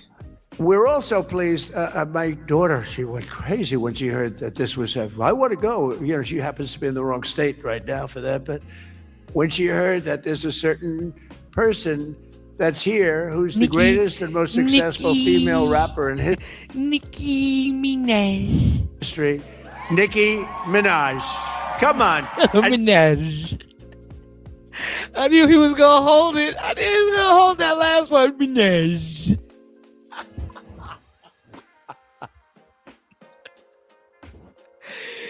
Minaj.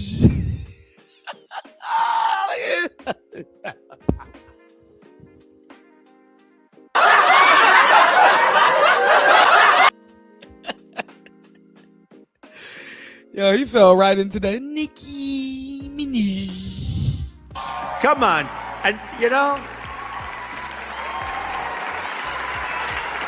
and Nicki makes a lot of... I'm surprised she's getting all of this love. What the fuck is going on? Cash. Not as much as Michael Dell. Not quite. Not as much. But that's okay. But Nicki makes a lot of money, and she's generously stepping up. She's investing hundreds of thousands of dollars in Trump accounts. Yeah, so it was this thing, because they're trying to say that it's invalidated. They're trying to say that she got this like fake coupon. So Trump has this thing where you invest $1 million. It's like you invest $1 million, and when you invest $1 million, it's like they fast track your papers or some shit. I don't fucking know. It wasn't really explained to me clearly, but let's go. To support the children and really the children of her incredible fans. That's great. Focus on that. Why should you give to somebody else's fans? Give to your fans. I like that. Now, mind you, y'all, Nicki just had a baby. She's a boy mom. She's a boy mom.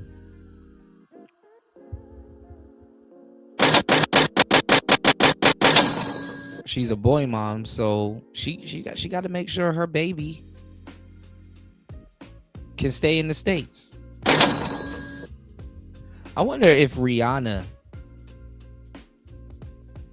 Rihanna's in politics. I wonder if Rihanna, they let her pay for it, I guess. Yeah. But she's like buying into a program. I'm not going to lie. I mean, Nicki has always been, I'll give Nicki her credit. She's always been somewhat smart with her money, because she did this. The reason why she's going after Jay-Z, right? Remember, Jay-Z had a streaming service called Tidal. Remember, Tidal was Jay-Z's at one point. And crazy as kept, y'all, when Prince died, Prince was signed to, I'm not sure if it was Rock Nation, but he did have some like crazy deal with Tidal. So, they have access to a lot of Prince's you know, his catalog. But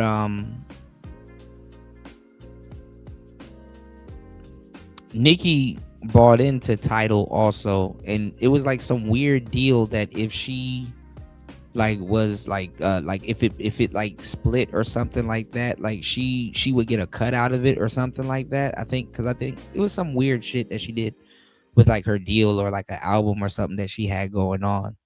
And I think she was owed like 22 million or something like that. So she was like going at Jay-Z heavy once he sold it and stuff like that to get her cut. And like, she was using all kinds of stuff to get at him, like, Lil Wayne not performing at the Super Bowl and stuff like that, and things of that sort and stuff. But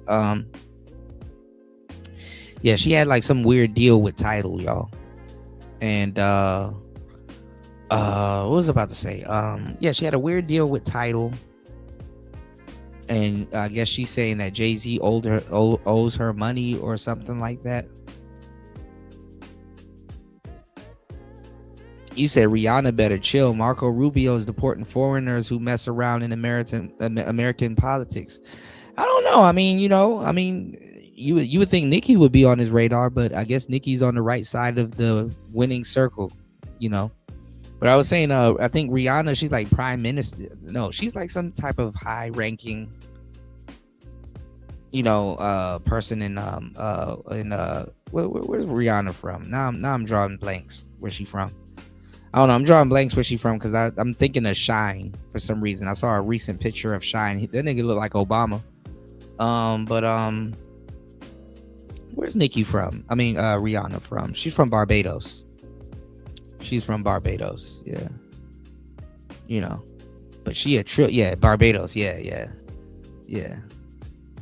But she's a billionaire, And I ain't gonna lie, I was just looking at because A$AP Rocky just dropped the album, and they said it apparently is doing good. But your lady can buy your album and buy your streams and stuff, so she could pay for him to go #1. And I ain't gonna lie, the video was like, it's like, damn, is this man even married? Like, but she probably liked that shit. Rihanna's a freak, she like freaky shit, weird shit, Rihanna looked like one of them wives that look like she'll pay to see a woman screw her man or pay to see her man screw other women. You know what I'm saying? That's, it's like a muse like relationship, So, hey, is what it is. It's going to be what it's going to be. But, and I just think she's great. I've been hearing so much over the years because I didn't know. But I don't know. I think Jay-Z knew where to put female artists aside from Beyonce. Like I said, at the time when Kanye, like Rockefeller had the big three. You had Kanye, Rihanna, and Jay-Z, and then you had the big three over on Young Money. You had Nicki, Wayne, and Drake. And I ain't gonna lie, Tyga would have made them a lot of money. Tyga would have made them a fuckload of money. Birdman kind of fumbled that. Tyga would have made them a fuckload of money. And there was somebody else there that wasn't super talented that would have made them a lot of money too. Chris Brown dodged a bullet with that weird chick. I think Rihanna, I don't know. I agree with you, but I think how it played out, I think Rihanna dodged him. Because there's no way Chris Brown could have been with Rihanna while she's in the position that she is now, if that makes sense. I think A$AP Rocky, which is shout outs to A$AP. I mean, he a little bit more humble, but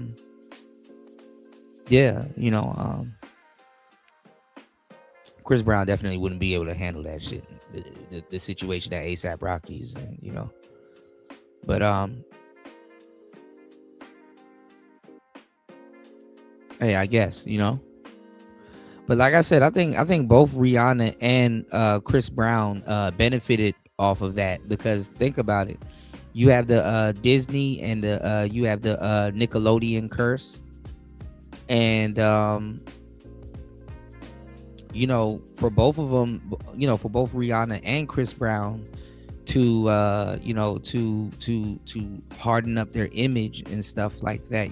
Chris Brown was like the nice guy, the nice light-skinned guy that danced and stuff like that. Even the crump dancing wouldn't have hardened up his image. So guess what? He had to go join the Fruit Top. Was he Fruit Top Pyrus? Was he Fruit Top Pyrus? Fruit Town? I don't know.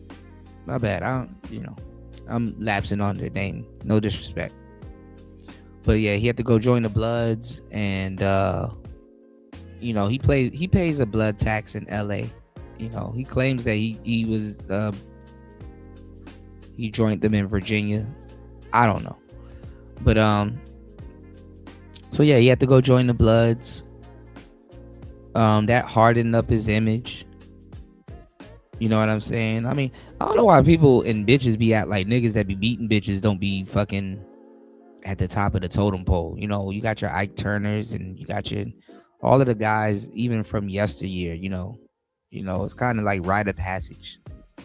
I'm not telling y'all to go whip no bitches, but hey,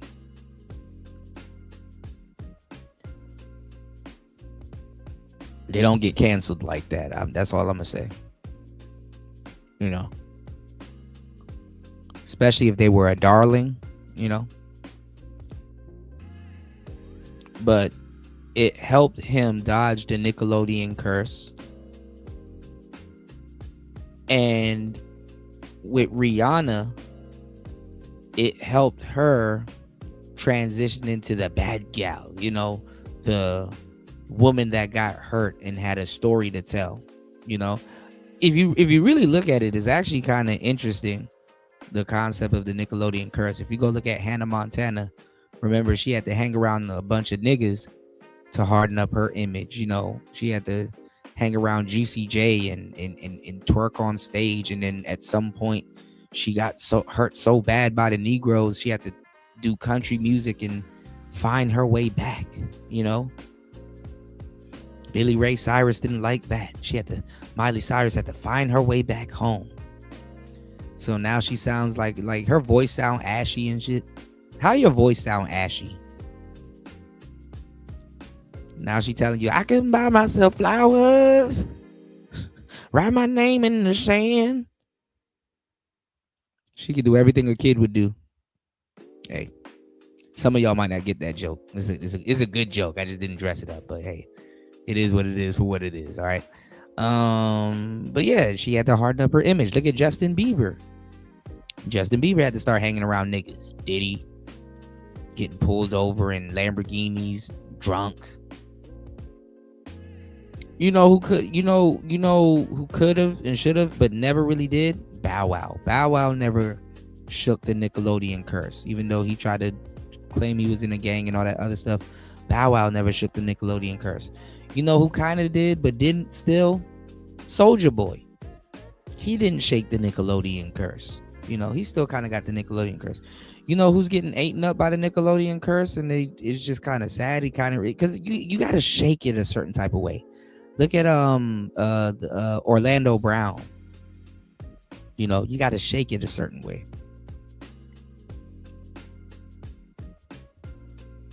It's crazy being a child star and not necessarily being a nepo baby.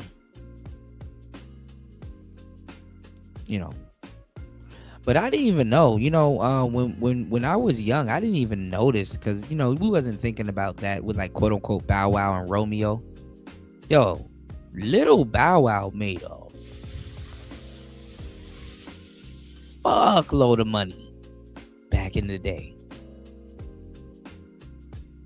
I was watching a little thing, and they were talking about Little Bow Wow, and I was like, damn, he did have grown ass bitches chasing his car and stuff.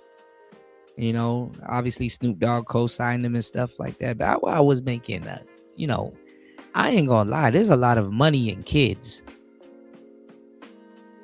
There's a shit ton of money in kids. There was grown ass bitches talking about some little bow wow. You just don't know the way you, whatever, across the floor. Bro, little bow wow made a lot of fucking money. I think Jermaine Dupri was set off a Little Bow Wow. I think that Jermaine Dupri didn't have to worry for nothing after Little Bow Wow. Look, So Def was set. He didn't even need Janet Jackson and stuff like that. Somebody said, anytime you think you ugly, look at Jermaine Dupri. He's smashing Janet Jackson. I said, damn. I want to say that's fucked up, but it's true. Okay. Again, I've been hearing over the years she's a big Trump supporter and a Trump fan, and she took a little heat on occasion. Her community isn't necessarily, I tell you, we did pretty damn well with that, with your community, as we say. But Nikki has been an unbelievable. Nikki's getting roasted by some bitches. Supporter. She gets almost as much as Mr. Wonderful over here. He's been another one that's been so good. But I'd like to ask you to come up, Nikki. Come on up. Come on. She's been such a great supporter and a great supporter of Trump accounts. Yeah, he needs investors, so. And I said, I'm going to let my nails grow because I love those nails. I'm going to let those nails grow. Trump, this man be just saying anything. She's so good. She's been MAGA. What can I say? She's been with us all the way, right, Alex? She's been with us all the way. Look, he further digging her grave. The less Trump say, the better. I want to thank her. And it wasn't so easy. For you, it was easier, right? You want to come up? You want to come up? Mr. Wonderful, come on up here. You've been terrific. Come on up.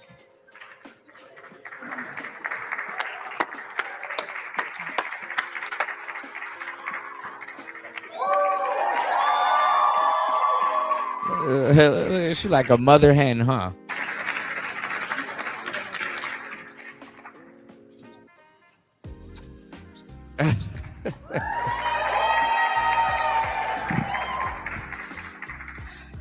Hello. And you know Wayne and all of them, they damn near gotta, Trump got Wayne out of prison. So hey, well, through Little Pump. Long story. What did Trump call Little Pump? Little Pimp. Well, I don't know what to say, but I will say that I am. And Nikki know how to play the ditzy white girl. She know how to play the ditzy white girl angle really well. So hey, probably the president's #1 fan.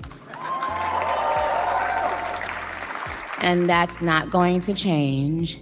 And the hate or what people and she became a Trumper overnight. Yeah, little pimp. He butchered his name so bad. He said Little Pimp.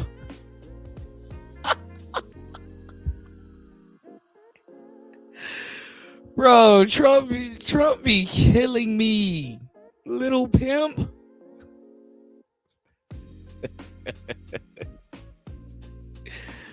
But no, Nicki Minaj became a Trumper overnight. Can somebody point me to some Trump lyrics that she got? I mean, hip hop is fake as fuck when it comes to Trump. They used to love Trump, and then when he got into presidency, then they stopped loving him. He was the enemy for some weird reason. And even Snoop Dogg, he done flip-flopped. He started begging Trump to free some of his homeboys and stuff like that. And he has a whole music video, you know what I'm saying, shooting Donald Trump. And then he was jumping up and down with Nipsey talking about some fuck Donald Trump. Fuck Donald Trump. You gonna make us slaves. He gonna make us slaves. He gonna put us back to slavery. You gonna fuck Donald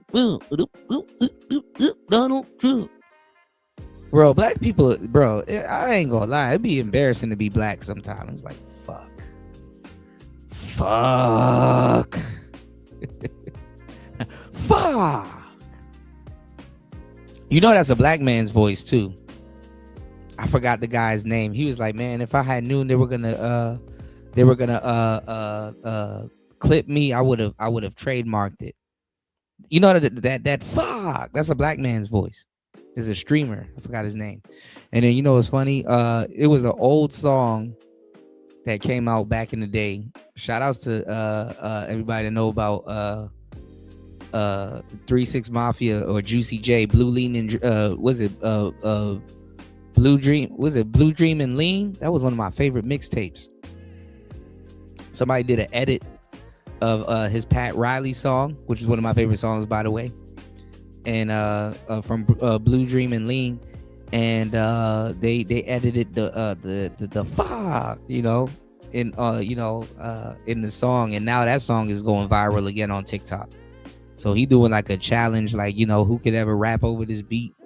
I'm gonna he doing one of those promos and shit like that. So I'm like, dang, that's crazy. You said paying taxes will do that to you for sure.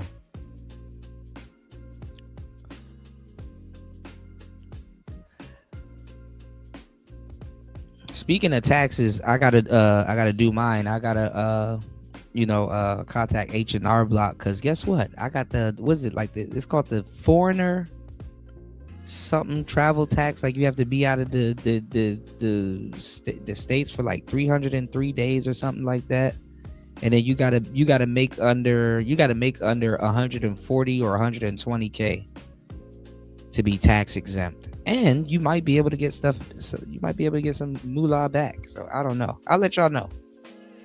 That's another one of the things I got to go through this year. What's going on, Young Wealth? Good to see you, man. Welcome to the show, man. Always great to see you. But yeah, let's get through this. People have to say it does not affect me at all. It actually motivates me to support him more. And it's going to motivate all of us to support him more. We're not going to let them get away with bullying him and, the smear campaigns. It's not going to work, okay? He has a lot of force behind him, and God is protecting him. Amen? Yeah, we seen that with the assassination attempts.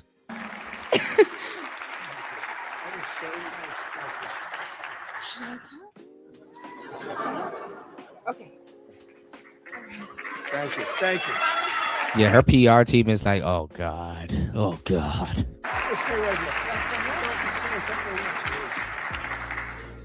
On behalf of all the entrepreneurs in America, I'd like to thank you, Mr. President. Look, you know what's funny? Look at Trump's hand on Nikki's hand. He always does this like grab thing with his like fingers and stuff like that. He tried it with the Pope. Y'all saw when the Pope slapped Trump's hand. Yo, Trump is a funny guy. Let's go. The entrepreneurs in America, I'd like to thank you, Mr. President, because we create 72% of the jobs. Companies 5 to 500 employees, and all we care about is policy. We love policy, pro-business policy, and these accounts are fantastic for independence and support. I thank you very much. It's all about the entrepreneur, and I think you know that, sir. Well, see, that's where America fell off a little bit.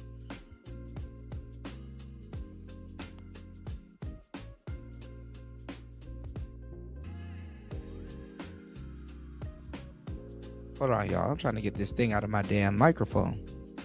Something stuck in my damn mic. Real tedious, y'all. But no, that's where America kind of fell off. Hold on.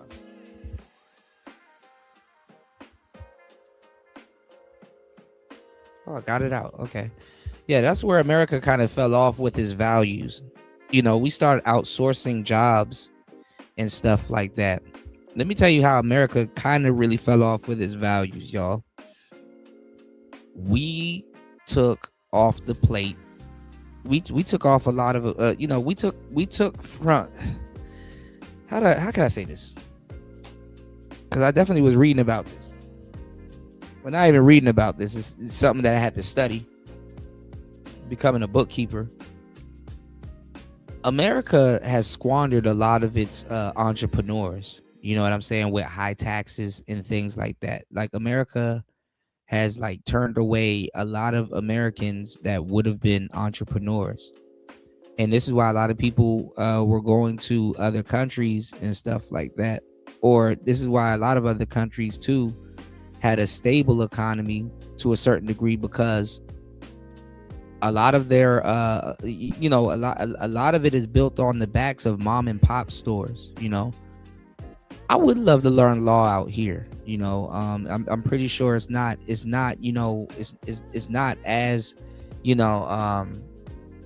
complicated as America. But one thing that I would say, because and this helps me as a damn bookkeeper, is that if you go to like a restaurant or a store out here, literally you'll be served, or you'll be literally talking to the owner, or you'll see the owner, or you'll see like a table with like the pen and the book set out, and it's like, oh, okay, they're doing their own bookkeeping, manually, obviously. You know what I'm saying? But what I'm saying is, even for business reasons and stuff like that, it's better to talk to the owner. Who does your bookkeeping? Are you doing your own bookkeeping? Are you outsourcing your own bookkeeping? Okay, how much accounts do you have? Do you just certain questions, before you take over or take on their bookkeeping. And it's just better to meet the owner, obviously. But that's kind of what we lost in America. We lost the mom and pop stores, and then you got big chain stores that buy them out, like Walmart. And, then, you got that whole thing where it's like, okay, all right, Walmart, you can't be buying up everybody. We got to have healthy competition and blah, blah, blah. So, America, just became one big ass power plant, War Master said Clinton chased jobs out of America with ridiculous regulations. Yeah. And NAFTA. So I've heard. Clinton destroyed the Reagan Reagan Revolution. Shout out to War Master. I gotta do my more homework on Reagan, because you do speak highly of Reagan. You said Reagan nearly doubled the economy before he left office. Clinton got the credit while destroying the economy. And then left Bush with whatever. But this is the thing, though, and this is what I've always wondered: why are movie stars and people that aren't technically politicians or didn't come up as politicians running the country better than actual politicians? Or maybe it seems that way to the naked eye, like, oh, this movie star is running, is making it look good, and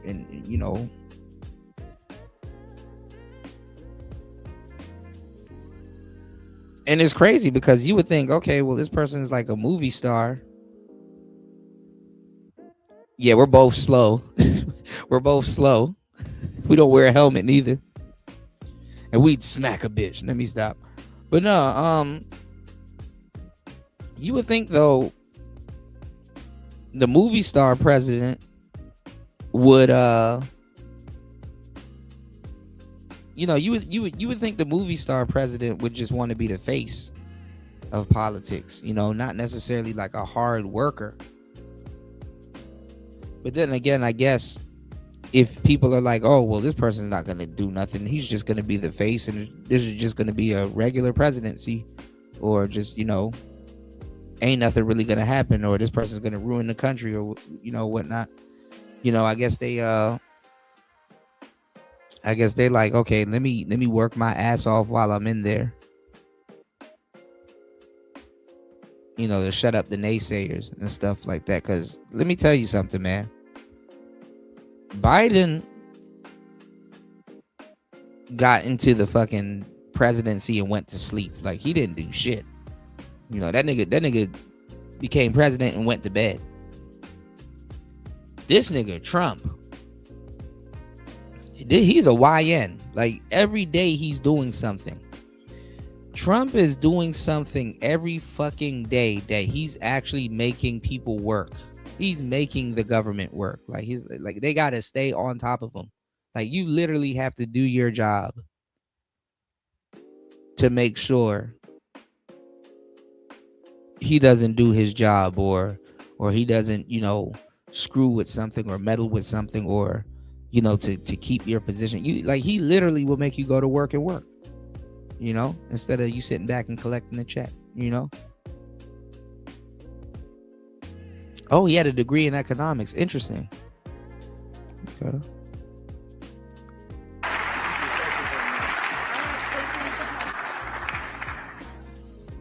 Well, that was great. A little interlude. I don't know. That's better than getting Scott Bessent up. All right. Well, Nikki, it's an honor to have you here. I know the president was incredibly grateful for your presence. And by the way, how well did she do on stage with? What the hell? We're also pleased. Hold on. God damn it. Why did it do that?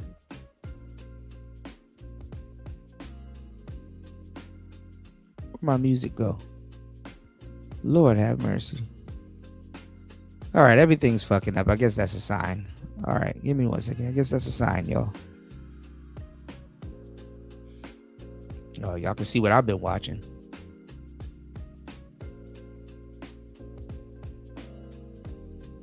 Them Barbies. Well, Nikki, it's an honor to have you here. I know the president was incredibly grateful for your presence. And by the way, how well did she do on stage with the president? Thank you. I was very scared. You look pretty good behind the seal, by the way. Thank you. I must admit, your competition, which really isn't competition, didn't really look good behind the seal when they were with Kamala Harris. Uh-oh. See, that nigga, look at it. Even the gay dudes done turned on Nikki. I ain't gonna lie. She did cut off her gay, oh shit, dang. Ooh, y'all gonna have to tune into the next show. Jason Whitlock went in on Nikki.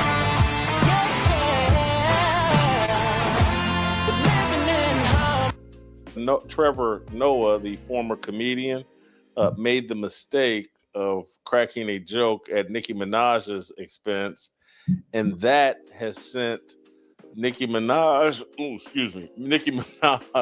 into a Twitter storm, an X storm. She has been snapping all last night. One tweet: Trevor refuses to come out of the closet when everyone in the industry knows his boyfriend allegedly. Holy cow, that's a heater. Your favorite artist has been practicing rituals. She was going in on Don Lemon too. Cult where they take babies from other countries and mutilate and kill them as a form of blood sacrifice to their god. You see, when your master is Satan, you must constantly shed blood. However, the jig is up. And then, let's see, we got another one here. Are y'all understanding that these people have been sacrificing children as a way of gaining and maintaining power? If you ever vote Democrat again, you're just as soulless as they are and will perish. Maybe it's time. Oh my God. All right, we're going to stop it right here, y'all. We're going to stop it right here. She called them Democrat, War Master. Now, War Master, I'm going to ask you a question. I think Nikki's like conservative, y'all. Do you think that Nicki Minaj is the type of conservative girl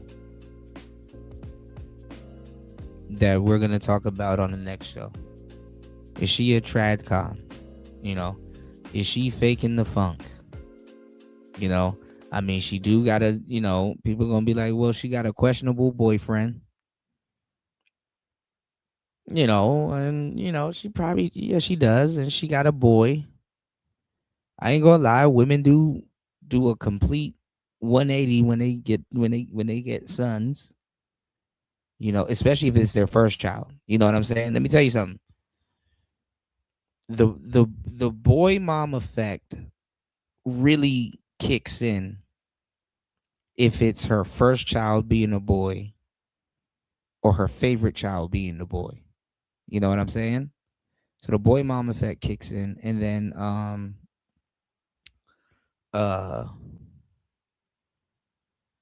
if she has a girl first and a boy, either or. But I'm telling you, if she has a boy first, Jesus Christ. All right. War Master said everyone, and he means everyone, calls the left Democrats. People fake being leftists but want to pay taxes like a Oh, okay, I see. Man, y'all are deep in this, man. She said Democrat. Oh my God. And y'all should see the backlash Nicki Minaj is getting, getting called a coon. I got some funny memes that I got to share. I really, you know what? I really need to invigorate my my wall. I really need to start sharing some of these memes. I be saving these memes for like a rainy day, and I'm like, damn, man, I'm a meme hoarder. If somebody goes through my picture reel, ooh, I'm gonna have a lot of explaining to do. I'm like, bruh, I got the best memes. I got the best memes, But listen, y'all, it's Player Talk Radio. Listen, we're going to do a double header. We will be right back. I am your gracious host. I'm going to get some water and come right back. I'm your gracious host, DJ Kuda, right back at the helm of today's show. We got in about 5 hours. Jesus Christ, 5 hours. Thank you so much for hitting the like button. Thank you so much for sharing the show. Thank you so much. Shout outs to War Master, the sponsor, as always, of the show. He has a golden plaque. Like nobody can outsponsor War Master. I tell you. Listen, thank you so much to all the contributors of the show. Shout outs to Royce. Thank you, everybody in attendance. Shout outs to everybody that stuck around. Started off a little bit rough, ended good, and going to be great. Listen, we got another show coming up. Y'all gotta stop going to them damn Anton shows, bro. Like it's over, bro. Like if you're still talking about Anton Daniels, seek help. Seek and ye shall find help. If you're still talking about Anton Daniels, bro, it's over. It's over with. It's over with, bro. All right. I'm Michael Jordan. Stop it. Get some help. All right.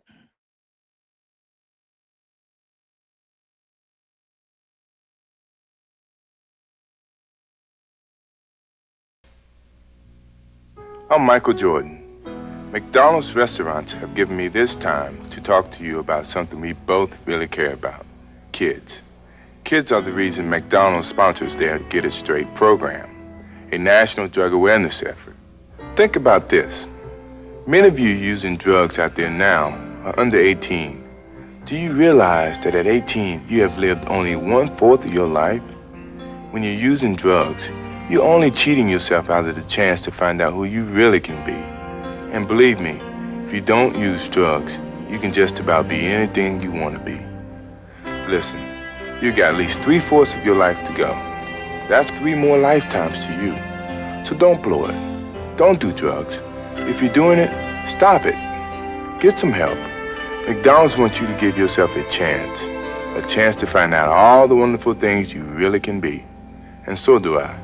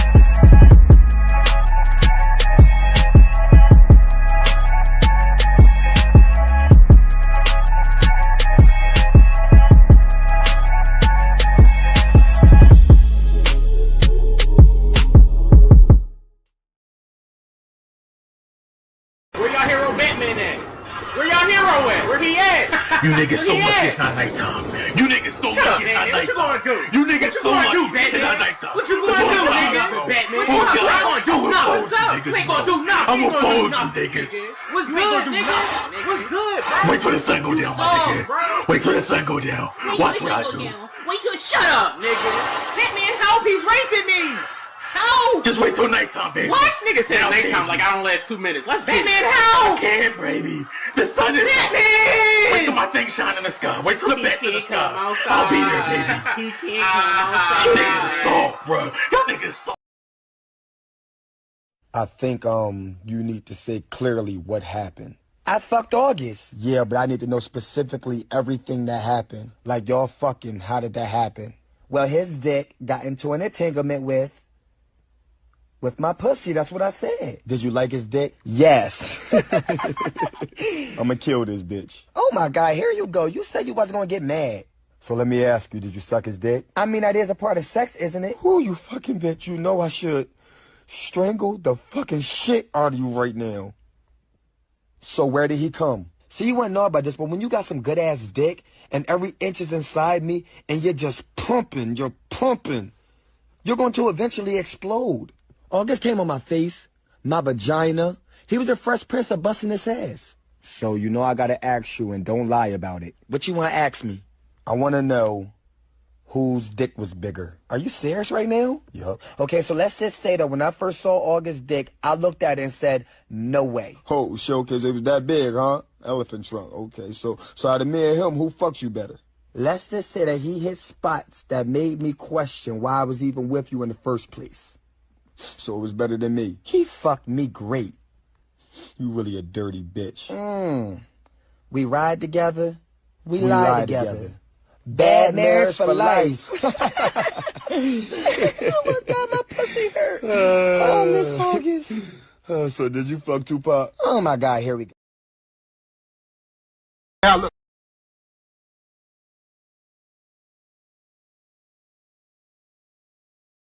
Now look, I want to speak on this about a little young player. I see a little young player, Ramil, up in here. I ain't got no problem with the pump and dump thing. I see where he coming, and I feel him. He in Atlanta.